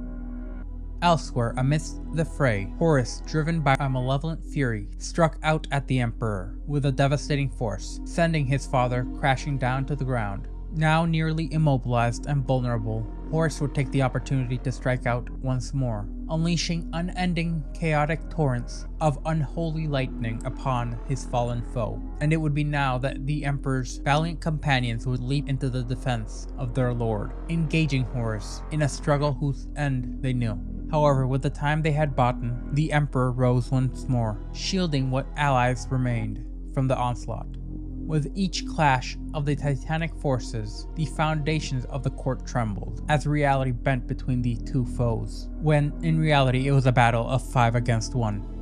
However, far away from the courtroom, as the harrowing battle raged on, Baldur and his dwindling custodian contingent found themselves encircled once more by the sons of Horus and the Word Bearers. However, in a dramatic twist of fate, Rogal Dorn of the Imperial Fists would arrive to bolster the forces of the embattled Custodes, turning the tide of this skirmish. Meanwhile, still lost in their madness and drawn by the scent of blood and the clamor of battle, the Blood Angels who had joined this strike force descended upon the fray with a ferocity of predatory beasts unseen and unaccounted for by the Astartes, both traitor and loyalist alike, striking fear into the hearts of their adversaries. However, Baldur and Dorn were able to break free from the maelstrom of combat. All the while, Erebus delivered a chilling revelation to Abaddon, forewarning of his own waning influence amongst the Chaos Gods.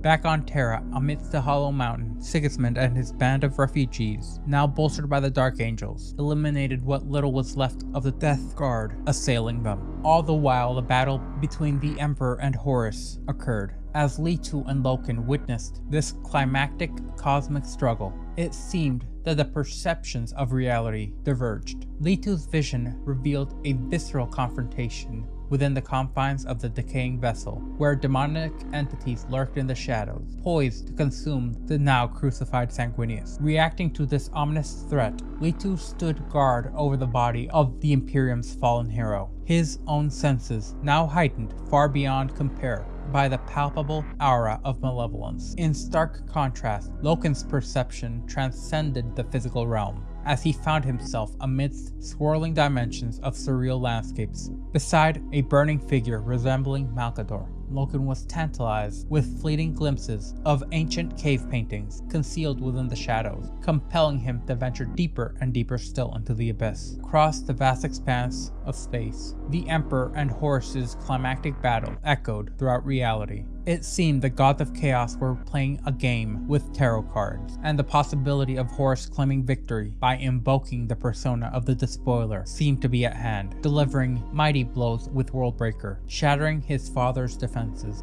As this would go on, Dorn would bear the weight of his now wounded comrade, Baldur, whose physiology was no longer healing from the injuries at an acceptable rate, as they both knew they would not be able to make it to the throne room in time to aid the Emperor against his fallen son. It was now that the ever-stoic Dorn confided in Baldur of the tragic news of Sanguinius' demise, and in a poignant moment of vulnerability, Baldur revealed his admiration for the Great Angel, prompting a solemn exchange between the two warriors. And as Dorn contemplated the implications of Baldur's words, suspicions of the underlying meaning made themselves known to Dorn, as they fueled his resolve to confront and slay Horus, leading Baldur to tell Dorn to let him slay Horus, as killing a brother would make Dorn feel guilty. However, Dorn knew the truth behind Baldur's words. The custodian, in reality, wanted vengeance for the slaying of Sanguinius, a man who not too long ago had claimed him as a brother. As it turns out, Cyrene would embark on a mission to rally any remaining loyalists in order to lead the clandestine gathering and remnants of the Imperial army who had been sheltering in a prison. And as she gathered more and more of the remaining humans, her psychic calls across the warp had been amplified, as impassioned pleas echoed throughout the ether, urging humanity to stand against the traitorous forces and champion the preservation of the Emperor's life. Meanwhile, Loken found himself thrust into what appeared to be a temporal vortex, revealing the harrowing visage of his introduction into the esteemed ranks of the Mournival, as he was surrounded by his erstwhile comrades, such as Abaddon, Aximond, and Torgaradon, Loken would be haunted by visions of Horus perpetually slaying the Emperor across a myriad of dimensions. And as this cosmic scene would unfold, the Custodes accompanying the Emperor were forced to bear witness to the surreal happenings amongst the confines of the vengeful spirit. All the while they were bound by unseen forces, as some of the greatest warriors humanity had ever known were relegated to the role of passive observers, witnessing the relentless titanic clash between Horus and the Emperor, perpetually beyond their grasp. However, amidst this chaotic struggle, a fervent proclamation pierced the cosmic ether: the Emperor must live. This roused the Custodes to an unprecedented fervor, one not consistent with their biology. Sensing an unnatural surge of energy emanating from the Emperor's hand, Horus would realize the truth. The Emperor was not wielding his own power, but siphoning it from his adversary, thereby turning the tide of this cosmic conflict. With a resounding blast, the Emperor would retaliate, repelling Horus and reshaping the course of destiny. As this monumental clash between the Emperor and Horus unfurled, a profound transformation occurred within the Emperor's very essence. Rising from the fray, he emerged remade, his countenance adorned with an aura of a newfound ferocity. His armor, once austere, now gleamed with the angular intensity which invoked a sense of martial prowess never before donned by the Emperor. Seizing the mighty world breaker from Horus's grasp, the Emperor unleashed a relentless barrage upon his adversary. Yet Horus was resilient in his warp-spawned malevolence as he regenerated and counterattacked. With a swift and savage strike, Horus pierced the Emperor's throat with his talon, causing the Emperor to falter once more. Horus, exuding a veneer of triumph and disdain, began his attempt to nail the Emperor upon the throne, with an ominous five-pointed star symbolizing the fate of all despots within his new kingdom. Amidst the clamor of his fervent acolytes, Horus stood poised to revel in his perceived victory. However, a lone custodian, resolute in his defiance, empowered by a force beyond comprehension, confronted Horus, denouncing the despot's hubris with unwavering resolve. In a chilling revelation, the custodian channeled the Emperor's voice, exposing the precarious machinations of the Chaos Pantheon. Enraged by this audacious display of defiance, Horus unleashed a devastating blast which obliterated the brave custodian and his steadfast resistance. Meanwhile, amidst this chaos, Leto, driven and empowered by an unseen force, endeavored to dismantle the throne's accursed nails. Despite Horus's lethal reprisals, Leto persisted, completely unyielding even in the face of his own nigh inevitable annihilation.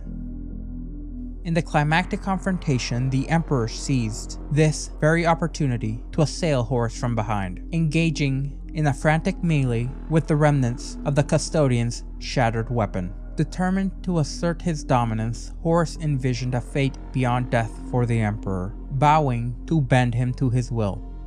Yet in a stunning reversal, the Emperor shattered these hopes as he bore down on Horus's head. As this battle occurred, Vulcan, still stalwart, found solace in the pleas of Cyrene. Heeding her call, Vulcan postponed the activation of his penultimate weapon, recognizing the stirring hope amidst the chaos of war.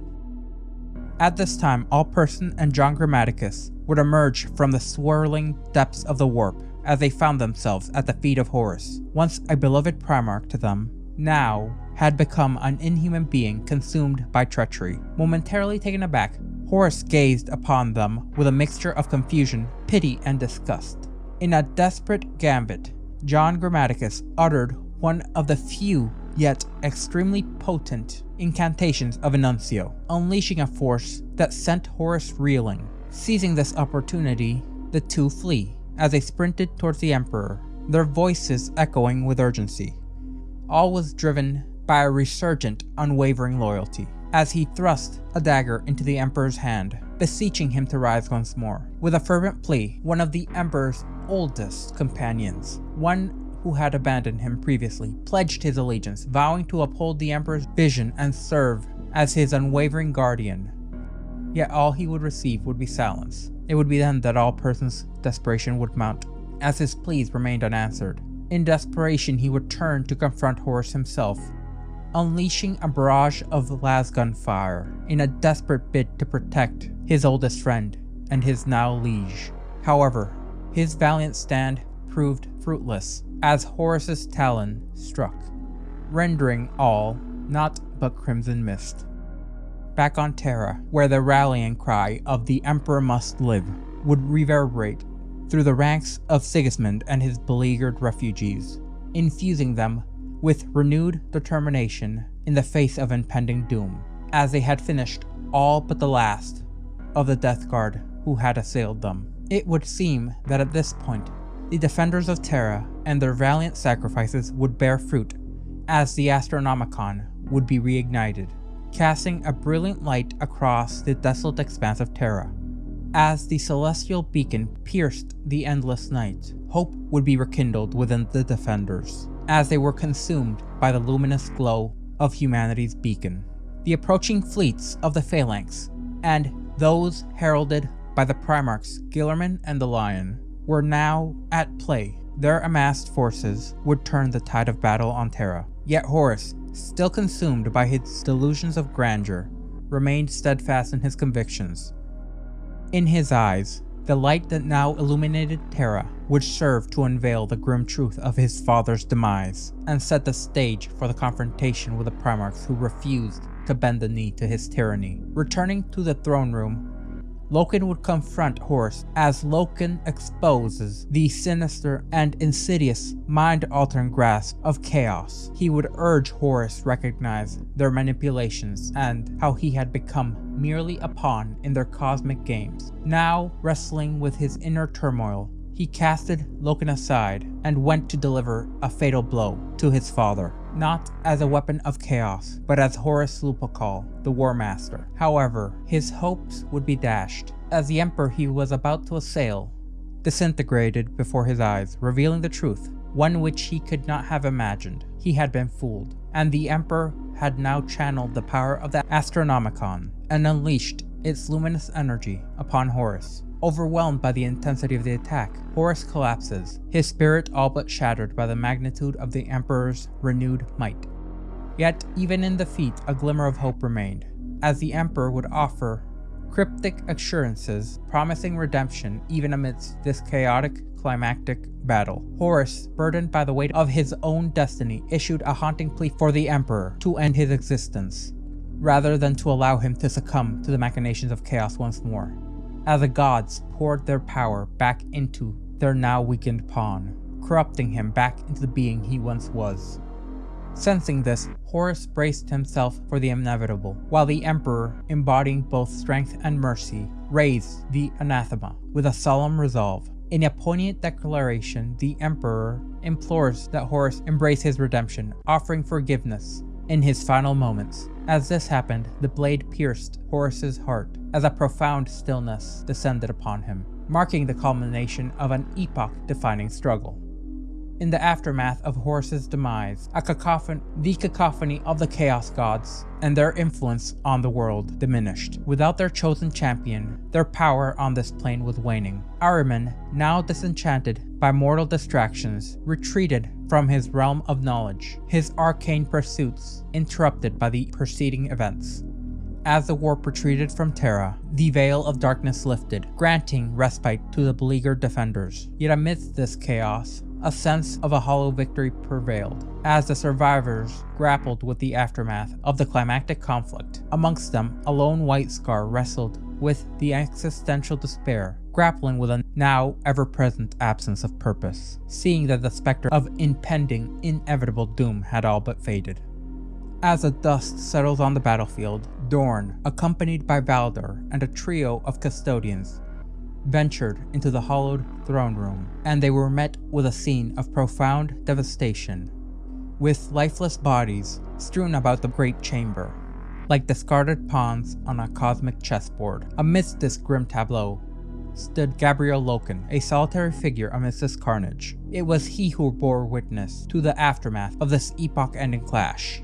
Loken's voice resonated with solemnity as he recounted the harrowing events that transpired, moments before their arrival. The Emperor had been the embodiment of humanity's hope, but he now lay motionless, his once mighty frame now frail. Thorn, a man known for his renowned, stoic demeanor, had to grapple with the sight before him, unable to discern any sign of life from the Emperor's ravaged form. In the midst of their grief, Baldur and the Custodes, the Emperor's most loyal warriors, shed silent tears, their anguish and the pain from their failure to protect their liege, palpable despite the absence of sound. Baldur, a man who was the epitome of martial prowess, would be one of the few who remained resolute, that the Emperor's spark of life remained. It was but a beacon of hope, since for not a moment in his life had the Emperor's connection to him been severed. As this somber scene unfolded, the arrival of the Blood Angels heralded a tumultuous confrontation. Their presence sparked hostility within Baldur's now hardened heart. With unbridled contempt, Baldur would lash out, casting judgment upon the newcomers with venomous fervor. However, the Blood Angels would prove that their madness had been upended and that they had regained their sense of self.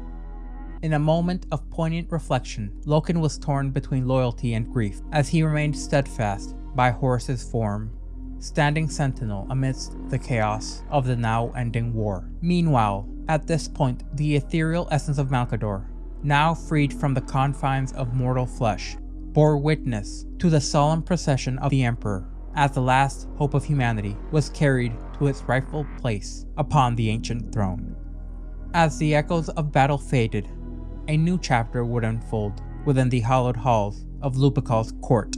Abaddon, a formidable presence amongst Horus's followers, and one of the last remnants of leadership within the vengeful spirit, stood amidst the aftermath as he gazed upon the wounded and weakened Loken, who with grave countenance recounted the twist of fate which led to the downfall of Horus, of the shattered dreams of a galaxy in turmoil. In a surprising turn of events, Abaddon, the once loyal son of Horus, extended an olive branch of peace, vowing to spare any future bloodshed amongst his brothers, and allowing Loken to stand vigil at Horus's body. However, once again, the most hated man in the galaxy reared his vile and ugly head. Erebus, the conceited, empathetic harbinger of chaos, struck a fatal blow against Loken with his own blade, thereby unleashing the malevolent force known as Samus upon the world, completing the cycle of the demon's birth. Amidst the annals of history, the remaining imperial historians and orators diligently recorded the events which unfolded as Lion Chase etched the legacy of the heroes of the heresy across the annals of time into imperial record. John Grammaticus would go on to navigate the tapestry of fate as he weaved the threads of destiny with meticulous care, his journey now guided by a feather from the wings of Sanguinius himself, which seemed to carry a power all their own. As the saga drew to a close, Keeler, a beacon of unwavering faith, knelt before the golden visage of the Emperor, her prayers now echoing through the corridors of eternity as a testament to the enduring spirit of humanity, even amidst the chaos of betrayal. In the aftermath of this conflict, humanity was left to ponder the consequences of their actions and the sacrifices made, and they were forced to bear witness to wounds that may never fully heal. Yet amidst this turmoil, it seemed humanity reflected and found a beacon of hope within their own resilience and a newfound faith. Through the road ahead, though for those loyal the road ahead may be fraught with uncertainty, they would move on and march forward with courage and conviction, united in their resolve to strike down those who had betrayed them, united in their resolve to uphold the Imperium as a means to safeguard the future of humankind. For in the face of darkness, even though it was Pyrrhic, humanity stood, and while humanity may never rise to the same levels of glory, they proved that they would not go silently into that cold and dreadful night. In the aftermath of the climactic events that bookended the Horus Heresy, the surviving loyalists scrambled to mend the fractures within their now wounded Imperium. Amongst these remaining defenders were the Dark Angels, who at the time had been known for their unyielding loyalty to the Emperor above all else. Yet it seems that amidst the treachery of war, something had began to corrupt segments of the Dark Angels from within. Back on Caliban, the once proud homeworld of the Dark Angels, which had been shrouded in the unfathomable depths of warp storms since almost the beginnings of the Horus Heresy, was now primed for the return of their Primarch, Lionel Johnson. However, little did the Primarch and his loyal sons know that within Caliban's embrace, it seemed, betrayal had begun to unfold. Upon their arrival in orbit, the Dark Angels were met not with the open arms of their kin, but rather with a hail of gunfire from their own garrison. Bewildered and feeling betrayed beyond all reason, Lionel Johnson sought answers amidst the chaos, only to uncover a sinister plot masterminded by his second in command, and all but father figure, Luther. It seems that Luther had been consumed by bitterness and resentment, which had sown the seeds to allow himself to be corrupted by Chaos's treacherous embrace, which led to Luther using trickery to convince many of the still loyal Dark Angels on Caliban to believe that they had been betrayed, and become what would eventually be known as the Fallen, leading to their attack on their Primarch. What followed was a titanic clash, in large part due to Luther and the Lion both having access to some of the most powerful and dangerous relics that the Imperium had decided to hide. This battle would determine the fate of Caliban and the Dark Angels themselves, and amidst the traitorous roar of orbital bombardments and the crackling energies of the ruinous powers now turned from Terra to Caliban, the Lion and Luther would confront each other on the once proud world of Caliban, which would be torn asunder, its very essence almost entirely consumed by the flames of betrayal. Yet amidst this devastation, it seems that the Lion's body had become lost amidst the chaos, his fate unknown to many of the Dark Angels, leaving behind only whispers of his ultimate destiny. And as the dust settled on Caliban, only ruins remained. A mere fragment of the planet would now serve as a mobile station, a bastion for the First Legion, and upon this shard of the planet, a fortress monastery would be left standing. Now, it is important to understand that at the end of the Horus Heresy, even though they were battered, the loyalists overall came out better than the traitors did in many respects, and they were angry. So they would embark on a crusade of redemption and destruction known as the Great Scouring, and in this monumental campaign they would hunt down and wage wars unlike anything that had been waged before against the Traitor Legions, with the desire of purging every shred of their taint from every single corner of the Imperium, bar none. Everyone who had aided the traitors would be branded as excommunicato traitores by imperial decree, and they would be forced to flee into the Eye of Terror in order to hide amongst the nightmarish realms of the gods of chaos. This is in large part due to the Imperium sparing no effort to erase all traces of their existence. The homeworlds of many of the traitors expunged from reality, destroyed, leveled, to the point that some traitor primarchs had to attempt to recreate their homeworlds in the warp. From the charred ruins of Istvan V to the cursed lands of Davin, the forces of chaos were hunted relentlessly. Worlds scoured clean, their populations annihilated in the name of purity. This includes those who served alongside the traitors due to being forced, not just those corrupted minions of Horus's legions. Even the Dark Mechanicum who had rebelled, and the twisted remnants of the Imperial army who had sided with the traitors, would be purged without mercy. No chance for redemption, no ability to return. But the scars of the heresy ran deep and echoed across the stars for solar decades to come. And though loyalist legions had been ravaged during the drop site massacre on Istvan V, they sought to rebuild and reform, yet they would forever bear the burdens of their losses. In order to prevent an event such as the heresy from ever happening again, the Codex Astartes was penned by the visionary Primarch Roboute Guilliman, and this would create a new era of warfare, redefining how Space Marines would function. The legions would be sundered into chapters, and the chapters would become significantly more independent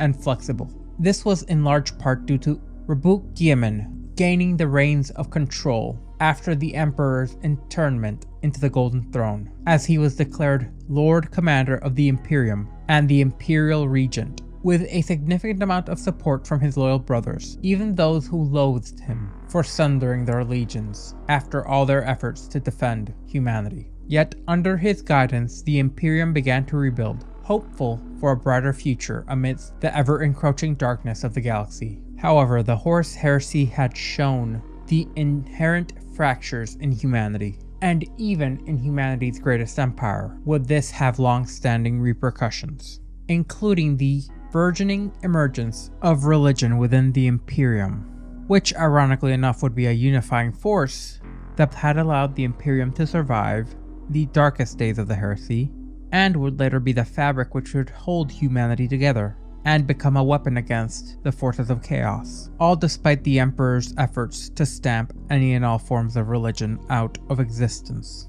Now, another rather monumentous incident that occurred shortly after the heresy would happen on the planet of Escador, a rather remote and isolated, desolate world where two Primarchs would clash once again. These were Roboute Guilliman, the Primarch of the Ultramarines Legion, and his brother, the Primarch Alpharius of the Alpha Legion. And while engaged in combat, Guilliman was under the false impression that this was Alpharius. However, records would show it was in fact Omegon, who had assumed his brother's identity following Alpharius' demise at the hands of Rogel Dorn during their battle on Pluto. And eventually, Alpharius, or rather Omegon, would fall, his life extinguished, or potentially it was a very skilled Alpha Legionnaire who had been changed in order to play the role of Alpharius. However, this was a victory for the Ultramarines, yet it was fleeting, because as they celebrated their triumph, they found themselves beset on all sides by a cunning attack from the Alpha Legion, who had struck the moment their Primarch had been bested, and they were even able to bolster their fierce resistance against the Imperium with the natives of Escador. However, due to being faced with overwhelming odds, Guilliman made the difficult decision to retreat. After days upon days of fighting, his forces were battered but unbroken, and from the safety of their void ships they would unleash a barrage upon their elusive foes, seeking not only to break the resolve of their enemies, but to secure victory through an overwhelming and unmitigated display of firepower. Unfortunately, despite their efforts, the Alpha Legion proved to be too elusive for this to function as planned. And in the aftermath of the battle, as the smoke cleared, the confounding nature of the Alpha Legion left even Guilliman wondering if he had truly been victorious against Alpharius, or if this had been another of his brother's many ruses. Another of the most notable incidents to occur shortly after the end of the heresy was one that some refused to believe ever happened, all the while lamenting their favorite son of the Emperor. This was the Iron Cage, and it unfolded on the war-torn world of Sebastus IV, where the Imperial Fists would clash against their brutal sworn enemies, the Iron Warriors. And this conflict stands as a testament to the fallibility of even the most stoic of Primarchs, as it seems Dorn would lose almost all self-control and charge in, and this occurred at the height of the Great Scouring, so almost the entirety of the Imperial Fists Legion descended upon Sebastus IV, their sights set on besieging one of the most formidable fortresses ever erected by the Iron Warriors. This assault force was led by their Primarch Rogel Dorn, as the Imperial Fists had vowed to crush the Iron Warriors' forces and reclaim the world in the name of the Emperor. But little did they know that the Iron Warriors had lain a series of cunning traps, turning the very planet itself into a veritable fortress. Caught in the jaws of the elaborate schemes that the Iron Warriors had set about, the Imperial Fists found themselves struggling tooth and nail, losing vast amounts of the Legion, since they had not been prepared to fight such a well-defended enemy stronghold. However, despite unacceptable casualty rates, the Imperial Fists refused to yield, their determination being unshakable in the face of this particular adversary. Yet, with their ammunition exhausted, they would be forced to resort to the brutal hand-to-hand combat that was more synonymous with the Blood Angels and the World Eaters. The trenches of the very fortress they now fought for flowed with rivers of blood as bodies would slowly inflate and decompose. Yet even as defeat seemed inevitable for the Imperial Fists, salvation would arrive in the form of the Ultramarines Legion, led by Roboute Guilliman, and it was with their intervention that the Iron Warriors would be driven from the planet, sparing both legions from what seemed to be mutual annihilation. However, the scars of the Iron Cage would run deep within what was left of the Legion, as the Imperial Fists had been whittled down to an echo of what they once were, this being one of Rogal Dorn's greatest failures, as the Iron Cage proved to be transformative for the Imperial Fists, shaping the very existence and character of the survivors for millennia to come.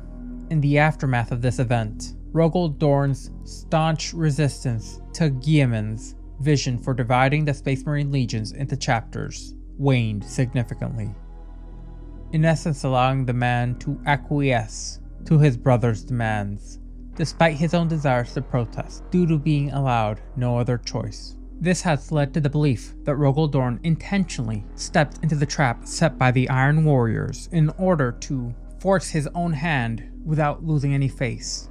Now, on the eastern fringes of the galaxy, the Night Lords, driven by the twisted visions and ideologies of their Primarch, Konrad Curze, would embark on a campaign of terror and unremitted genocide unlike any seen before. Unlike their fellow Traitor Legions who fled into the depths of the Eye of Terror, the Night Lords would remain united, their resolve and identity unbroken by defeat. And with ruthless efficiency, they would spread a wave of violence and horror across the eastern fringes of the galaxy, leaving entire worlds bathed in the blood of the innocent. So much flesh would be torn asunder that an entire world may be cloaked in it. This was a testament of what the Night Lords were capable of if left to their own devices. However, it would be during this incident that a figure would emerge, known as Shen, a Talledus assassin of the Officio Assassinorum, who would make their mark on history. As she infiltrated the Night Lord's stronghold on Sasgula, she would confront Primarch Konrad Curze by herself in a battle that could have potentially decided the fates of millions, or so some records say, while others detail Curze's fatalism causing him to accept the assassin's blade into himself, allowing Shen to strike a fatal blow, ending Curze's reign of terror, and bringing an end to the Night Haunter and his Night Lords' uncontrolled rampages for what at the time was the foreseeable future. Yet, even in death, Konrad Curze's legacy endured, as it is said that through welcoming his demise, he freed his legion from his own fatalistic beliefs, allowing them to be marked not by his passing, but by the innate inborn desires that he had instilled upon them. However, from here, the loyalists would all but corral the Night Lords into the Eye of Terror, with a force of multiple legions descending down upon them like a ravenous horde, slaying many, but not succeeding in eviscerating the legion as a whole. However, all the conflicts were not just loyalist against traitor, because on the twisted and unruly landscape of the demon world known as Scalathrax, two traitor legions would clash against each other. The world was desired both by the Emperor's children, for it had a large amount of Eldari soul stones, and it was their belief that this would be a veritable feast for she who thirsts, and the World Eaters, who had selected this planet as a base of operations. And at the heart of this brutal conflict was where Karn, the Eliquary of Angron, the champion of Khorne and the 8th captain of the 12th Legion, would gain his legendary moniker of Karn the Betrayer.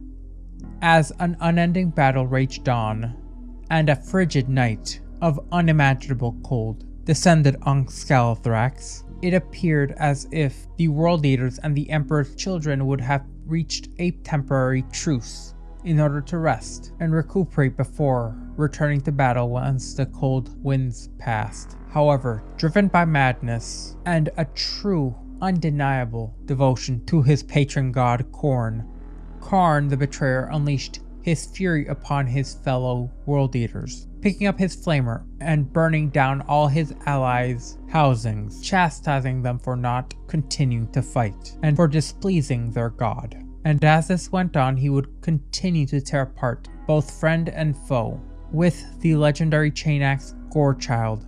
All those who refused to fight would be cut down by Gorechild as the streets were painted red. And it was at this moment that Khārn the Betrayer truly became Khorne's favorite mortal, becoming a veritable harbinger of death and destruction who left nothing but carnage in his wake. And as the flames engulfed the night, this would be the final time the World Eaters were a singular solidified legion. However, Khārn's actions did prove fruitful, as not only did the World Eaters tear themselves apart, but the Emperor's children were also savagely ravaged in this desperate struggle for survival. However, the most important aspect of the legacy of Scalathrax was the World Eaters permanently becoming a series of scattered warbands, each attempting to worship Khorne in their own way. Another of the earth-shaking moments post the heresy was the conflict between Magnus the Red and Leman Russ on the shrine world of Gram. It was here that the traitorous Thousand Sons would launch their assault on the Space Wolves in order to settle old scores, all the while seeking to desecrate the shrine world, which had been made in honor of a wolf lord who had sacrificed themselves for Leman Russ. And in this conflict, Leman Russ would attempt to use the Spear of Russ in order to be able to match the powers of the now demon Primarch, Magnus the Red. And as the dust settled, the shrine world stood. Though bearing scars, it would remain as a symbol of the Space Wolves' unyielding tenacity. One of the most stark changes from pre-heresy to post-heresy would be witnessed amongst the cold expanse of the Nostromo system. This was the home system of the Night Lords, where the Blood Angels' Retribution Fleet embarked on an investigation of the moon of Tenebor. As the Space Marines of the 33rd Company would descend upon Tenebor, they were met with a chilling sight: a reinforced Void Station, which was once a bastion of strength, lie gutted and lifeless, in essence left as a silent witness to an unknown calamity.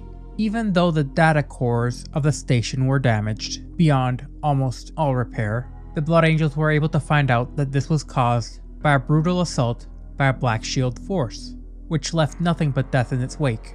However, the mystery would only deepen further still when evidence came to light on a distant hive world by the name of Cairn. There, amidst the ruins of a once thriving civilization, they would find that rogue traitor Erasmus Sake unearthed clues of an apparent Astartes force which was near legion in size, which was working in secrecy, destroying everything they could, then leaving like phantoms in the night just as quickly as they descended. And it seems, in this world, they had sealed all the inhabitants of the Hive cities as deep as they could within the world, leaving them to perish, slowly but surely. As the pieces of this puzzle began to coalesce, one question would remain: what was the origin of this mysterious Black Shield's fleet? And what dark purpose drove them on their relentless march across the Nostromo system? Later, within the remote Dominion of Storms, a task force of Ultramarines legionaries comprised of the battle-hardened survivors from the 19th, the 48th, and the 207th Destroyer cadres embarked on a daring mission to confront a renegade force of word-bearers.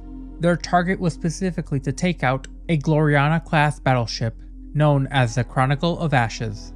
As the Ultramarines would engage the renegade word-bearers, a fierce battle would ensue, as furious boarding actions would occur over the span of 2 solar days. Nearly 300 Astartes would descend upon the Chronicle of Ashes, and their bolter fire irrevocably changed the vessel, as they swept through the labyrinthian corridors, wiping out any resistance they came upon. And against overwhelming odds, they were able to overcome the traitor Marines and gain a vessel for the Imperium. Yet amidst the chaos of battle, a startling discovery was made.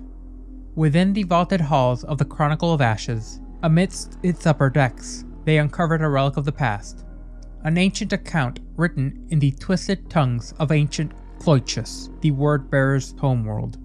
Within its pages was a treasure trove of secrets, revealing truths long concealed from the eyes of Imperial scholars, including the harrowing tale of Primarch Lorgar and his descent into the abyss of chaos. With the capture of the Chronicle of Ashes, it seemed that the Ultramarines lay claim to more than just a vessel of war, which would be cleansed and rededicated as Lex Talionis, a symbol of their triumph over the darkness. But they gained a key foothold into how chaos operated and a new avenue of investigation, one which had previously been restricted from all Loyalist Space Marines. Eventually, the Loyalists would get to planets such as Forge World Pampar 5, which had been a key point for munition supply and manufacture of weapons for the traders, and Pampor would quickly become the front lines of a near unending assault. Its skies would be darkened by the smoke of battle,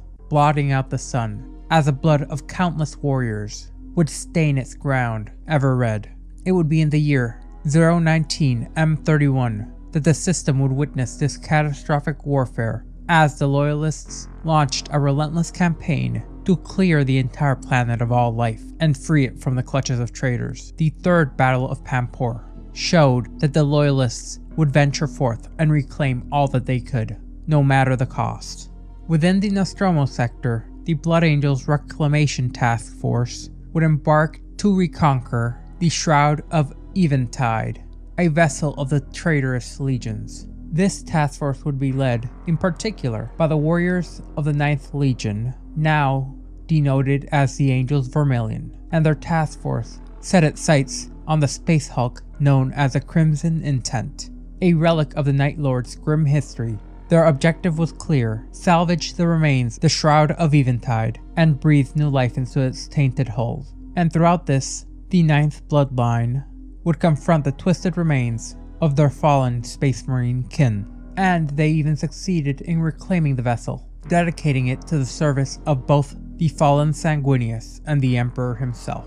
Yet they too would witness the mysterious Astartes Black Shield force that roamed the sector, and as the 9th Bloodline scoured the wreckage and slew any traitors that they found, they came ever closer to finding out the truth behind the elusive Black Shields. And it would be around 021 M31 that Roboute Guilliman, the esteemed Primarch of the Ultramarines and the Lord Commander of the Imperium, would finally achieve the culmination of a lifetime of work, the completion and the distribution of the Codex Astartes. This was a magnum opus, a tome of unparalleled significance, which would serve as a beacon of order amidst the chaos of war.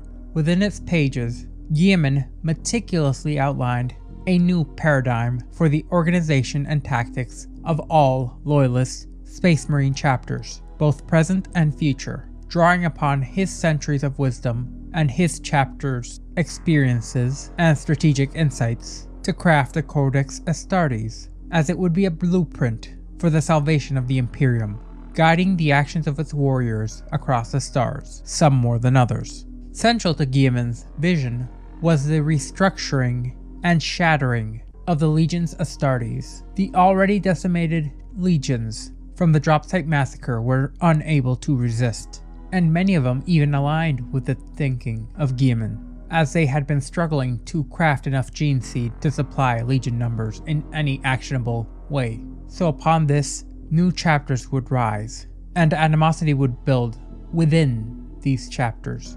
As honors were stripped, titles laid bare, cousin turned to stranger, and brother to cousin. To some, the Codex Astartes was salvation. To others, Guilliman would be viewed as a butcher, succeeding with a scalpel where Horus had failed with a blade. This butchery was explained as necessary because the legions would no longer stand as monolithic entities vulnerable to the whims of tyrants and demigods. Instead, the designation of 1,000 Astartes chapters would allow any singular force to be overwhelmed by those surrounding it.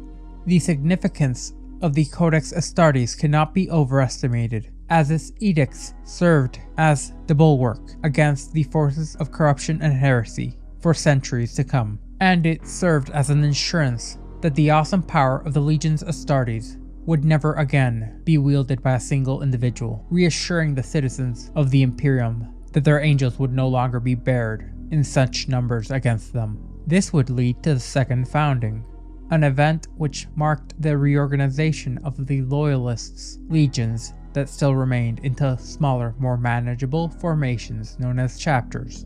Each chapter would comprise of 1,000 Space Marines, no more, no less. And the rationale behind this was clear, preventing the concentration of power that had led to the devastation that was wrought by the traitorous legions.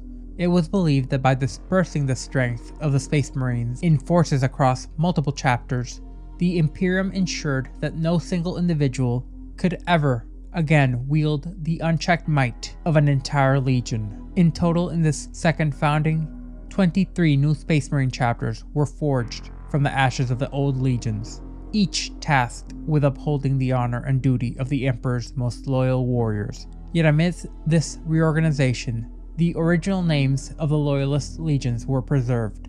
These chapters would serve as testaments to the storied legacies of the bloodlines. Amidst this birth of new chapters lurked the clandestine establishment of many of the Grey Knights' practices, as they had been crafted in secrecy by Malcador the Sigillite, the regent of Terra, as a chapter solely comprised of psychers, which would be hidden away on the moon of Saturn, known as Titan. Within a pocket dimension of the Imperium, the Grey Knight's foundation was shielded from Horus and the prying eyes of his minions. This allowed the forces of the Grey Knights to slowly mature and grow in strength, in order to have an actionable force that was ready and seasoned for duty, eventually emerging much later as the vanguard of the Ordo Malleus, the branch of the Inquisition known for their dedicated warfare against the demonic threats of chaos.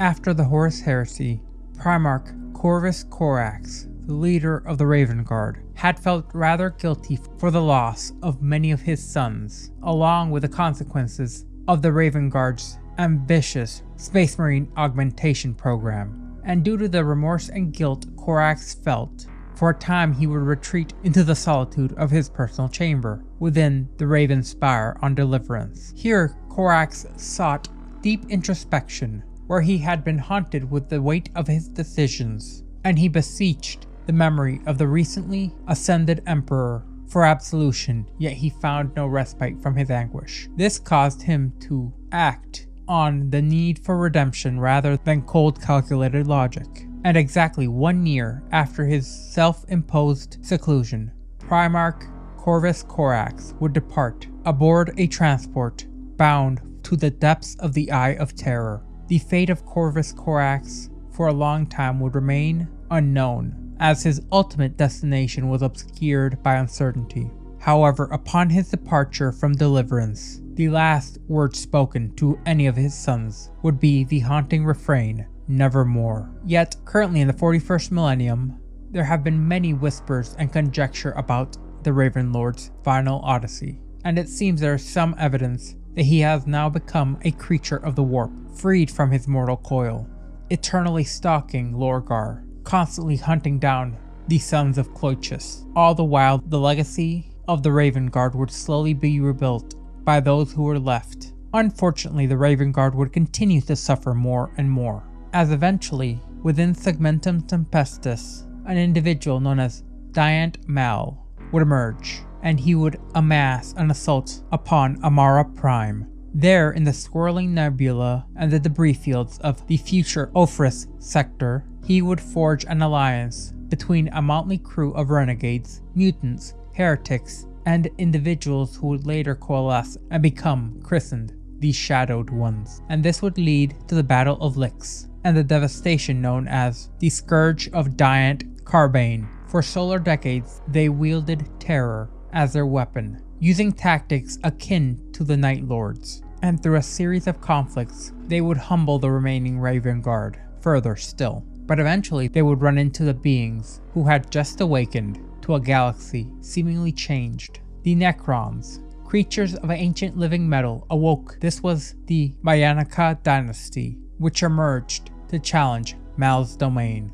and it seems they were all but eviscerated, as the Shadowed Ones and Diant Mal himself seemed to have vanished off the face of history. So, in an unintended turn of events, it seemed the Necrons had acted as allies to the Raven Guard. And as the Great Scouring continued into O32M31, the Ultramarines set their sights on the world known as Cloiches, which had been tainted by the dark machinations of the Word-Bearers. Upon their arrival, the Ultramarines were greeted by a scene of utter devastation. A world that was scarred by the horrors of betrayal, its once thriving industries reduced to rubble, its people teetering on the edge of oblivion. In the wake of Lorgar's heresy and the insidious spread of chaos, the newly formed Inquisition decreed Cloiches as unfit for redemption, which meant the Ultramarines would have to unleash the wrath of Exterminatus on the beleaguered planet and the few souls that remained, as the mighty battle barge Octavius rained down cyclonic torpedoes upon the surface of the world, rendering the already fragile geological makeup of the planet not under its onslaught. Today, Cloiches only exists as a memory, a shattered remnant lost to galactic history. As this went on, the rather distant Primarch of the White Scars, Jagadai Khan, would embark on a fateful journey into the heart of darkness. Legends tell us of the Khan's relentless pursuit of the Drukhari, also known as the Dark Eldar, denizens of the Webway, who had wrought havoc upon Mundus Prime in the wake of the Battle of Chorus V. With his first Brotherhood by his side, the Khan would venture into a warp gate in hot pursuit of the treacherous Drukhari who had so angered him. And it seems his fate, like many of the Primarchs, would be lost to the sands of time. What transpired in the depths of the Webway remains a haunting secret. The question of, did the Primarch succumb to the maddening embrace of the Webway and become forever lost to its unforgiving currents and infinite expanses? Or was he ensnared by the sinister machinations of the vile Xenos tyrants and forever sealed his fate in chains of dark torment? However, amidst the uncertainty, a glimmer of hope seems to endure as the White Scars cling to the belief that the Kagan still roams the cosmos, his indomitable spirit unbroken by the passage of eons. As they whisper tales of his eternal hunt, a solitary figure traversing the infinite labyrinthian pathways of the Webway, ever vigilant against the encroaching shadows. For the White Scars and their successors, the legacy of Jagadai Khan lives on, a beacon of hope for a great resurgence in a galaxy gripped by darkness, as they await the day their Primarch shall return. After the sundering of the legions, Roboute Guilliman would lead the Ultramarines chapter for another standard century, and it was during this period of time where he would show himself as a true leader amongst men, gaining the adoration amongst countless souls in the Imperium. As Lord Commander of the Imperium and Imperial Regent, Guilliman steered humanity through the treacherous waters of the post-heresy turmoil. With the traitors routed and the Emperor's fate now sealed on the Golden Throne, the Imperium had been on the brink of collapse, yet Guilliman's strategic brilliance and unwavering resolve held the fractious realms together. However, fate had other plans for the valiant hero, as he would eventually engage in a fateful void battle against the Emperor's children's flagship, the Pride of the Emperor. Guilliman would be confronted by his brother turned foe, the transfigured demon Primarch Fulgrim, and in a cruel twist of fate, Guilliman fell victim to Fulgrim's treacherous poisoned blade. Yet even amidst death's grip, Guilliman would endure, his mortal remains enshrouded in a stasis field on the hallowed grounds of Macragge's Temple of Correction, awaiting the day he would return to lead the Imperium once more. But as the wheels of destiny were ever turning, that time would arrive in the year 999 M41. Through the divine intervention of the Emperor and the technological prowess of Belisarius Cawl, along with the power of the Eldari god Yenid, Guilliman was resurrected from his slumber once more, returning to the fray of battle in order to lead humanity back from the brink once more. In the twilight hours of what would become known as the Feast of the Emperor's Ascension, a solemn occasion which marked the triumph of the Emperor over Horus during the Siege of Terra. Primarch Leman Russ, while surrounded by his loyal wolf lords, convened a grand feast on the hallowed halls of the Fang. Yet amidst the revelry, a palpable unease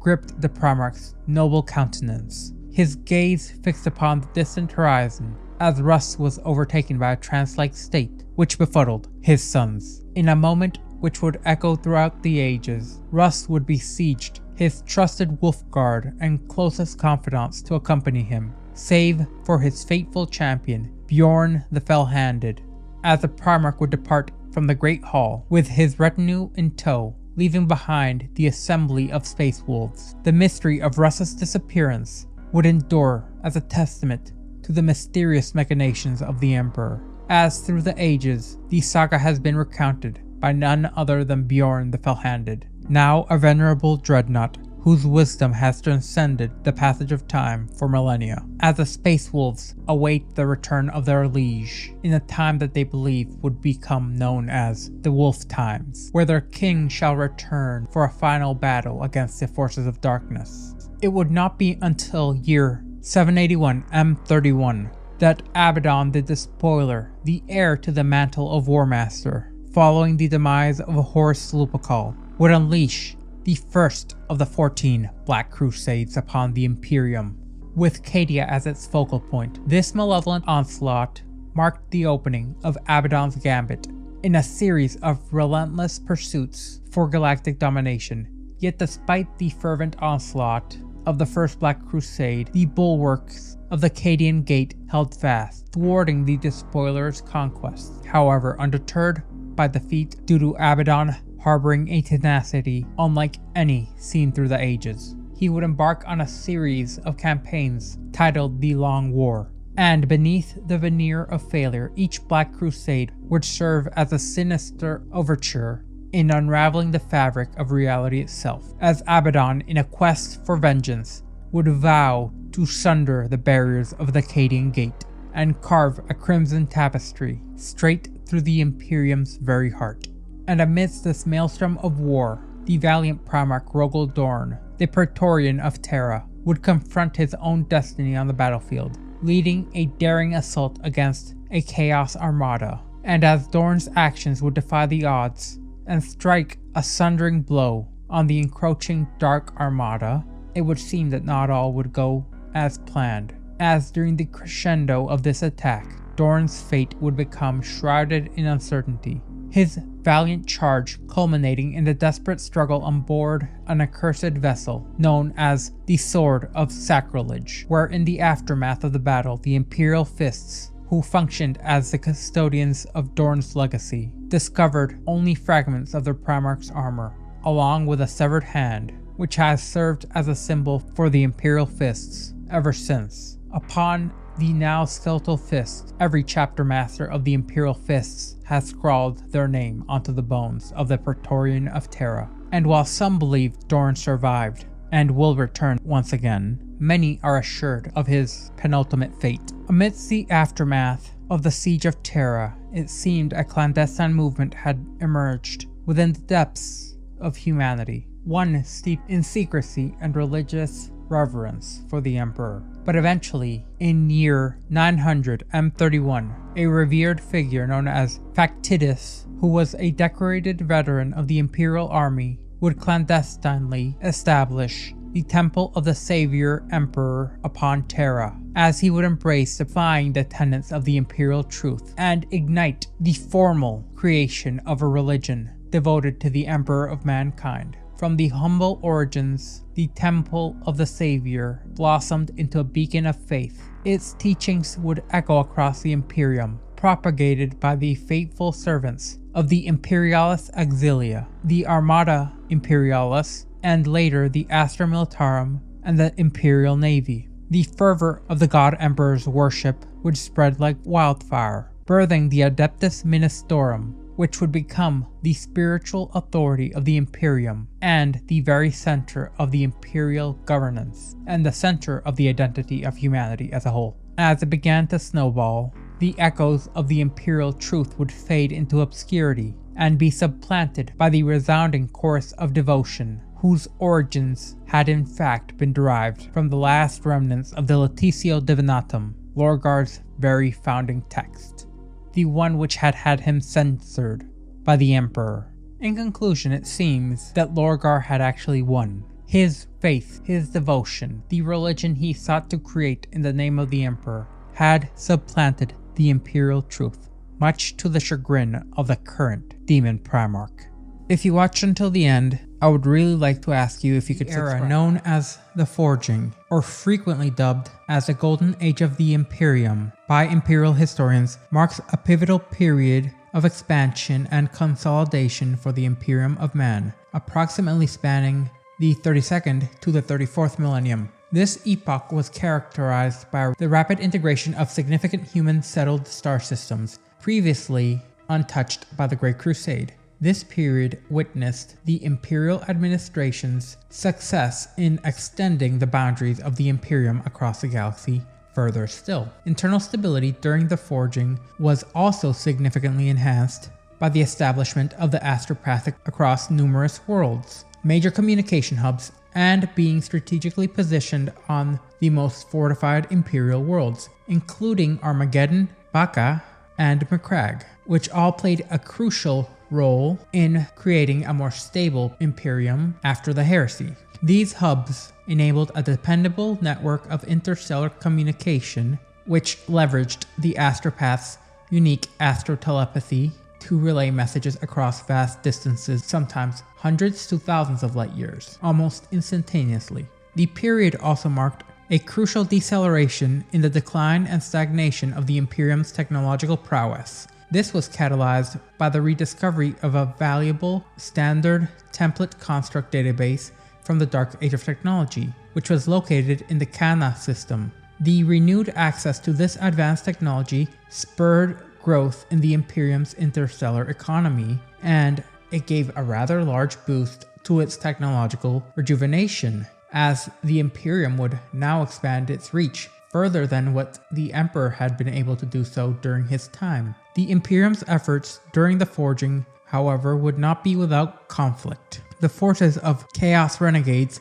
Heretics, and a myriad of uncountable Xenos factions were met with the staunch resistance of humanity, as they attempted to take what was clearly not theirs. The Imperium successfully repelled all these threats, while reclaiming numerous lost and rebellious regions in the process. In parallel with these military and administrative advances, the Emperor of Mankind, already a central figure of veneration, would see an increase in his devoted following.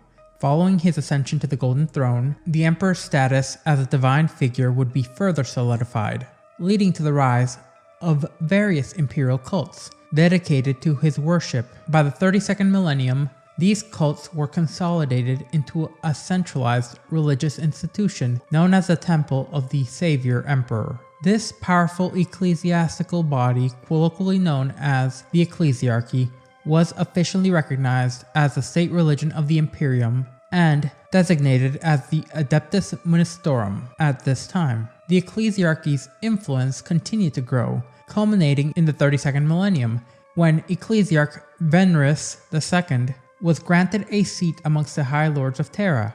3 centuries later, this position was permanently enshrined within the ranks of the Senatorum Imperialis, solidifying the Ecclesiarchy's integral role within the governance of the Imperium. In the year 597 M32, the galaxy trembled under the assault of Abaddon the Despoiler, the notorious Warmaster of Chaos. With a ferocity that shook the foundation of the Imperium once more, Abaddon initiated his second Black Crusade. His onslaught began with the devastating assault upon the worlds of the Bellis Corna sector, imbuing these regions with the corrupting influence of the warp. Concurrently, Abaddon's fleet launched a relentless assault on the sector's imperial shipyards, annihilating numerous imperial cruisers that were either under construction or undergoing repairs. The Warmaster's campaign was marked by a swift and decisive efficiency not seen since the times of the early heresy. Before the Imperium could amass a significant counterforce, Abaddon would quickly retreat into the Eye of Terror, leaving his ruinous work in his wake. The restoration order within the Imperium's highest echelons came in 646 M32. Argenthio, the chapter master of the Ultramarines, orchestrated a historic gathering on Terra. By unifying over 50 leaders from various Space Marine chapters, the Ultramarines chapter master effectively quelled the factional strife that had plagued the High Lords of Terra since the turbulent period known as the Beheading. The exact proceedings of this assembly still remain shrouded in secrecy. However, the result was a reinstatement of the 12 High Lords. The unity displayed by the Space Marine chapters restored stability, and any lingering dissent was quickly quelled, leaving no one to voice a challenge to the renewed order. The Imperium's forces then faced another shadowy conflict in 888 M32, known as the Astropath War. Unfortunately, the Imperium's records could only provide scant details on this mysterious conflict, leaving it, in essence, largely obscured from historical scrutiny. Eventually, the Third Black Crusade would be initiated once again by Abaddon the Despoiler in 909 M32, and it would escalate the threat posed by Chaos when Abaddon unleashed a demon prince known as Talmon upon the Cadian Gate, initiating a brutal and reckless frontal assault. The demonic host that was unleashed by Talmon resulted in immense casualties as millions perished in the chaos that ensued. This onslaught drew in Astra Militarum regiments and Space Marine chapters from across Segmentum Obscurus, and the conflict would reach a critical juncture when the Space Wolves managed to repel Talmon and drive him, along with his remaining forces, back into the depths of the warp. Amidst the carnage, it seems that Abaddon seized an opportunity to orchestrate a sacrilegious act against the Shine World of Grishol. Under the guise of the widespread chaos, Abaddon's forces descended upon the sacred site by breaking an ancient seal on the tomb of the revered Imperial Saint, Grishol. This desecration was driven by the desire to thwart a prophecy that foretold the saint's resurrection. In the event known as the Eye of Darkness opened for the last time, a resurrection that was believed would come to challenge the forces of treachery and potentially subdue them permanently. In the year 910 M32, the galaxy witnessed a conflict known as the Firestorm. Imperial records offer no additional details on this event, leaving the nature and its impact on humanity largely shrouded in mystery. The War of the Confessor would erupt at some point during the 33rd millennium, which marked a drastic assertion of power by the Adeptus Ministorum. In a striking demonstration of their newfound political influence, the Ministorum capitalized on the upheavals following the War of the Beast. During this period, numerous shrine worlds were incorporated into the Ministorum's expanding domain. This conflict was one of many wars of faith to follow, and underscored the growing clout and power of the Ecclesiarchy within the Imperium's proper power structure. In 265 M33, Admiral Ursus of the Imperial Navy found himself at odds with the High Lords of Terra, as his ambitious pursuits had raised concerns, but his political influence within the Navy was significant enough to prevent execution without risking a costly civil war occurring. Instead, Ursus was assigned an explorator mission to the intergalactic Gulf beyond the Milky Way. Over the next decade, his reports reached Terra via astropathic messages detailing the successful conquest of new star systems in the name of the Emperor. However, after 20 years, these reports abruptly ceased. Efforts to re-establish contact with the star system that Ursus had explored were unsuccessful, leaving their fate unknown. Later, the Siege of Eternity Gate would unfold in 1313 M33, though Imperial records once more provide scant information about the specifics of the siege, which unfortunately leave its broader context to historical speculation. In 615 M33, an extraordinary event would occur with the re-emergence of the Blade of Infinity, which was a pre-heresy cruiser, into Imperial space. This ancient vessel, having re-entered real space after what had appeared to be a staggering 20,000 years, suggested a severe anomaly in the time stream.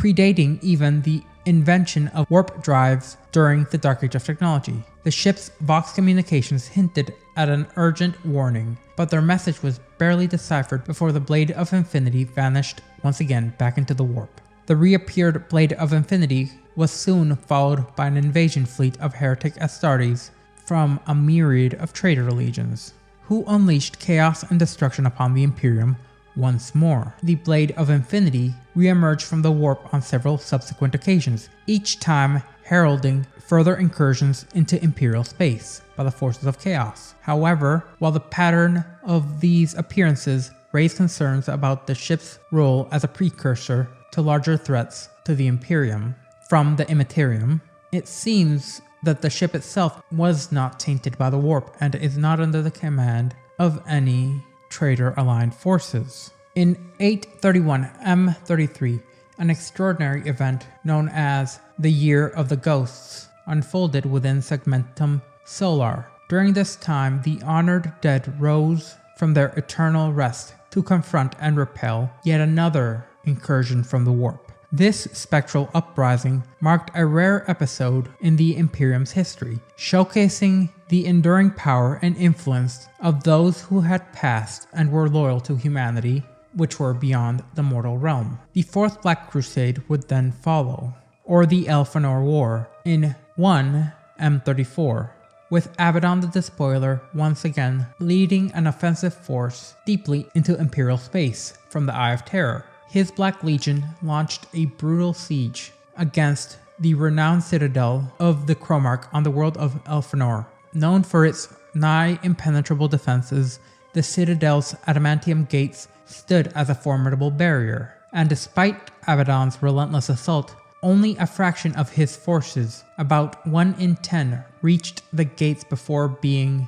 pinned down by heavy bolter fire. Utilizing his formidable demon sword, Drachnaion, Abaddon eventually breached the gates and split them asunder with a devastating blow. The ensuing conflict was marked by a relentless and savage onslaught, as the Traitor Legions, bolstered by their demonic allies, descended upon the world and its defenders, extinguishing their ancient lineage and severely compromising the defenses of the Cadian Gate. This destruction significantly weakened the Imperium's ability to repel further chaos invasions. During the early years of the 34th millennium, a dire threat would emerge once more from beyond the Ghoul Stars, a menace that had since been obscured from public knowledge. The threat, known as the Pale Wasting, is said to have caused the annihilation of numerous Space Marine chapters and ended innumerable lives. While much of the information surrounding the Pale Wasting has been censored and deliberately erased by the Inquisition,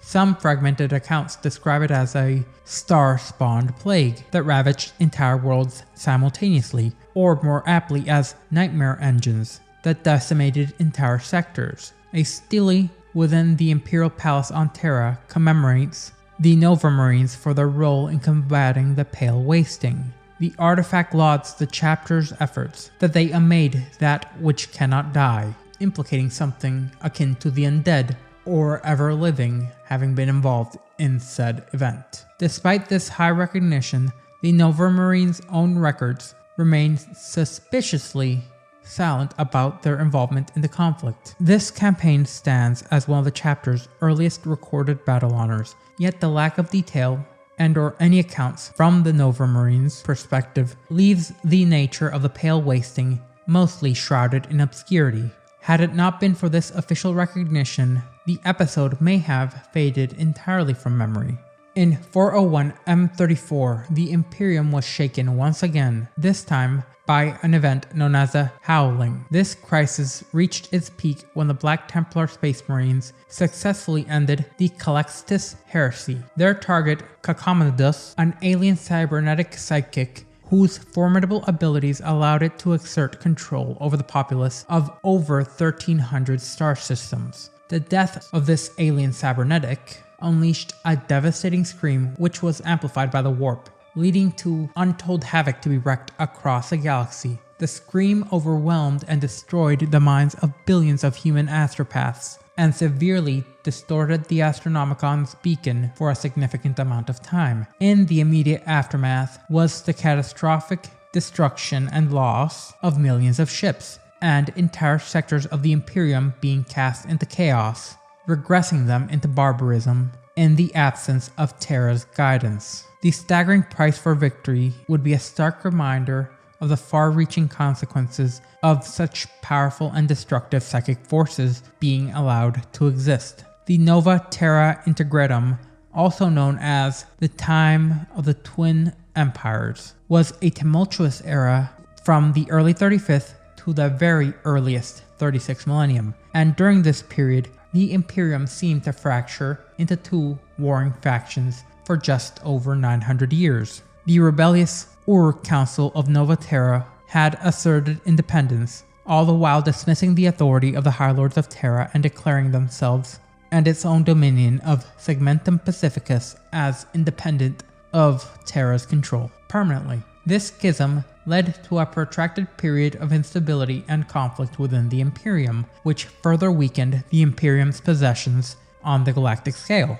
Parallel to these upheavals was the Adeptus Mechanicus experiencing its own internal strife during the Integratum, which one of its most significant conflicts was the Moray Schism, which erupted in the 35th millennium, as this doctrinal struggle pitted the traditional Martian orthodoxy of the cult of the Mechanicus against the radical faction inspired by the prophetic writings of a triad of tech marines known from the Forge world of Moria. The Moria Schism became one of the most divisive and extensive doctrinal conflicts of the Adeptus Mechanicus since the Horus Heresy, and despite the eventual annihilation of the Moirae, obliterated by the rectification fleet sent by the Fabricator General of Mars, the heretical writings of the Forge world seemed to spread rapidly throughout multiple Mechanicus domains.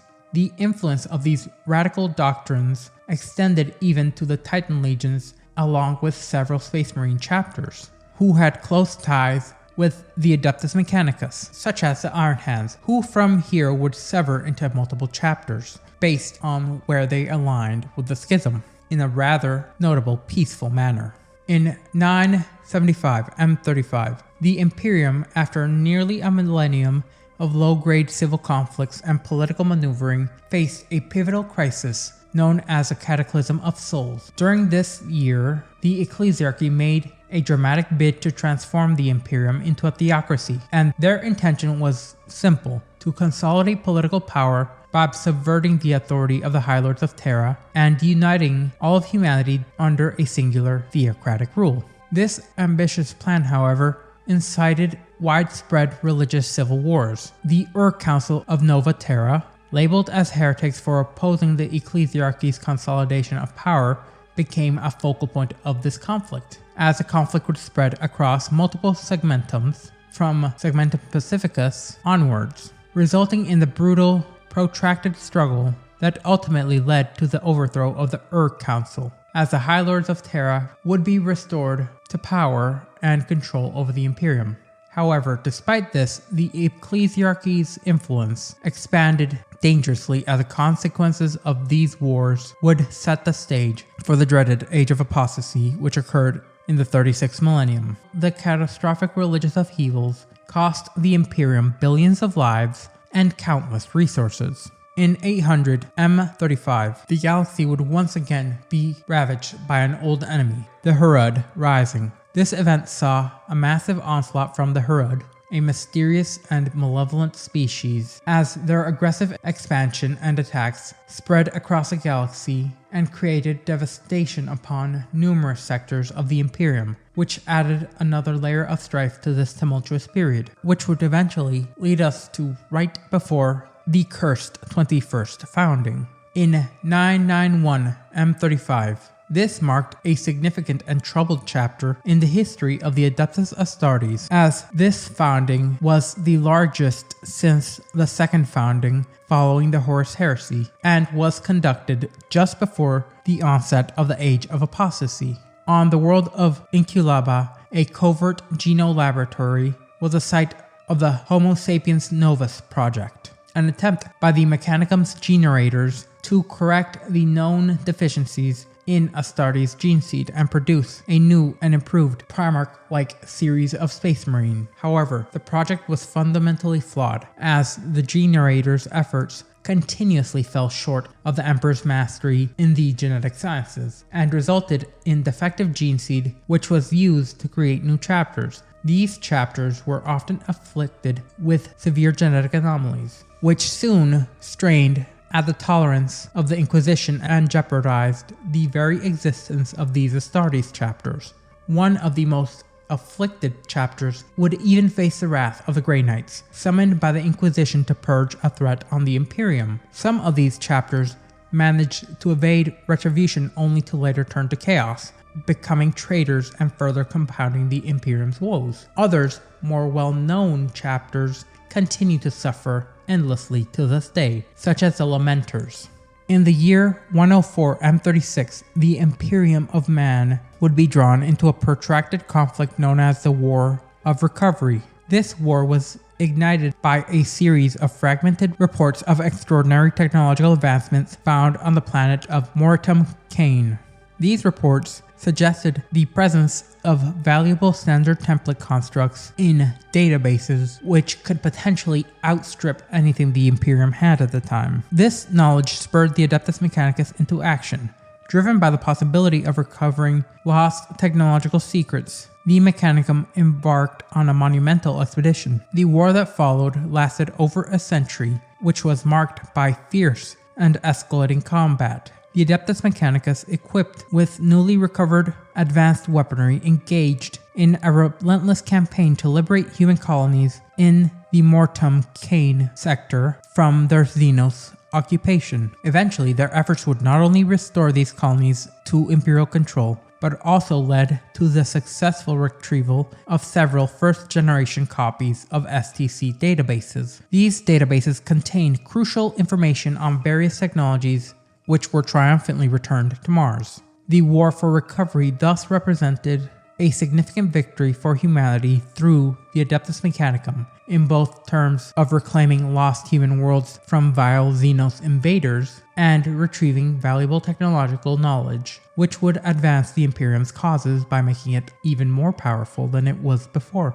As the 36th millennium dawned on the Imperium of mankind, it would be plunged into a period of unprecedented turmoil and division, known as the Age of Apostasy. The seeds of this crisis were sown during the earlier Nova Terra Intergenium, which had already left the Imperium fraught with a deep political rift that would lead to a series of power struggles. In the Age of Apostasy, these fractures widened into chasms of dissent and corruption. During this dark period, reason would be eclipsed by zealotry, and the Emperor's word was systematically undermined by a cadre of corrupt ideologues, each vying to seize total control of the Imperium. As the Age of Apostasy is now renowned as one of the bloodiest epochs in Imperial history, rivaling even the horrors of the Horus Heresy. Circa 200 M36, the Age of Apostasy would become defined by a brutal reign of blood under the tyrannical rule of High Lord Goj Vandire. Vandire was a deranged despot who consolidated his power through a ruthless combination of bribery, blackmail, coercion, and murder, assuming dual roles of Ecclesiarch and the masters of the Adeptus Administratum. Under Vandire's oppressive regime, the Imperium would be engulfed in a series of wars of faith, as Vandire sought to extend his dominion and cement his control over the entirety of the galaxy single-handedly. The reign of blood persisted for over 70 Terran years, until a pivotal turning point would occur on the world of Diamar. There, a reformist known as Sebastian Thor and his sect, the Confederation of Light, denounced Vandire as a traitor to the Emperor. Thor, who was a narrator of unparalleled skill, rallied billions to his cause, sparking a decisive rebellion. The final act of this chapter would come as Vandire would be besieged on Terra by multiple Space Marine chapters and Astra Militarum regiments. The Space Marines' fleets would deliver devastating orbital bombardments upon Terra, catching the traitors largely exposed. In the chaos, a Custodes would be informed of what had been occurring, and he would lead a cadre of Sisters of Battle, at the time known as the Brides of the Emperor, to see the Emperor himself, so they may be enlightened to what had been happening. Realizing they had been duped and essentially turned into his personal hit squad, these Sisters of Battle slew Vandar. In the wake of Vandar's fall, the Ecclesiarchy would undergo a profound transformation, as the Brides of the Emperor would be reorganized into the Adeptus Sororitas, or the Sisters of Battle, forming the armed wing of the Ecclesiarchy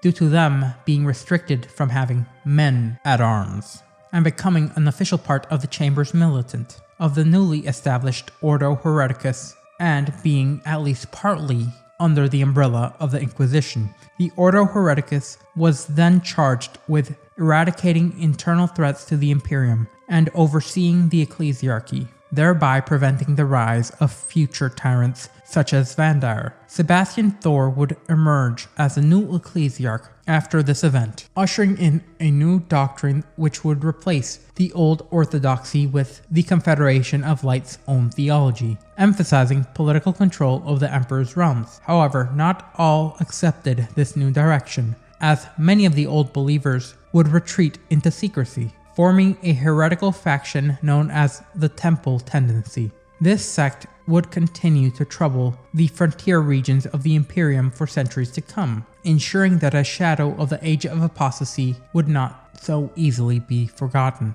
Ironically, this time, the Imperium was saved via the invasion by loyalist Astartes. The year was 310 M36, which witnessed the dreaded Plague of Unbelief, a dark chapter in the border of the Age of Apostasy. This tumultuous period unfolded several decades after the fall of Goj Vandar and the subsequent ascension of Sebastian Thor as Ecclesiarch. And while Vandar's reign of terror had ended, the remnants of instability and dissent would continue to plague the Imperium. During this era of turmoil, numerous false prophets would emerge. Their influence was varying, due to being anything from rogue leaders commanding rebel armies to charismatic demigods who controlled entire worlds, or even sector-spanning forces under the rule of a single individual. Amongst these, the apostate cardinal Bureaucrax of Gathamor stood out for his formidable heretical impact. His rebellion reached an extreme level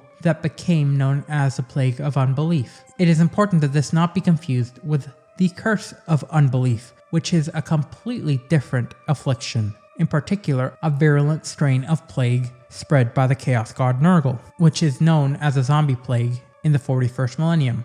The Plague of Unbelief found its resolution in the extraordinary sacrifice of Saint Dolan Croestus, also known as the Great Confessor. Croesus willingly gave his life on Gathamor, his martyrdom serving as a beacon of unifying and unwavering faith in the Emperor. This act of devotion galvanized the planet's population, leading them to overthrow Bucharos and re-establish imperial rule, thereby restoring the Orthodox faith in the God Emperor to this and many other sectors. The Fifth Black Crusade would then come in 723 M36. Once again led by Abaddon the Despoiler.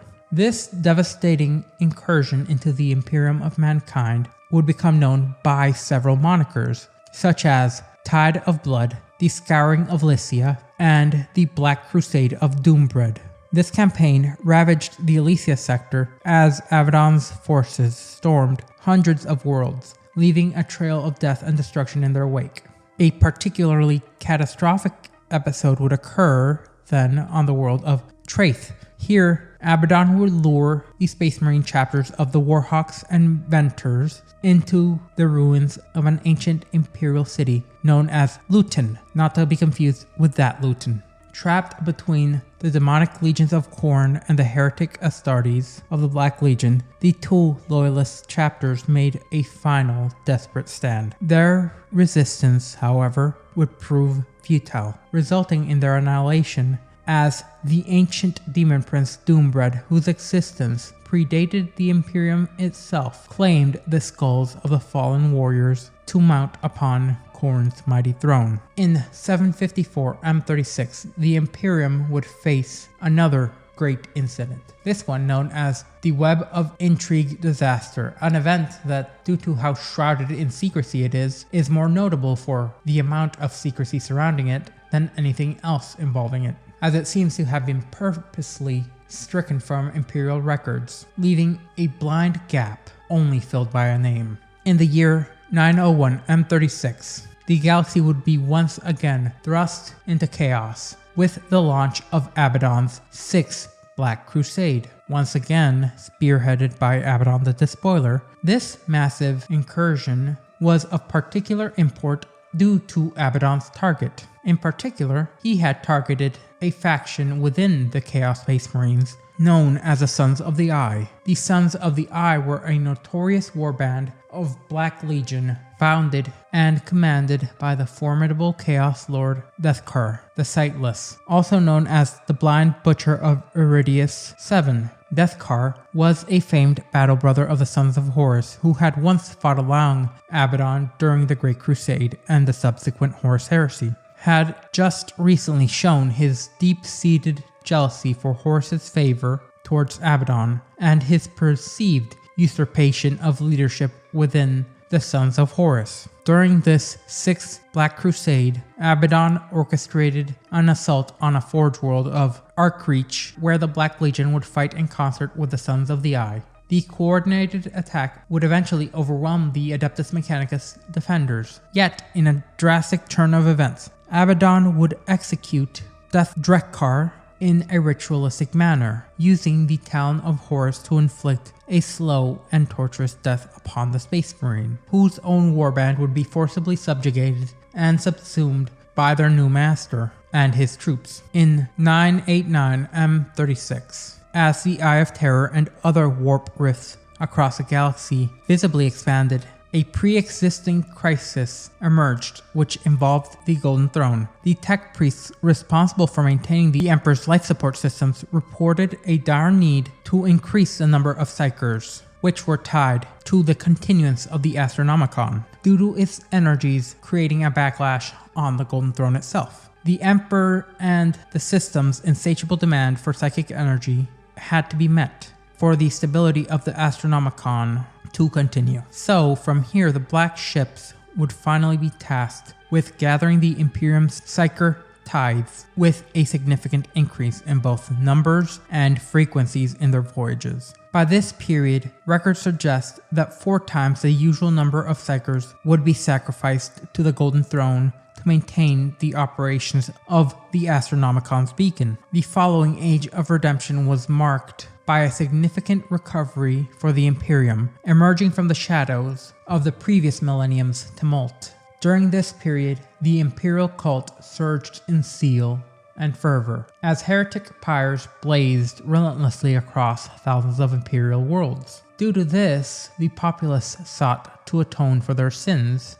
through the relentless persecution of those deemed as heretical. The Imperium would then undertake a series of relentless crusades led by the Adeptus Astartes and other military forces. These campaigns aimed to reclaim lost territories and counteract the threats posed by Chaos and the Orcs, along with other Xenos adversaries at the time, including both the Eldari and the Drukhari. During this time, fervent devotion to the Emperor would reach its zenith, leading to an era of expansive, though often excessively prolonged, crusades. Intense focus on religious zeal and zealotry, along with expansion, would leave many sectors inadequately defended, as Imperial resources, including Space Marine chapters and Astra Militarum regiments, were drawn into ever lengthier and more destructive campaigns. This period of fanatical devotion to the Emperor would then leave a profound mark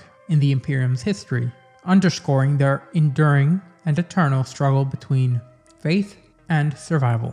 Then, in the year 10 M37, a cataclysmic event known as the Wrath of the Chaos Sun erupted.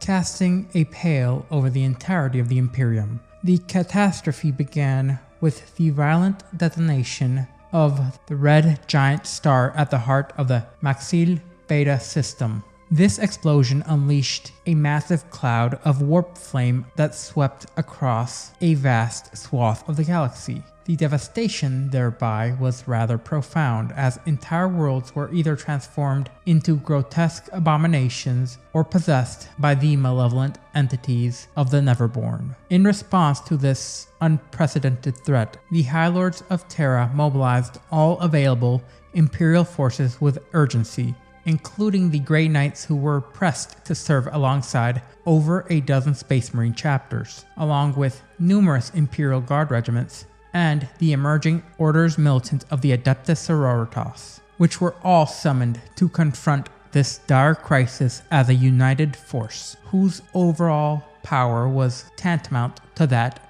bared by the Primarchs during the days of the Legions. The resulting conflict not only stemmed the immediate threat, but also played a crucial role in mending the rifts within Imperial policy, which had been deeply scarred by Goge Van Dyer's betrayal during the Reign of Blood. By the year 20M37, the High Lords of Terra initiating a sweeping and ruthless purge within the bureaucracy of the Adeptus Terra, the governing body focused on Terra itself. The operation, known as the Great Cull, was designed to eradicate any remnants of corruption and ensure that all the grievous errors tied with the faith witnessed during the Reign of Blood would never again occur. This purge targeted the tainted elements within the Imperial administration across various worlds simultaneously, with a precision that is quite honestly awe-inspiring,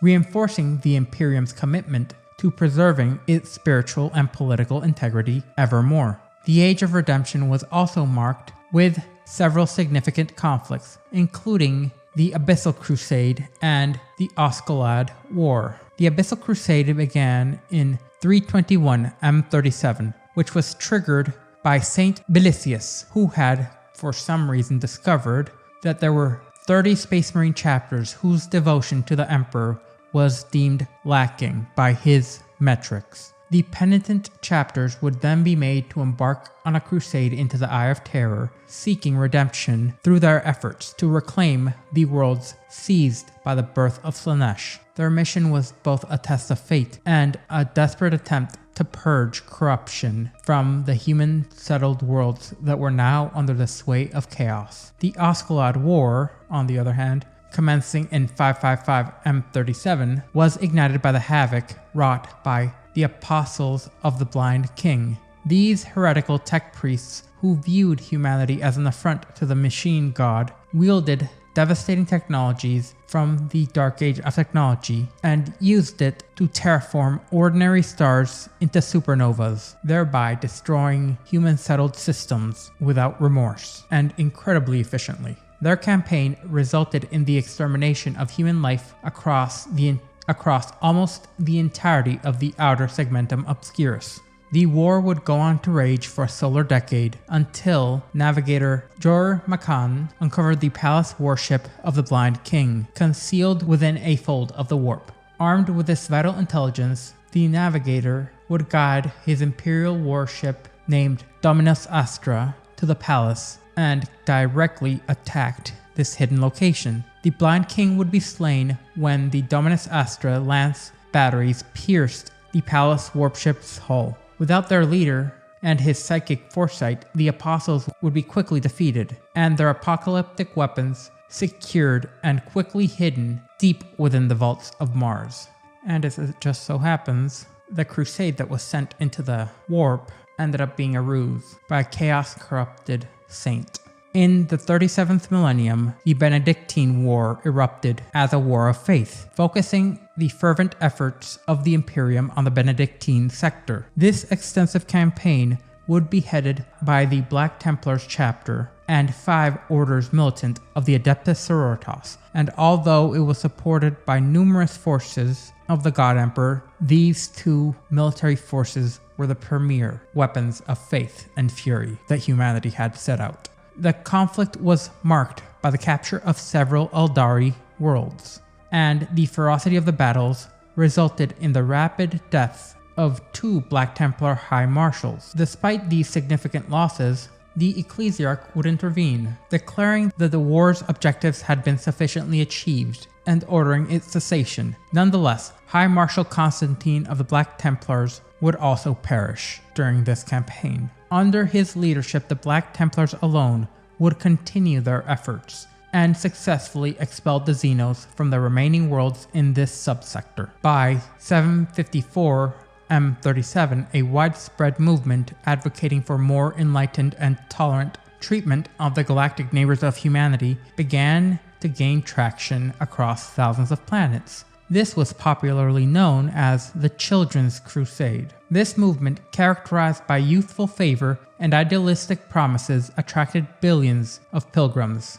These followers would then seek transport to Terra, believing it to be the gateway to their envisioned utopia. However, many of these pilgrims would be intercepted by pirates or would disappear into the warp, leading to their collective designation as the Lost Crusade. This tragic exodus highlights the perilous nature of so many people seeking to traverse the galaxy all at once, even with the best of intentions. And so, this crusade, this hope for peace and unity within the galaxy, died out without a second thought. Later would come the 7th Black Crusade, referred to as the Ghost War, commencing in 811 M37, under the command of the notorious Chaos Lord, Abaddon the Despoiler, as if he'd allow anyone else to lead a Black Crusade. This incursion emerged from the Eye of Terror and was marked by a sudden and overwhelming eruption of chaos forces that would initially sweep past Cadia itself before vanishing. The elusive nature of this campaign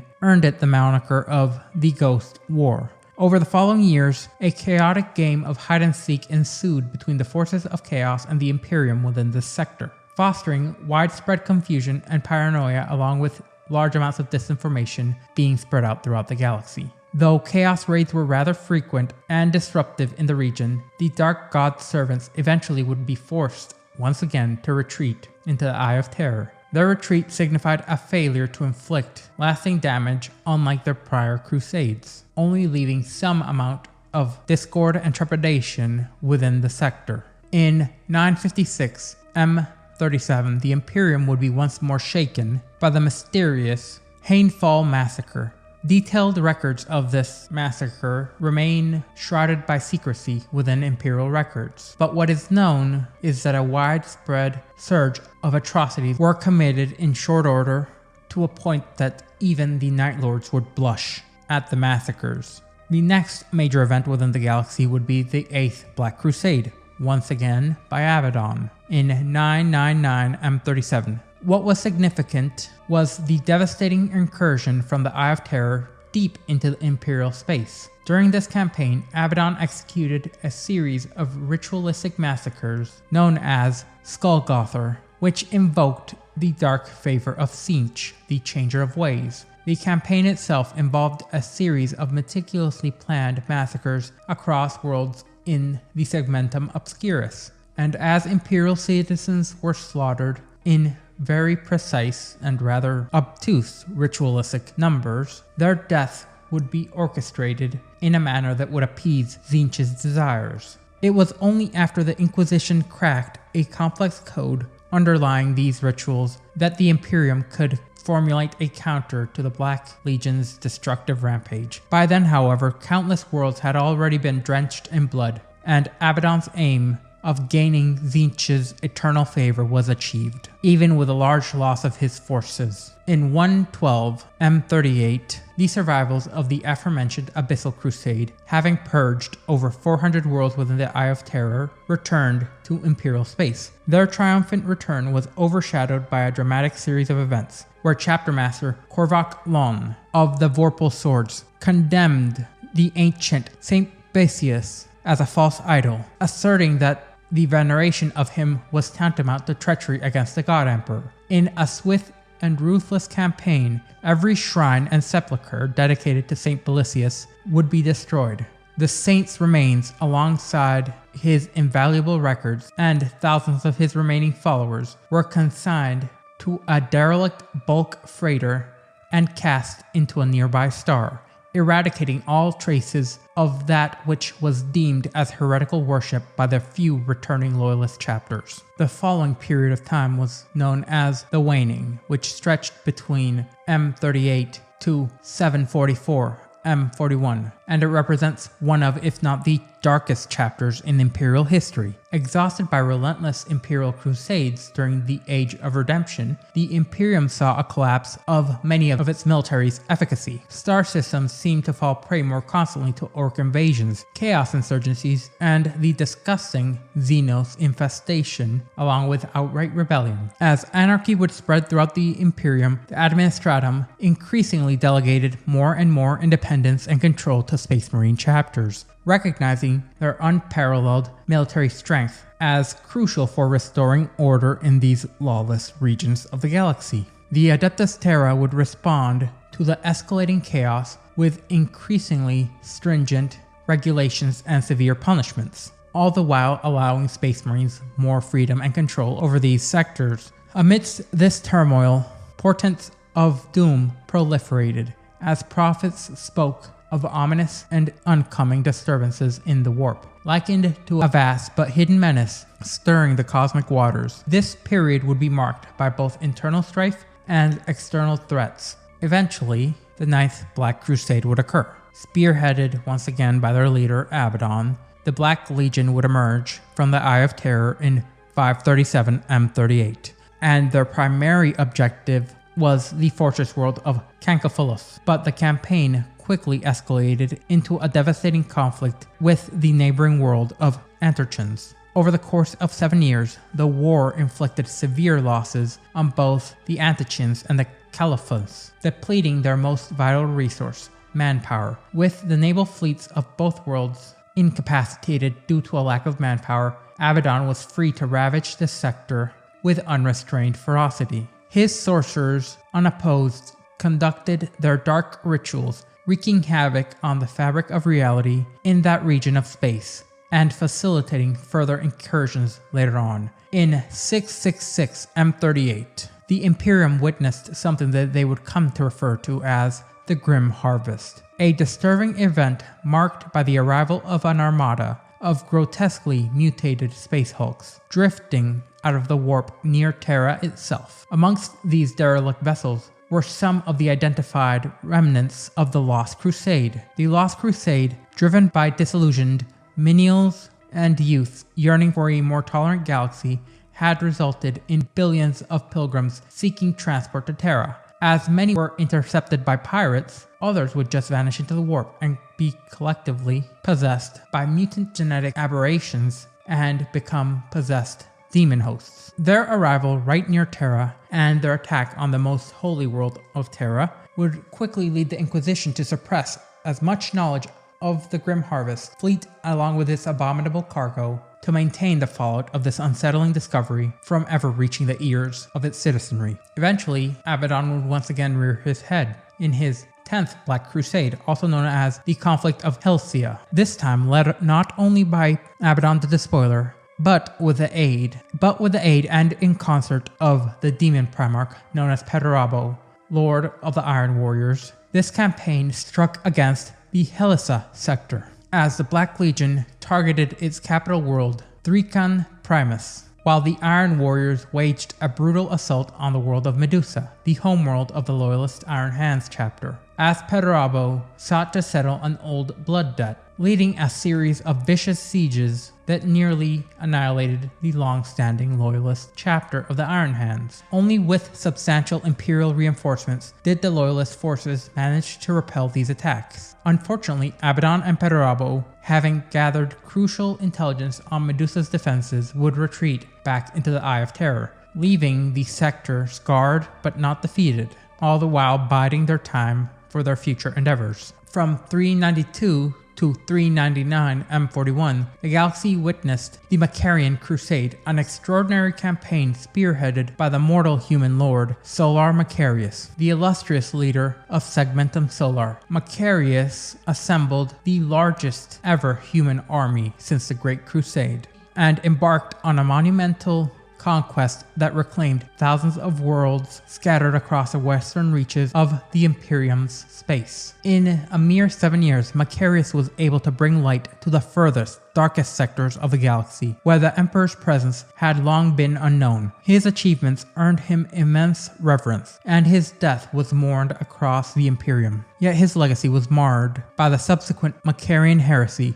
a period of fragmentation and strife which ensued in the wake of his conquests. Over the course of 70 years, the once unified territories would descend into fierce rivalries and civil wars. The Macarian heresy was ultimately quelled through the concerted efforts of 100 specially designated Space Marine chapters who would restore order and a semblance of structure to these fractured regions. In 541, the Imperium was once again shaken by a phenomenon known as the Tears of the Emperor. This event was marked by widespread visions and reports that claimed the Emperor was shedding tears across the galaxy. From remote feral worlds to densely populated hive worlds, an array of voices, holy men, street agitators, shamans, priests, mystics, and even the occasional child spoke of this divine occurrence. On feral worlds, primitives would interpret storm-laden skies as tears from their mighty gods. On the Ecclesiarchy cardinal worlds, archdeacons and humble pilgrims alike reported seeing statues of the emperor weeping.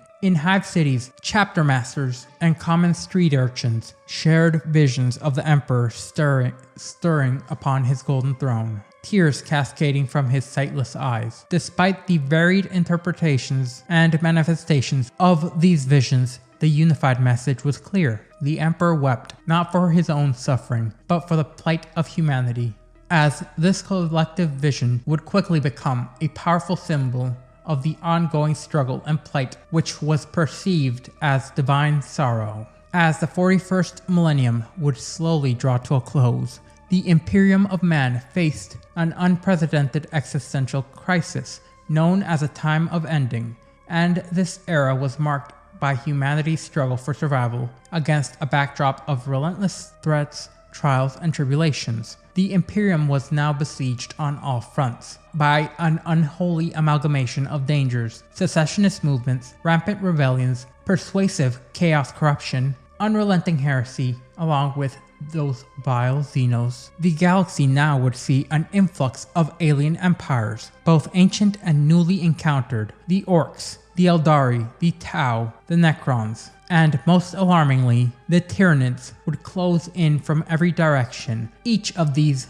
Xenos races represented a dire threat that challenged the already strained defenses of humanity. Within this grim context, zealous voices proclaimed that these invaders were divine retribution for humanity's straying from the God Emperor's guidance. The proliferation of mutants and psychers was also cited as evidence of mankind's moral decline. As desperation mounted, messages of distress surged throughout the warp, as astropaths labored tirelessly to decode and interpret these transmissions, with included urgent pleas from planetary governors, cries for reinforcements from Astra Militarum officers, and alarming reports of enemy movements from fleet commanders. The Imperium's defenders, including the Space Marines and the Astra Militarum, were now set on an unending fight, which was fraught with unparalleled bravery, as they each strove to protect humanity from both internal decay and external threats. Despite their valor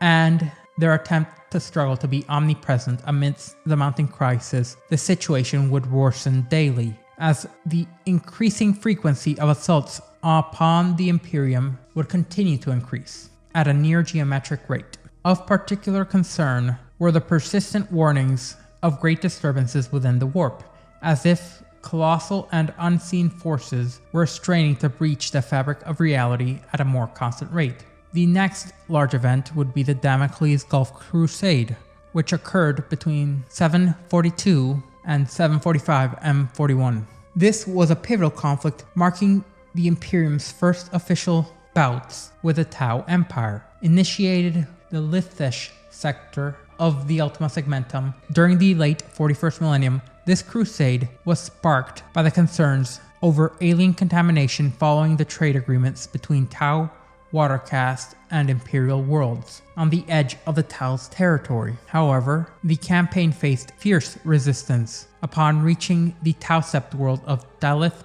Prime.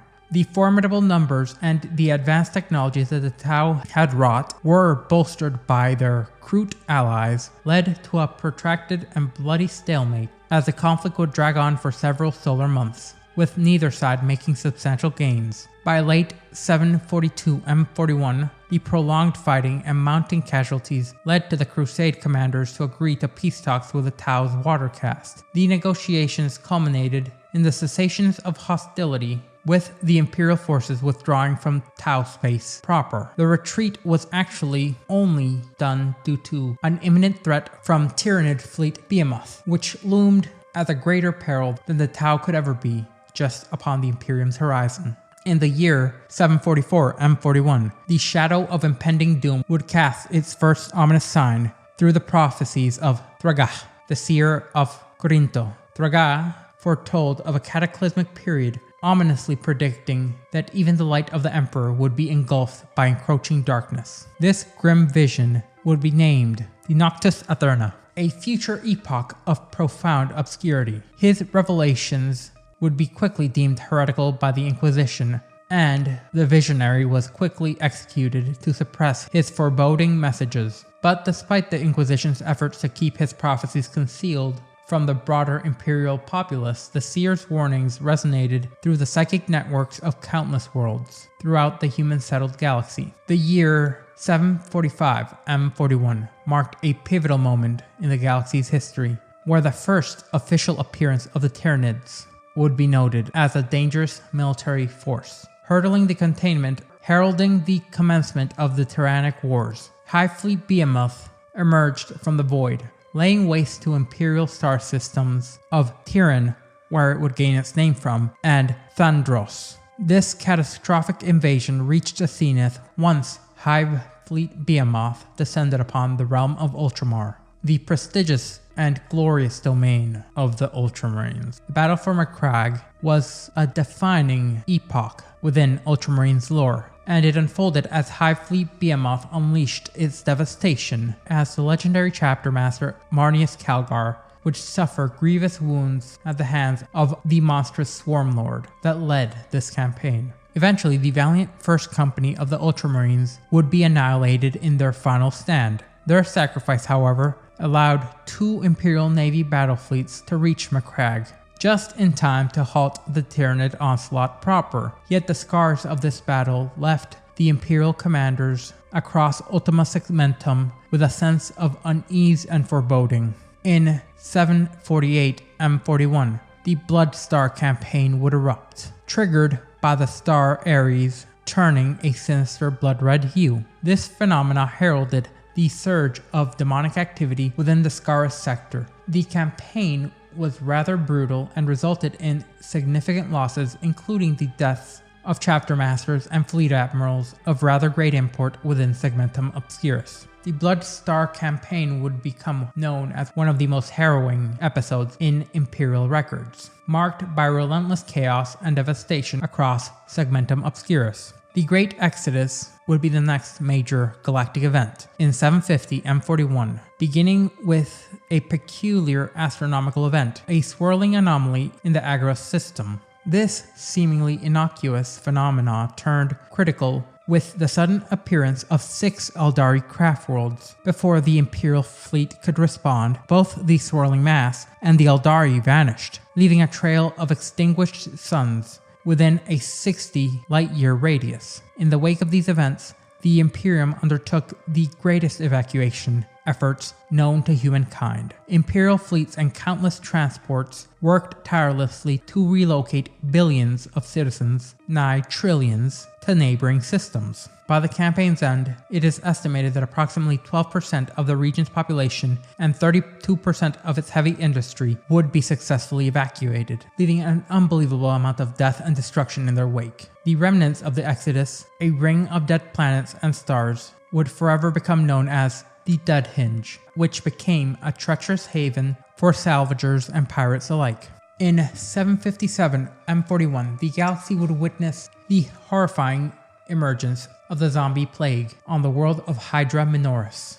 This virulent outbreak of the undead, driven by the malign influences of Nurgle, engulfed this planet in a nightmarish crisis, as the Imperial Navy was forced to swiftly enforce a quarantine, trapping 23 billion uninfected souls alongside the ever-growing legion of mindless, soulless, ravenous undead. This grim measure aimed to contain the plague's spread, but the dire situation highlighted that chaos was more active than ever now, and new countermeasures would have to be created quickly, and the Imperium did not have the time to do so. The years between 766 and 795 M41 would be marked by escalating troubles with the Eldari, as their conflicts would become more and more constant. In 766 M41, Eldari pirates led by the notorious and well-known Yrel launched a series of devastating attacks upon Imperial watch stations and listening posts within the Catachan system and the Ryaz system. The loss of critical early warning outposts would then leave the systems perilously exposed to subsequent threats. By year 783 M41, the Eldari Asciani from Craftworld Ulthwain inflicted further damage upon Imperial planets when they obliterated an Adeptus Mechanicus Explorator fleet above the dead world of Midrax. Despite their devastating assault, the Asciani's destruction was not complete, as probes would be released and a distress signal was sent before the fleet's full annihilation. The situation grew more dire as a cadre of Marines from the noble Blood Angels 3rd Company arrived at the site of the fleet's disappearance, and they quickly found themselves ensnared in a fierce conflict between Ulthwain's forces and the Necrons, who had been inadvertently awakened on Meridrax's surface by the presence of those now upon it. Later, the Canador Rebellion would erupt in 795 M41, posing a significant threat to the stability of the Imperium. However, the uprising would quickly be quelled by the 23rd Cadian Regiment's forces, though not without a considerable cost to lives. Several chaos cults, including the followers of the Shining Deity, the Cult of the Many Tentacles, and the Red-Robed Brotherhood, were implicated in this rebellion. These groups had not been seen since the Fourth Quadrant Rebellion, eons ago, and suggested a resurgence of the dark and dangerous influences of the warp upon real space. In 797 M41, Segmentum Ultima faced a formidable threat from a massive orc invasion, which threatened to coalesce into a colossal wog, as the Imperium's forces were once more stretched to their limits, struggling to maintain the numerous simultaneous war zones. Amongst the notable acts of valor which occurred during this time was Chapter Master Calgar of the Ultramarines holding the gate for a grueling 24 hours against a relentless greenskin horde, all on his lonesome, during the siege of Xalathos. Additionally, the 2nd Company of the Ultramarines executed a devastating campaign, utterly destroying War Boss Brug's planetary stronghold. These actions led the Imperium to survive against overwhelming odds. In 801 M41, a brief but ominous disruption in the Astronomicon occurred, as a beacon which was used to guide ships through the warp faltered for some unknown reason, leading to the loss of thousands of vessels and the loss of uncountable human lives, marking a rare and unsettling failure in the Astronomicon's efficiency, which suggested a troubling decline in the Emperor's influence and the possibility of a weakening of his divine power.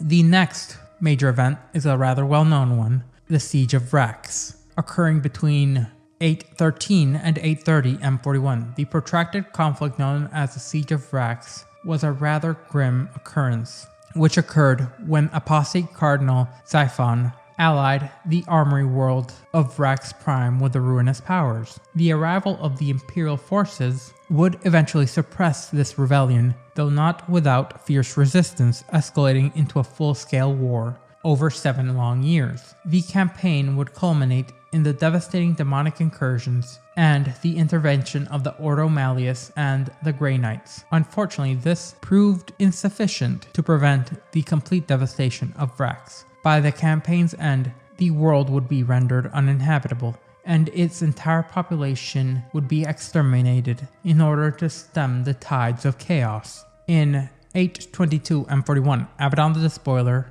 once again launched a raid, this time on the Eldari maiden world of Illandra, in search of a long-lost Chaos artifact. Unfortunately for him, his forces were repelled by the Ultratic Craft world, who defended their world with a considerable might, one which Abaddon seemingly was not prepared for. While this raid might have appeared minor amongst the broader galactic conflicts, its implications reverberated and would later echo in the ongoing struggles between the Imperium and Chaos. By 853 M41, the Kandor III system, previously thought to be secured after an uprising had been quelled over 50 years earlier, experienced a resurgence in rebellion.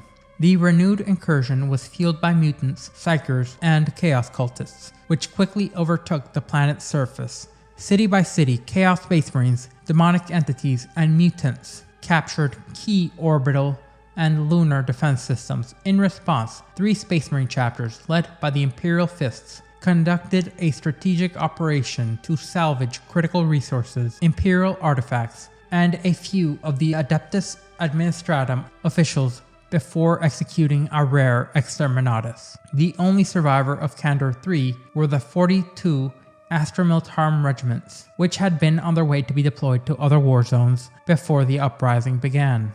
Later would occur the St. Cecilia Massacre in 863 M41, which was marked by a profound betrayal. The Adamant Fury Titan Legion, once stalwart defenders of the Emperor, would fall to chaos, turning their formidable firepower against loyal regiments of the St. Cecilian Planetary Defense Forces. The Titan Legion's defection and subsequent escape off-world sent shockwaves throughout the Imperium, as the Mechanicus and its Collegia Titanica invested significant resources into tracking down and destroying this renegade Titan Legion with a vengeance, rather having these god machines destroyed than in the hands of the traitorous Dark Mechanicum. In 876 M41, the world of Van Horn was engulfed in an apocalyptic event termed as the Blood Tide by the Inquisition, as the Bloodthirster Krag-Jargar, Lord of the Blood Tide, shattered his infernal bonds and unleashed a cataclysmic tide of war that tainted and corrupted everything it touched. For 8 relentless days and nights, a horrific spree of bloodshed attracted every demonic entity from the warp to this single spot, as the boundary between the Materium and the Immaterium would be disintegrated, leading the Grey Knights' Fourth Brotherhood to arrive and, at great cost to themselves, drive the Bloodthirster back into the warp. And with their efforts, the psychic backlash eradicated the Blood Tide and the demons he had summoned. Unfortunately, the damage inflicted upon Von Horn was profound, leaving the planet permanently within ruin. The next major galactic event which would take place was the Battle of Planus Stepus. In 883 M41, one of the most significant armored engagements since the Battle of Talran would occur. Led by Knight Commander Spask, the 423rd Cadian Regiment would spearhead an assault involving over 8,000 Imperial tank companies, 35 super heavy tank detachments, alongside a near endless amount of menials and foot soldiers. This engagement resulted in the near annihilation of the renegade Adamant Fury Traitor Titan Legion, which showcased the devastating firepower the Imperium still held. Another major event which happened shortly thereafter was the Crusade of Wrath, commencing in 888 M41, which saw the Black Templars chapter dealing a heavy blow to the Word-Bearers Traitor Legion. Through relentless campaigns, the Black Templars reclaimed several star systems previously lost to the Maelstrom. This victory marked a notable resurgence for the Imperium in a time fraught with turmoil. Then would come the Long Midnight, which occurred in 891 M41, which brought terror to the worlds of Persia as Eldari corsairs descended upon them. These raiders shrouded their targets in impenetrable darkness while they committed widespread pillaging and slaughter. The devastating raids continued unchecked until the Praxian Patrol arrived, restoring a semblance of order to the ravaged worlds. In 897 M41, the fortress world, known as Sanctuary 101, would fall to the Necrons, in a devastating assault. This brutal attack caused the Imperium to have a staggering realization about the true threat that were the Necrons and their formidable forces, which marked them as a grave danger to humanity. That same year, the emergence of Hive Fleet Gorgon occurred, which would become a new and great threat to the galaxy. This Tyranid menace was detected by the Imperial outposts advancing through the burgeoning Tau Empire's eastern fringe. The Tau, who were unprepared for the impending invasion, would receive no warning, leaving them vulnerable to the alien menace. Shortly thereafter, the Badab War would commence in 901 M41, which began when Lufthiron, chapter master of the Astral Claws, defied the Imperium by withholding the chapter's gene seed due to him not having the resources, and followed the command his chapter was given to protect the sector properly, eventually leading into him declaring a secession of the system and gaining the moniker the Tyrant of Badab. The ensuing 12-year conflict devastated shipping lanes in the Maelstrom Zone and embroiled over a dozen Space Marine chapters. Despite the eventual fall of Badab Primus to loyalist forces, Lufthiron and Astral Claws would flee into the Maelstrom, where they rebranded themselves as the Red Corsairs. Lufthiron would now become known as Blackheart, and he would transform them into some of the most feared and effective pirates and raiders that the Imperium would ever contend with. By 907 M41, Orc-Wog activity actively surged across all 5 segmentums of the Imperium simultaneously, prompting a significant redeployment of forces. In particular, the Nova Marines, the Raptors, the Howling Griffins would be withdrawn from Badab to address the intensifying Greenskin menace, highlighting the significant shifting of focus and military priorities. Later would occur the sack of Jolano, which occurred in 913 M41, as the disciples of the Thousand Sons, Chaos Sorcerer Ahriman, conducted a devastating raid on the Librarium located on the world of Jolano. This attack led to the complete destruction of the Librarium, underscoring the ongoing perils that the old Traitor Legions still posed. In 920 M41, Aldari pirates started launching brazen attacks on the advanced escort fleet of black ships which emerged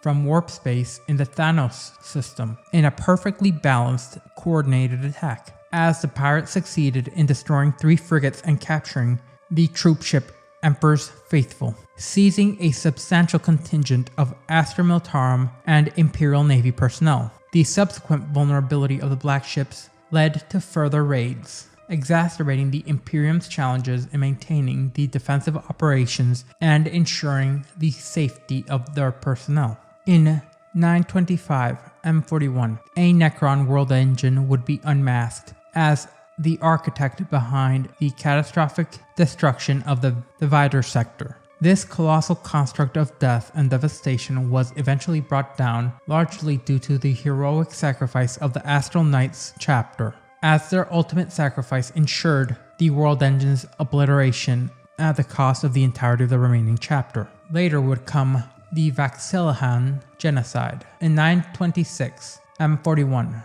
where Chaos Space Marines known as the Purge perpetuated an atrocity within Galaxia, murdering over 14 billion Imperial citizens and claiming the planet as their own. It must be noted that this was a crucial astropath relay hub for Imperial forces and an Imperial fortress world within the Hercules system, which was seized and defiled by the profane, marking a grievous blow against the Imperium's defenses. By 937 M41, Inquisitor Pharynx spearheaded a significant military operation to reclaim 9 hollow worlds from the grasp of Chaos Lord Lufthiron Blackheart and his Red Corsairs warband, commanding 5 companies of Space Wolves alongside units from the 301st Cadian and the 14th Talran Astra Militarum regiments. Pharynx's forces were confronted with the astonishing extent of the Red Corsairs' expansion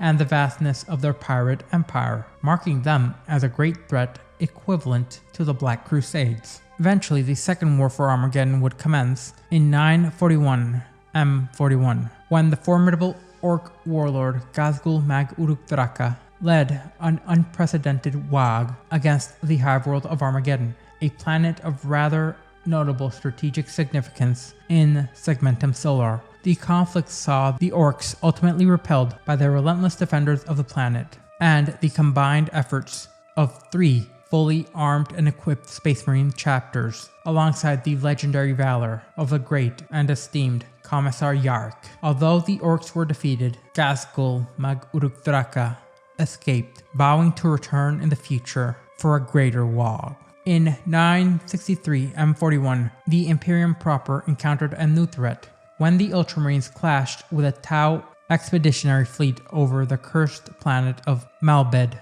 The conflict inadvertently would awaken the Necron tomb worlds which lay beneath the surface. In a rare moment of collaboration, the Tau and the Ultramarines formed a temporary and vile alliance to combat the emerging Necron threat. After their victory, Chapter Master Marnius Calgar of the Ultramarines declared an exterminatus on the world. However, he allowed the Tau, for some reason, to evacuate before the planet's destruction, as he obliterated the planet, triggering a brief but unsettling surge in unknown energies across multiple planets, sparking fears of a myriad of awakening tomb worlds. As the Imperium now noted the dual threat of the expanding Tau Empire, driven by a pursuit of the vague greater good, and the reawakening of the Necrons, seeking to restore their ancient domain. In 969 M41, the ancient starship Blade of Eternity re-emerged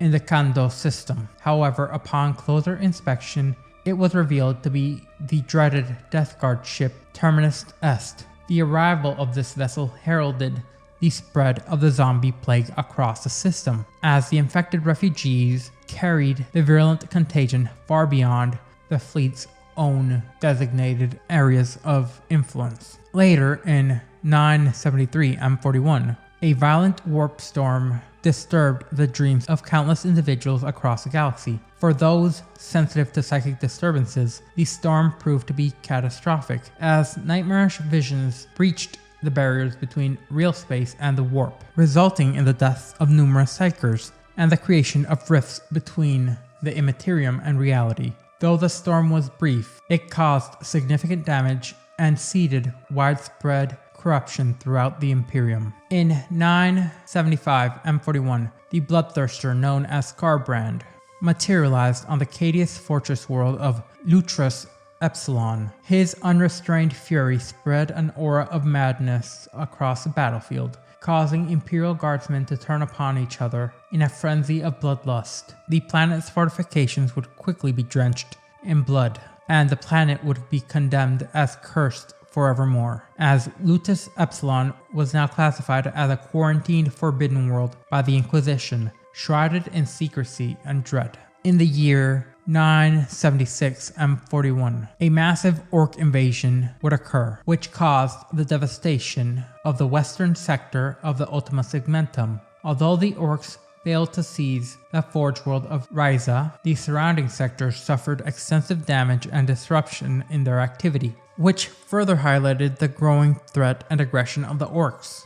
In 989 M41, the Orc Snagrod would launch a ferocious assault on Rin's world, nearly annihilating the esteemed Crimson Fist's Space Marine chapter's unforeseen accident destroyed the fortress monastery proper, compounding their disaster. However, Imperial forces were able to retake the Agri world by 991 M41, and the Crimson Fists were given the arduous process of rebuilding. Despite having driven off the Orc forces, Chapter Master Pedro Cantor chose to focus on restoration rather than pursuing the Orcs, as Snagrod would escape to continue his rampage across the sector. In 992 M41, Eldari forces launched an assault on the Cadian holdings of Varulent. The Eldar were decisively defeated despite their more advanced technology due to the tactical brilliance of Lord Castellan Creed, who successfully repelled the attackers and preserved the planet's defenses.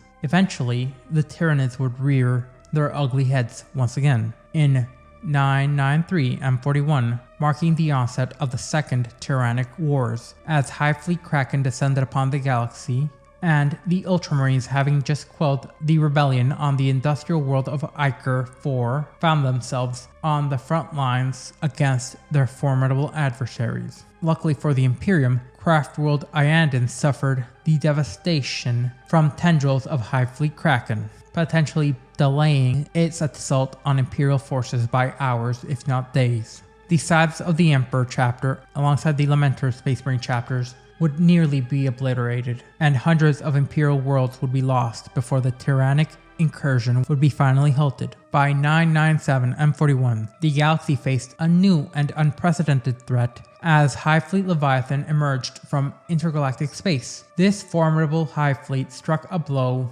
from below the galactic plane, inflicting catastrophic disruption across the Segmentum Tempestus, Ultima, and Solar. The scale of this invasion revealed that the previous Tyranid incursions were merely preliminary probes. Imperial forces raced to confront this threat, leaving many sectors vulnerable to other enemies. In 221.997 M41, the world of Princia IV was invaded by the Orcs under the joint command of Ghazghkull Mag Uruk Draka and the Bad Moon's war boss, Nazdreg. Utilizing advanced teleportation technology which functioned better than it should have, the Orcs launched a surprise assault as a stout defense was orchestrated by Master Belial of the Dark Angels, coupled with timely reinforcements, would ultimately repel this threat. However, despite this victory, Imperial commanders, including Belial, would become wary of the continuing presence of Ghazghkull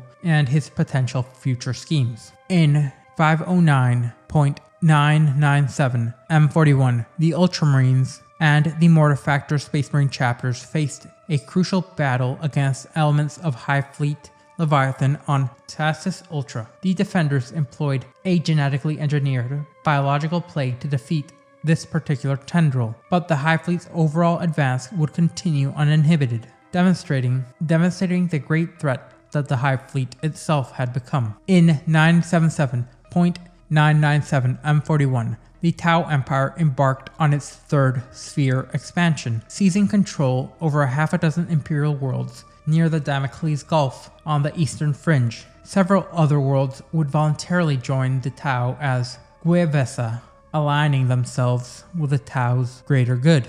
The conflict with the Tau saw periods of escalation and lull, with the Xenos forces showing no signs of retreating despite mounting Imperial resistance. In 998 M41, Hive Fleet Leviathan's relentless advance towards the Blood Angels chapter homeworld of Baal compelled the Blood Angels to act decisively, as they mobilized the defense of the Cryptus system, a crucial strategic bastion known as the Krypton Shield, for its role in safeguarding Baal itself. Faced with the overwhelming Tyranid threat, the Blood Angels were forced into an unlikely alliance with the Necrons of the Mefrit dynasty, and together they would eventually unleash an Exterminatus-class weapon, the Magna Gravitum, upon the system.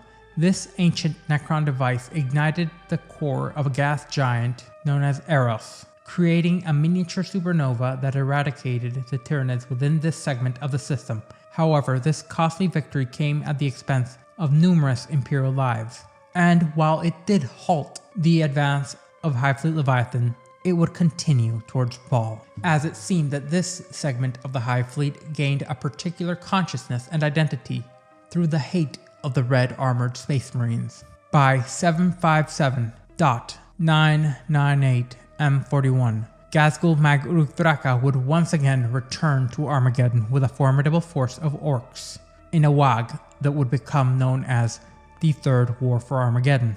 Having refined the teleportation technology through previous campaigns, Ghazghkull initiated a series of devastating assaults against the Imperial defenders. In response, the Imperium deployed massive forces and called upon Space Marine chapters who were nearby for support. The conflict would evolve into a protracted battle of attrition. Disillusioned by the stagnating siege, Ghazghkull would eventually leave his minions to finish the fight, while he sought to conquer neighboring worlds. Commissariat and the Black Templars would vow to bring the Orc Warlord to justice, as the Black Templars themselves would follow the Orc Warlord in a relentless pursuit across the sector. Eventually, the Octarius War would commence in 7/18/999 M41 as Hive Fleet Leviathan launched a massive invasion of the Orc Empire within the Octarius system. This was in part due to the Imperium's attempt to stagnate both forces, using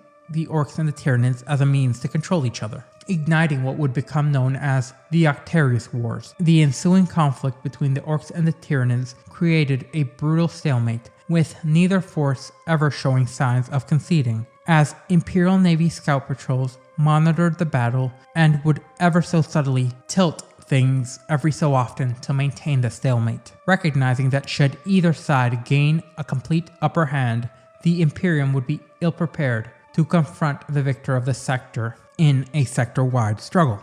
In 844-999 M41, the Dark Angel's 5th Company would clash with the Crimson Slaughter Chaos Space Marine Warband over control of the Hellfire Stone, an artifact of great and significant importance which could potentially turn the tide of the galaxy. The confrontation took part in and nearly shook apart the Nephilim sector, as these bitter foes engaged in a ferocious battle as each side was determined to seize their prize. By 975.999 M41, the Astronomicon, the guiding light of the Imperium, began to dim noticeably, as contact with key systems such as Ultima Monarchia, Macragge, and Cypra Mundi became intermittent. Some Imperial scholars would attribute this decline to the disruptions amongst the Black Ships, while others would blame the failing systems of the Golden Throne, and feared the weakening influence of the Emperor's mighty power.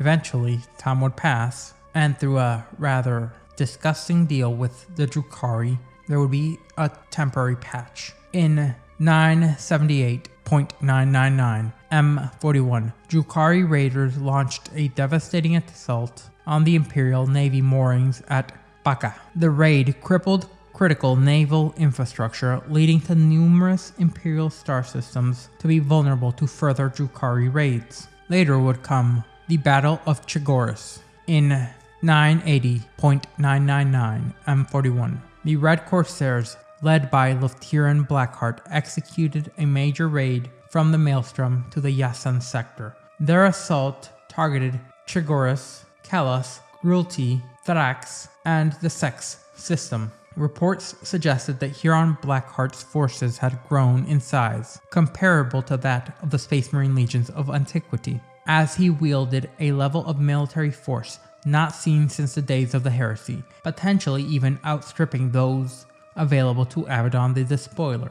In 982.999 M41, the Great Awakening occurred as a surge of psychic activity, in no small part influenced by Magnus the Red, awakened dormant psychers across the Imperium, as this psychic upheaval triggered a wave of warp rifts, leading to the loss of thousands of worlds to demonic incursions and widespread chaos. In 987.999 M41, the Necrons would initiate a series of attacks on the Cryptosegmentum system, marking the first recorded Necron assault within a mere 2,000 light years of Terra. This incursion quickly highlighted the danger and the growing threat that the Necrons posed to Holy Terra and the Imperium as a whole. In 989.999 M41, the Ultramarines' 3rd Company would succeed in liberating the Logon system from the Tau Empire's disgusting control during the War of the Rising Suns. Despite this victory, several key worlds in the neighboring Domac system would capitulate to the Tau without resistance, joining their expansive empire in support of the greater good.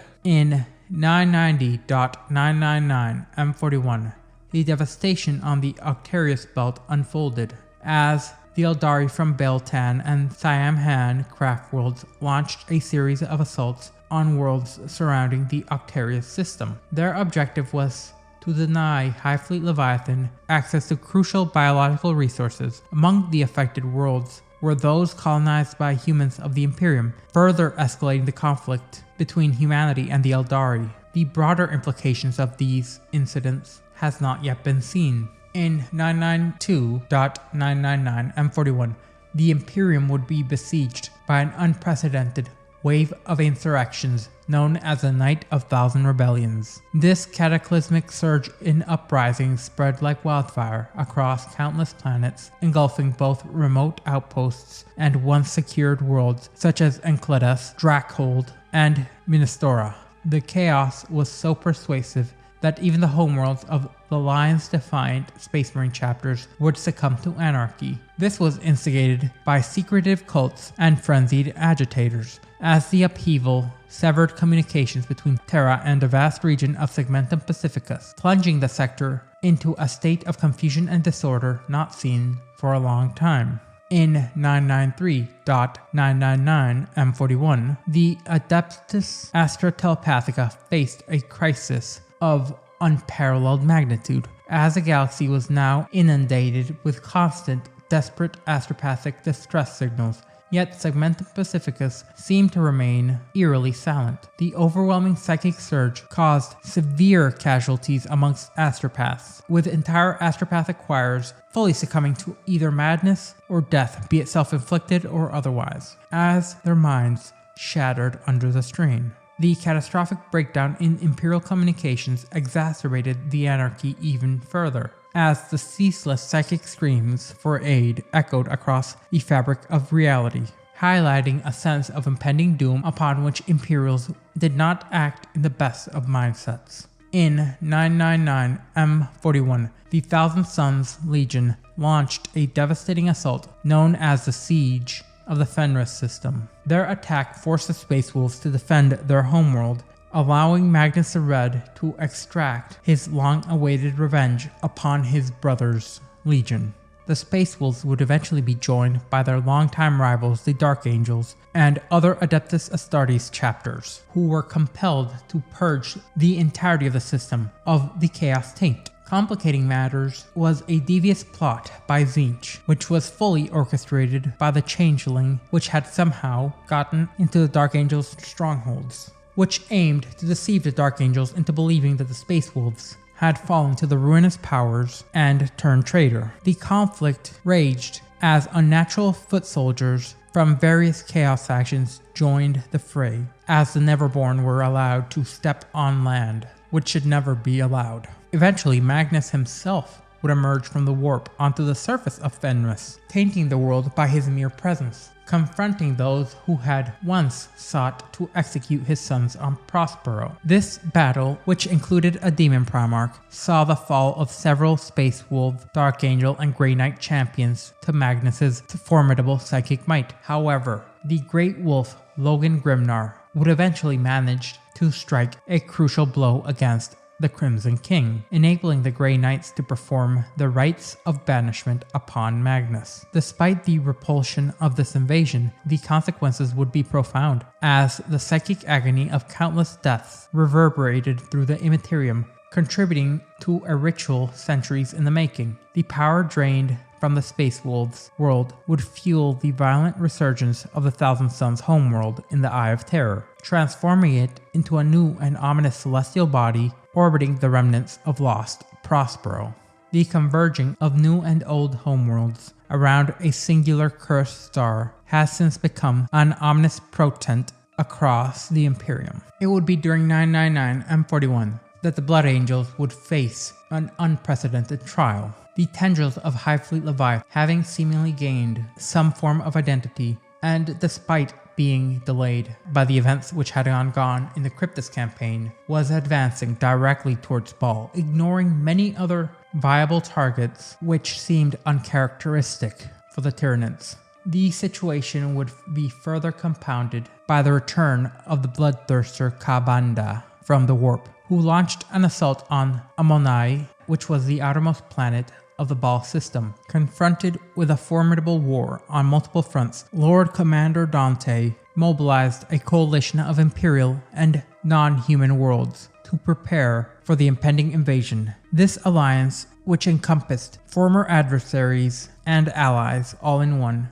would include the Great Silent King of the Necrons. Despite the shadow of untrustworthiness looming above their heads, the Blood Angels were faced with an uneasy choice. They could either accept this temporary alliance or welcome death with open arms. Eventually, the 13th Black Crusade would occur in 995.999 M41, as Abaddon the Despoiler, the Warmaster of Chaos, instigated the 13th Black Crusade, aiming to seize Cadia and the surrounding Cadian Gate. This audacious campaign was designed to breach straight to the heart of the Imperium for the first time since the Horus Heresy. The forces arrayed against the Imperium were rather formidable, including the Black Legion, the Death Guard, the World Eaters, and the Alpha Legions, along with the Thousand Sons and Night Lords. That and an alliance of Chaos Cultists, mutants, and a series of undeterminate demon princes, all combined for this assault. To this, the Imperium responded with the largest mobilization since the Horus Heresy, deploying colossal military forces in order to repel this assault. The conflict would escalate with Abaddon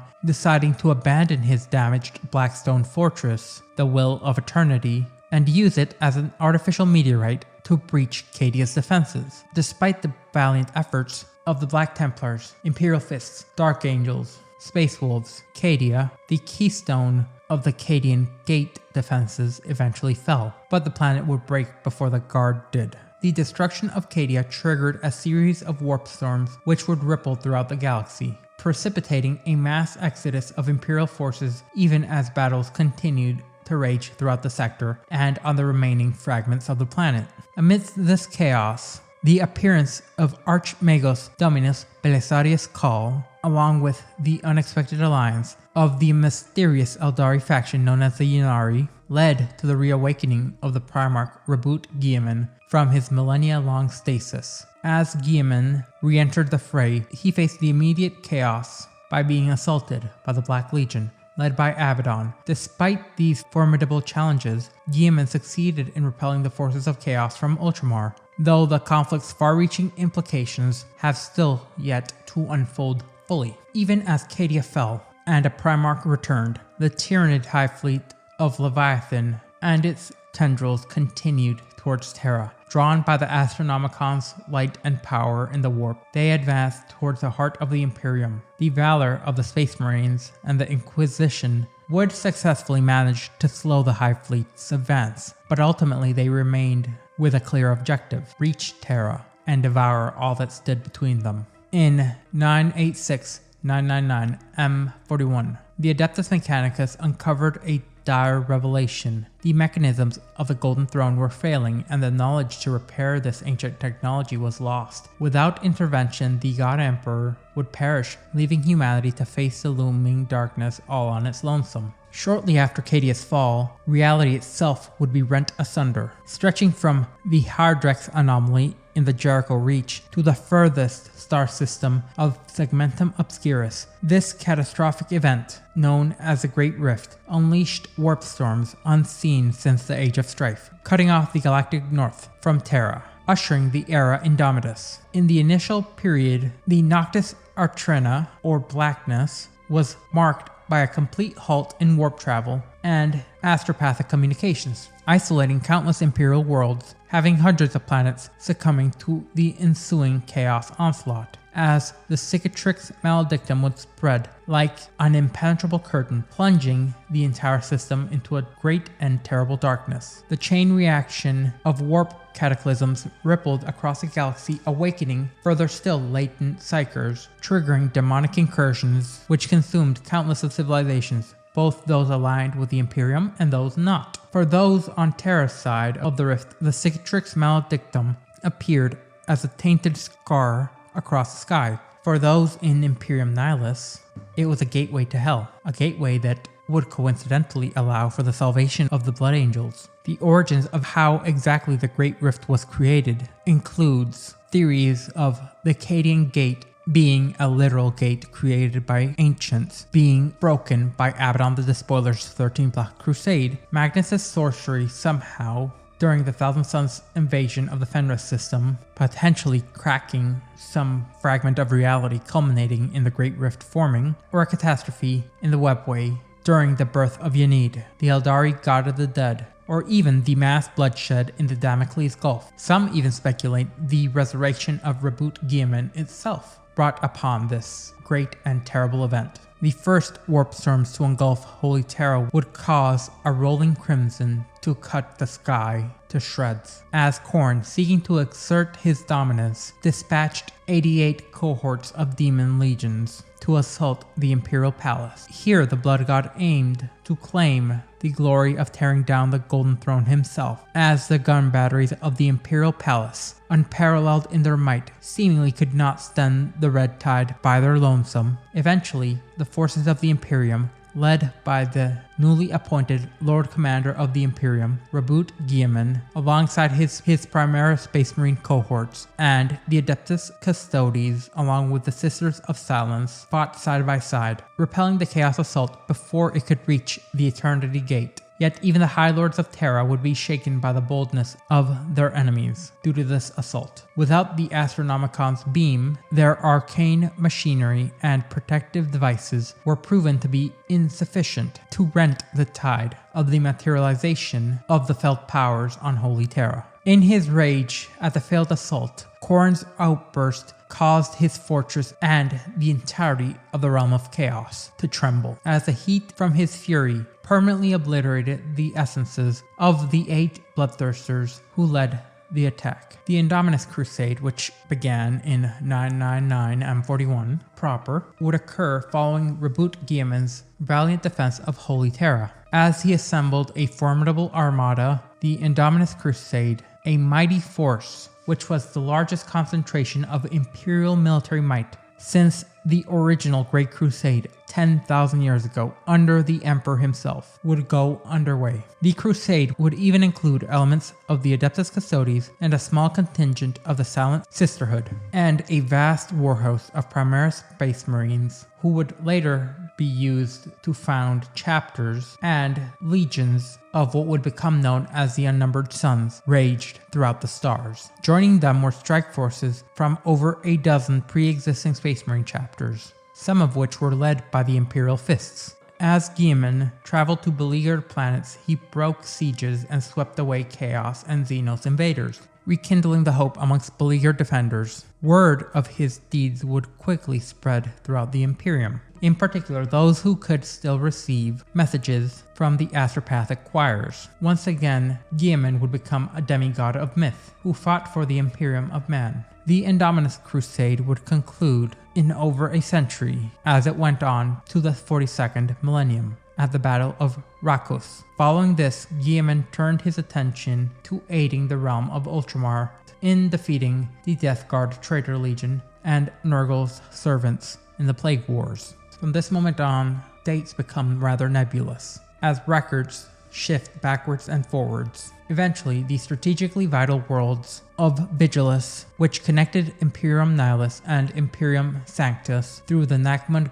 Gauntlet, which was one of the few stable passages throughout the Rift, would come under attack from multiple Xenos and Chaos forces, including the Black Legion under Abaddon the Despoiler, would launch attacks on these very vulnerable planets in a conflict that would become known as the War of the Beasts, not to be confused with the War of the Beast, which occurred millennia prior. Although Abaddon's invasion was ultimately repelled by warriors of numerous Space Marine chapters, commanded by the Ultramarines chapter master Marneus Calgar, Vigilus would remain under siege from Orc, Drukhari, and Genestealer cult factions. Now we would turn our eyes back to the events on Baal. In a desperate attempt to stave off the Tyranid advance in the Baal system, the Blood Angels sacrificed the shield worlds of the Cryptus system. However, Baal itself would soon face the relentless assault of the Hive Fleet Leviathan. The Tyranid swarm was so vast that it would even obscure the stars, as Lord Commander Dante would seek to fortify the homeworld of the Blood Angels and its moons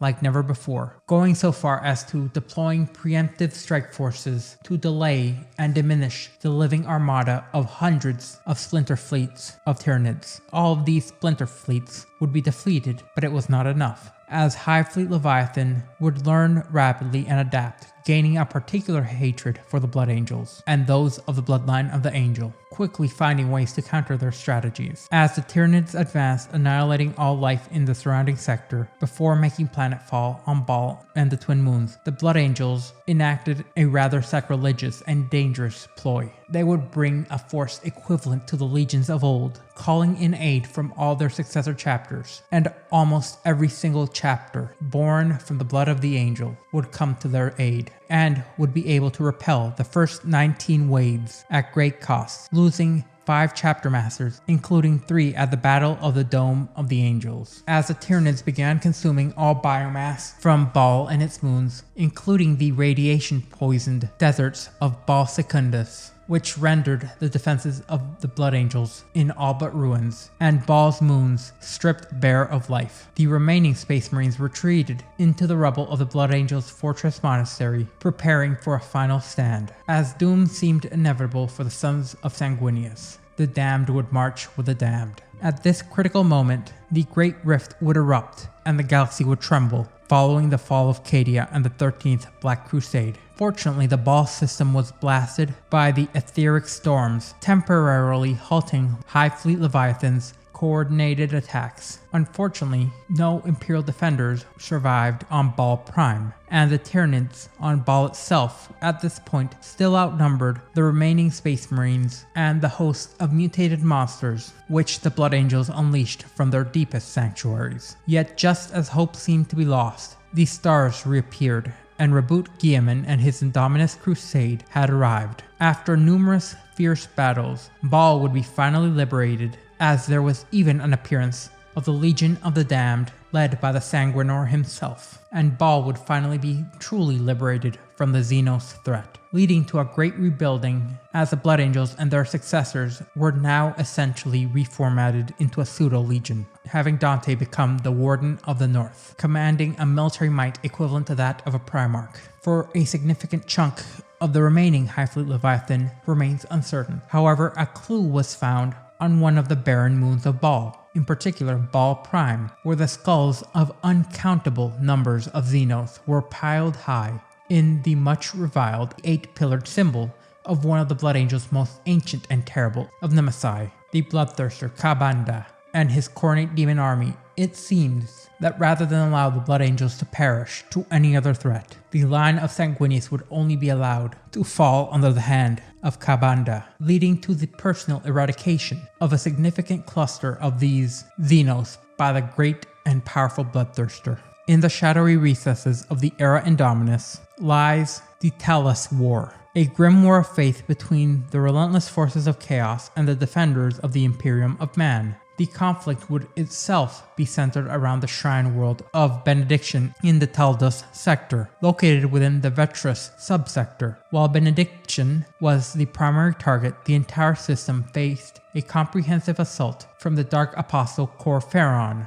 of the Wordbearers. The Wordbearers, notorious for their zeal in converting humanity to the worship of the Chaos Gods, relished in the opportunity to assault such a place of spiritual significance. They viewed the fall of Talledus and Benediction, alongside with the conversion of its inhabitants to chaos, as a crucial step in a grand scheme to overthrow the individual they referred to as the Corpse God, and claim the Imperium of Mankind for the Dark Gods. The war unfolded in 3 distinct fronts: Benediction, the Astra Militarum fortress world of Grahedusk, and the void surrounding the asteroid belt, known as the Tears of the Emperor, at the system's edge. The battle on Benediction witnessed Corpheron's forces, who were previously close to seizing control of the Grand Honorificum Cathedral City Complex, be pushed back due to a miraculous phenomenon during the Psychic Awakening, turning the tide, as the faith of those gathered in the cathedral summoned protective spirits from the warp,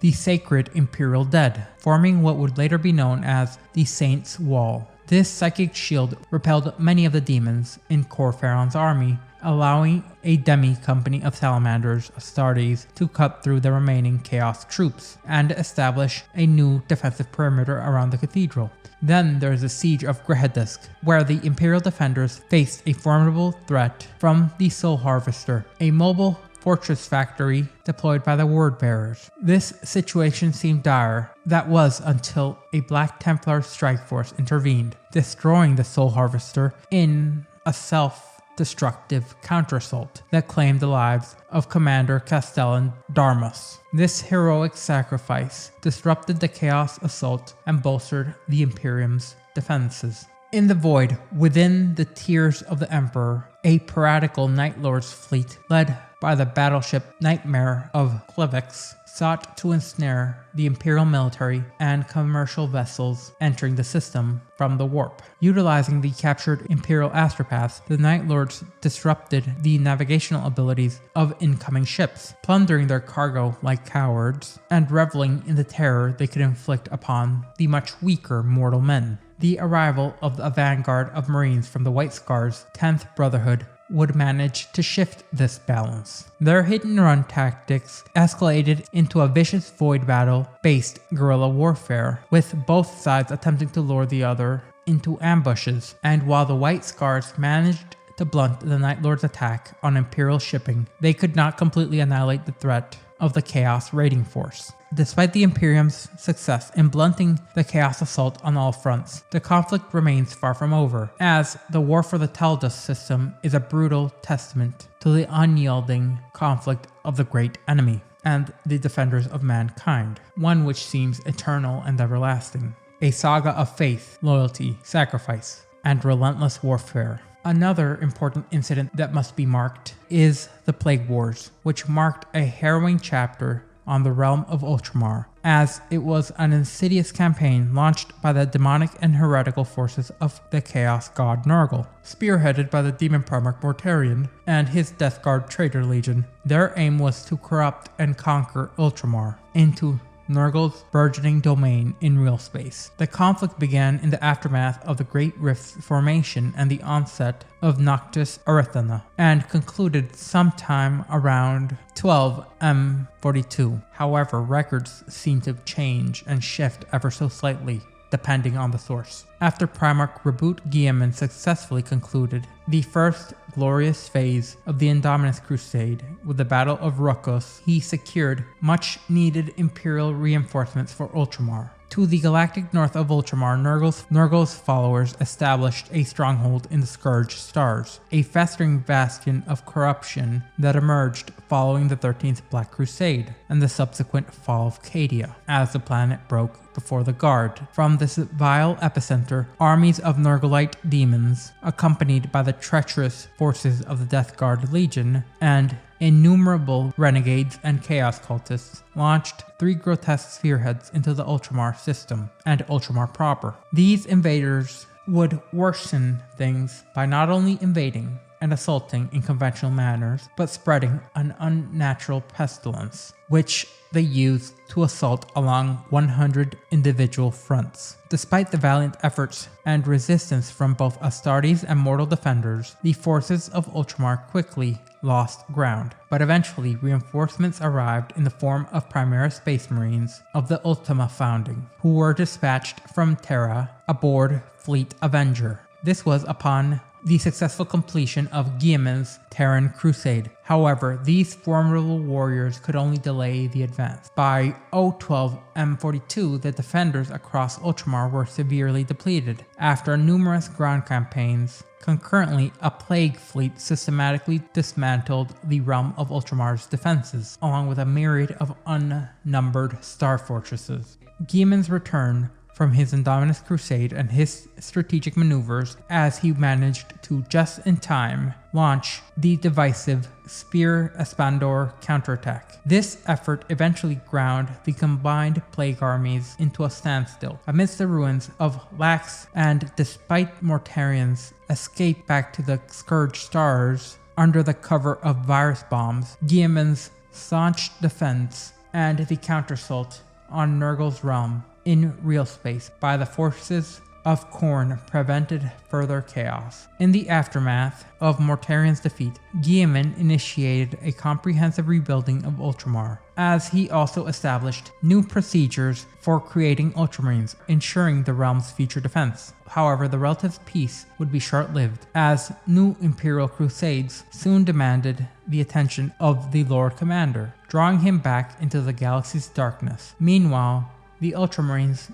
diligently prepared for the eventual retribution of the Dark Gods, since their father, with the Emperor's sword in hand, had permanently burned a section of Nurgle's garden away. The next and final major event that has been recorded to any particular length within the galaxy would be the Fourth Tyrannic War, which erupted during the era Indomitus, when the largest contingent of Hive Fleet Leviathan yet launched an assault on the western reaches of Segmentum Pacificus. This offensive targeted the relatively undefended region of the galaxy, which allowed them to capitalize on the Imperium's preoccupation with the forces of chaos, which were emanating from the Great Rift. The Tyranid onslaught began with a coordinated strike from both above and below the galactic plane by 3 tendrils of Hive Fleet Leviathan, which would be known as Hive Fleet Natulon, Hive Fleet Palthamor, and Hive Fleet Grinaldus. These tendrils advanced in parallels towards their ultimate goal, Terra, located in Segmentum Solar.